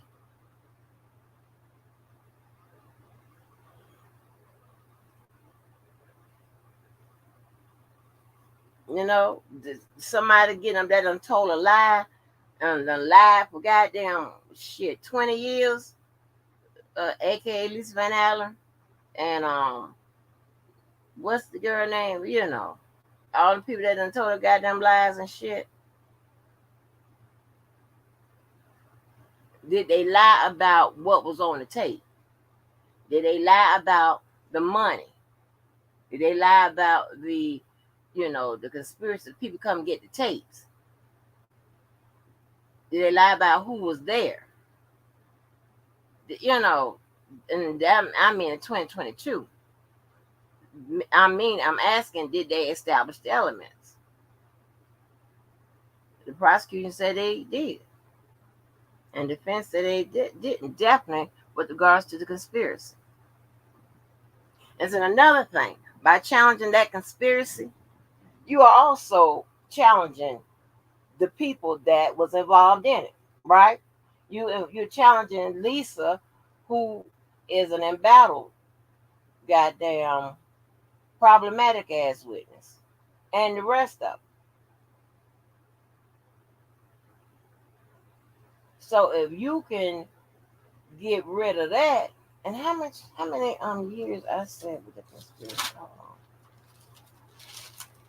I know I wrote it down.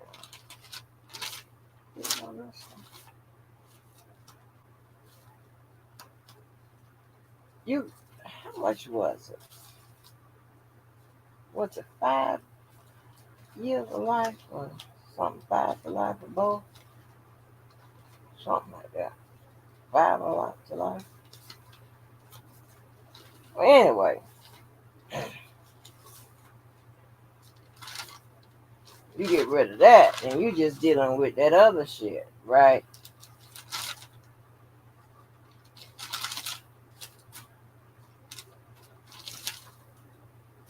I wrote down somewhere. But anyway, they making a very good argument, though. If the government get that telephone in there.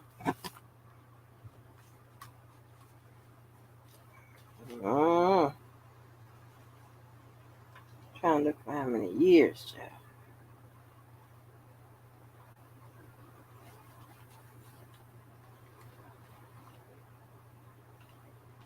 I wrote it down. Damn, I'm unorganized. I can't stand it over here. I don't know where nothing is over here. You know how you pretty much use certain locations and all that stuff at your little stash house and shit. Maybe I should send it over the line, but you know what I mean? Like, and your stuff don't be really in order and can't really find nothing. Shit be packed up and all of that. Man, I can't find it. I went there and looked it all up. Anyway, let me let y'all get on up out of here. Make sure y'all like, share, subscribe. Thank y'all for hanging on in there with me. And if some paperwork drop, I will be back on the next one. How many years can each co-defendant get? Yeah, that's what I was looking for. Let me see if I can look that shit up again. Hold on. That's crazy. I can't even find the shit.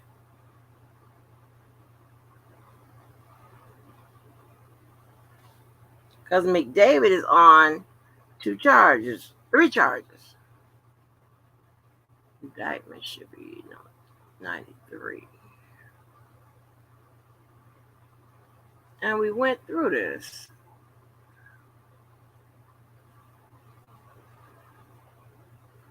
Now my ass can't find it.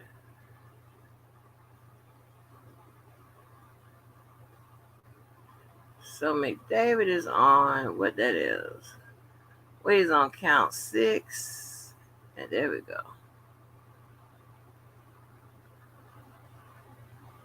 That's count 5.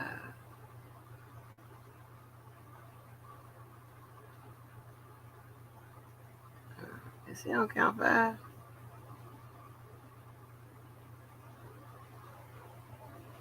Oh, that's just R. Kelly. Okay, fine. He's on count 6.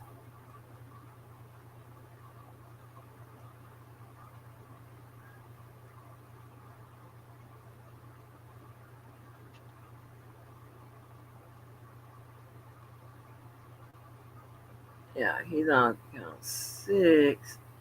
And what is the charge?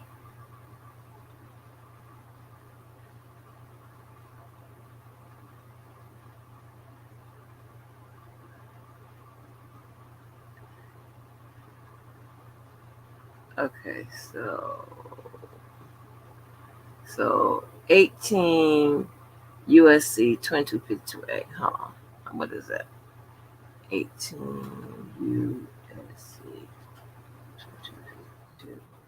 Let me see how much time is that.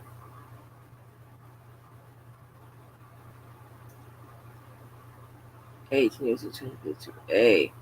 Ooh, okay. Oh, Jesus, honey. Oh, no wonder they fighting it. Oh, I'm about to pass out. Let me see. And I see 20 years. Wait a minute.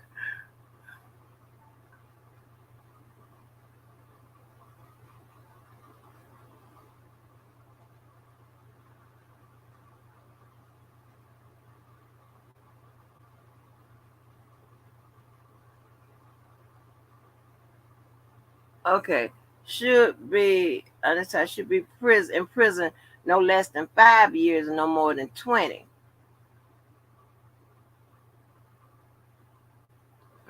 Valid paragraph 1, 2, and 3. 1, 2, and 3. Yeah. 5 years, no less than 5 years and not more than 20. So that's for that. That's count. Let me see. That's count 6. Count 7. Ooh, it's the same thing.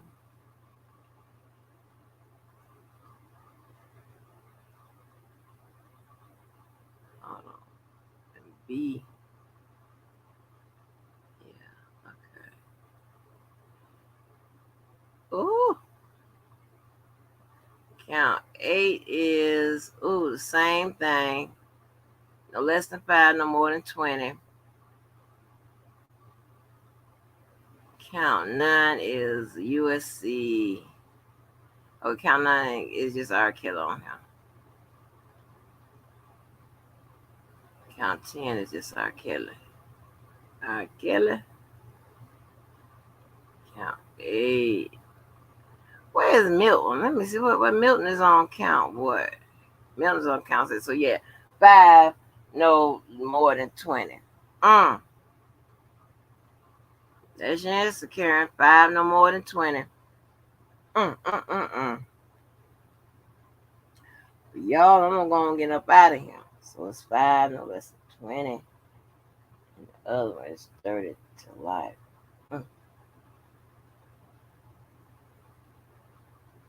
I don't know. I say 30. 30 to life or life. I see. I try to streamline it more when the defense get their case. But God,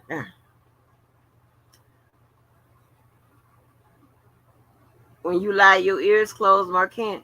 Okay, the guy they said he saw threesome. Did he see IDs to verify age? Right, right. And we don't know if on redirect or during cross examination did they establish that it was child pornography or whatever. So apparently, but no, because apparently whatever this dude said, it wasn't child pornography. So I don't know. This case right here is crazy. It's too much. It's too many variables, right? That's what makes it scary. And anytime you got a whole bunch of variables, it can swing a case either way. And you got variables like lying and all this and all these people and shit like that, and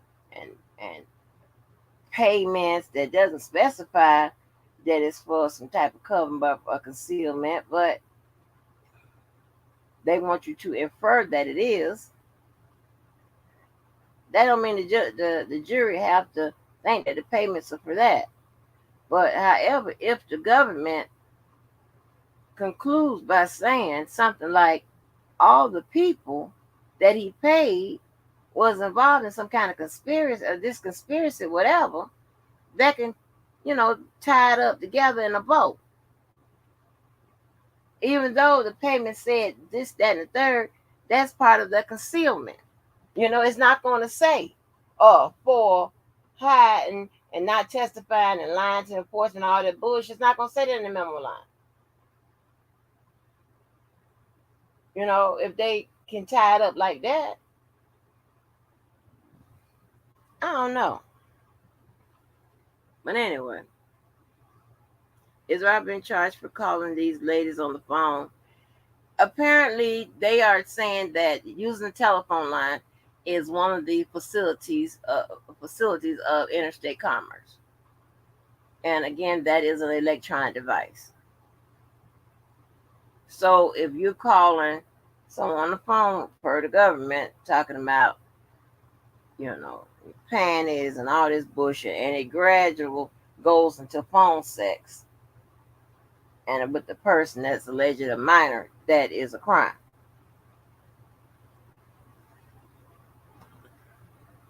So that's where the telephone come in at.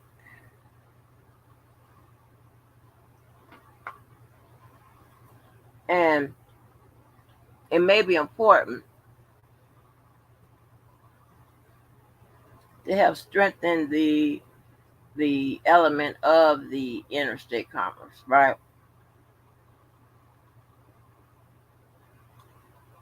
And I'm pretty sure that the use of a telephone substantiates that, because I know the use of a telephone is considered a facility of interstate commerce and white collar crimes. I know that because that's the area I used to be in. Use of like fax lines, computers, all kinds of shit, text, mail, all that. So yeah.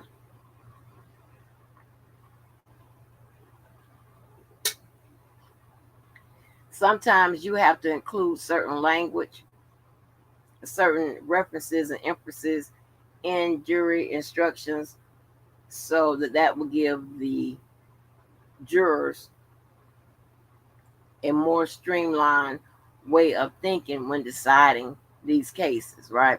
It kind of breaks down the legal knowledge and the definitions and things of that nature to a certain point where anybody can understand it, right? They're trying to make it plain. So, and sometimes a case is lost just because of the jury understanding, right? You have several cases where people thought about something as simple as someone, well, we thought we had to consider the penalty phase and all that too. And that's what they wasn't supposed to be back there thinking about. Whether giving somebody, the death penalty or whatever, they wasn't supposed to be in there thinking about that. They weren't supposed to be deciding somebody innocent or guilt based on the evidence presented at trial. So a lot of times the jury's understanding plays a pivotal part in, whether they make the correct decision. You know what I'm saying? So understanding is key. So getting this stuff broken down is very, very important. That's why they're making these last minute amendments to the jury instruction. I said, but the government isn't charging him for rape. So Mark Kent, I hear a lot of that with the, statutory rape and the rape and this, that, and the third, right?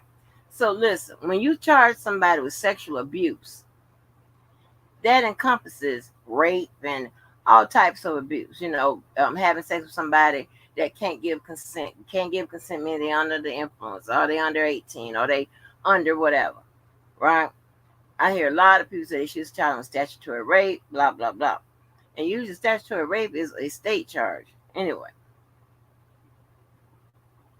they charged him allegedly by his criminal acts, alleged criminal acts, right? That fit into whatever code, whatever penal code. That's how that works. So rape and all of that stuff, that is under sexual abuse. I think that, let me see if the government has a charge for child pornography. Hold on. Um,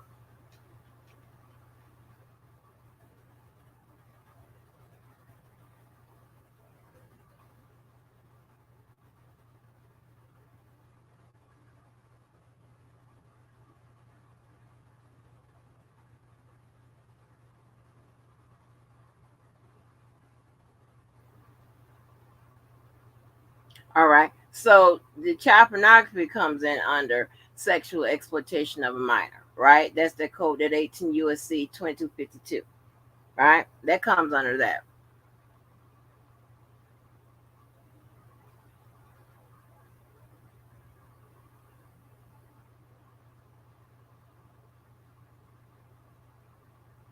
All right. So that is on that is the visual depiction. So so you got to realize that this is federal, and their charges are going to be not they're going to be a little different than the state. And if there was this was statutory rape or whatever, for the state, then of course would run, the statute of limitation. Well, no, because the statute of limitation for uh, sexual crimes against minors, has been amended to not to have a statute of limitation, right? Let me see anything else. Nobody ain't missing it.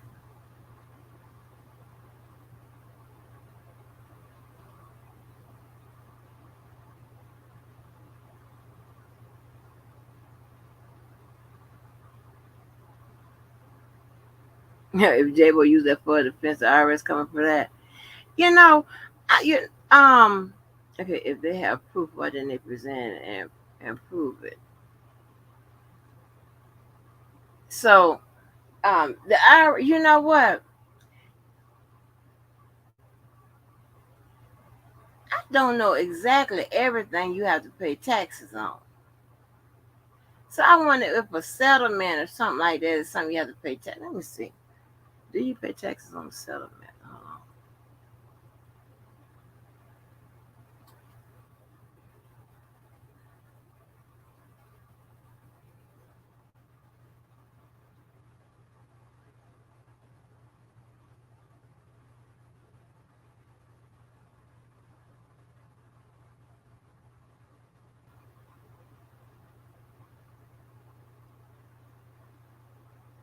on. Okay, yeah. So settlements are considered income. So you do pay taxes on that. Oh god damn.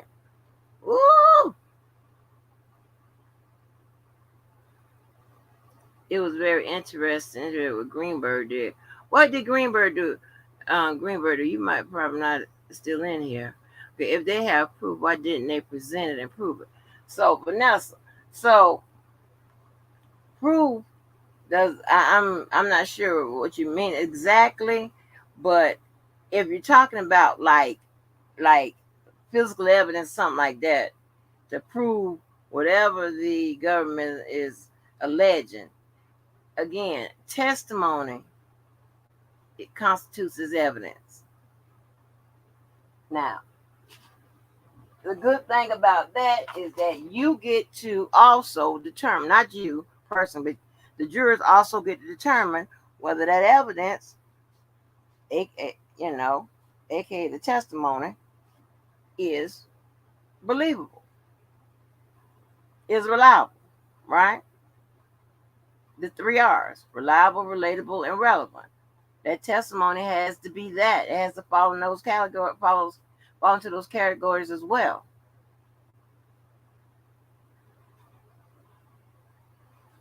And on top of that, they got serious issues. Is it believable? Hell, it's a lot of shit going on. I gotta come up with a series of B's with they ass. Believable. What else I can use?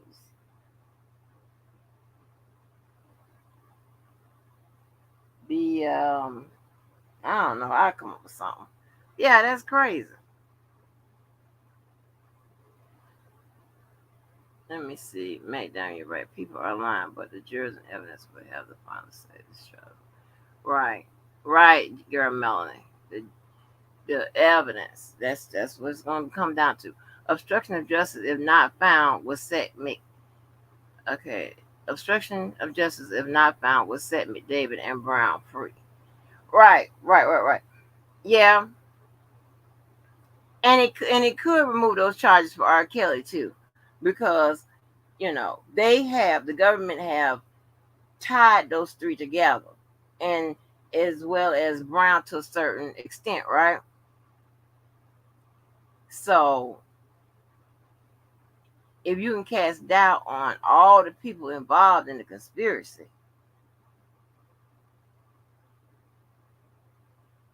then hey, I'm talking about when I say the people involved, I'm talking about those people that took the stand and and they also you see they are challenging the evidence. They're challenging those money payments, saying they were for one thing and not the what the government alleges.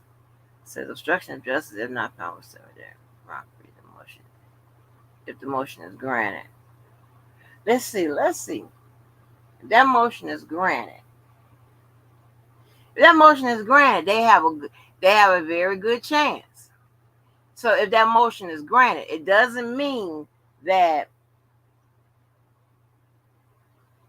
Let me see. What was the motion about? The motion was about. Okay, if the motion was about acquittals, right? So J Bo is asking for acquittal for all the counts. So in that case, they acquit for all. If he grants that, then yeah, this is over. If he grants certain parts of it, those particular charges, gets a final judgment of acquittal on it. So yeah. So that's correct. If he grants that motion for acquittal, then McDavid and Brown would definitely be free, and R. Kelly will just be found, would be found innocent or have an acquittal, not innocent, have an acquittal on those particular charges involving the obstruction and all of that. So you're right.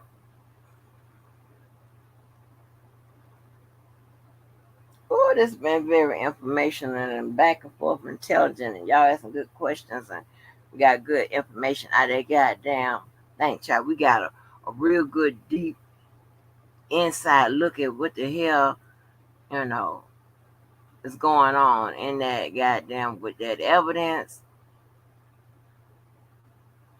and all that extra shit. I ain't know nothing about no damn statements Dave McDavid trying to get in with regards to the dead people. Dead man can't talk. That's the best people to blame shit on. To bring up the dead man. Shit, he can't talk. Like the dead man did it. I have a whole case surrounded by the dead. By the devils, the dead man did this and the dead man did that. And the dead man's responsible. And the dead man, you probably talk to the dead man on the phone. You talk to my client. The dead man. Oh Lord. Let me see. Anything else? Okay, I ain't going over 5. God darn.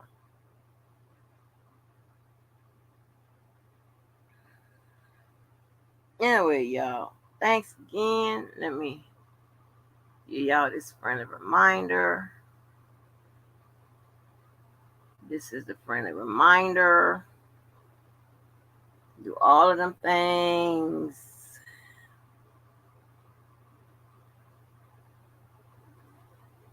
Please.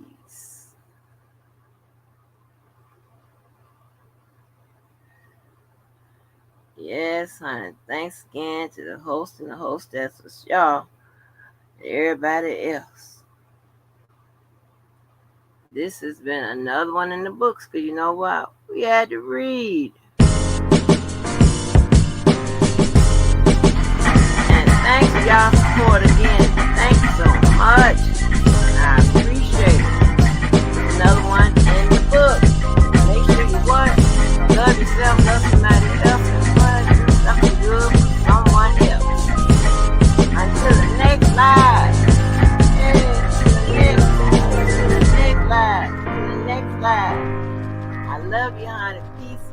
y'all later. Bye.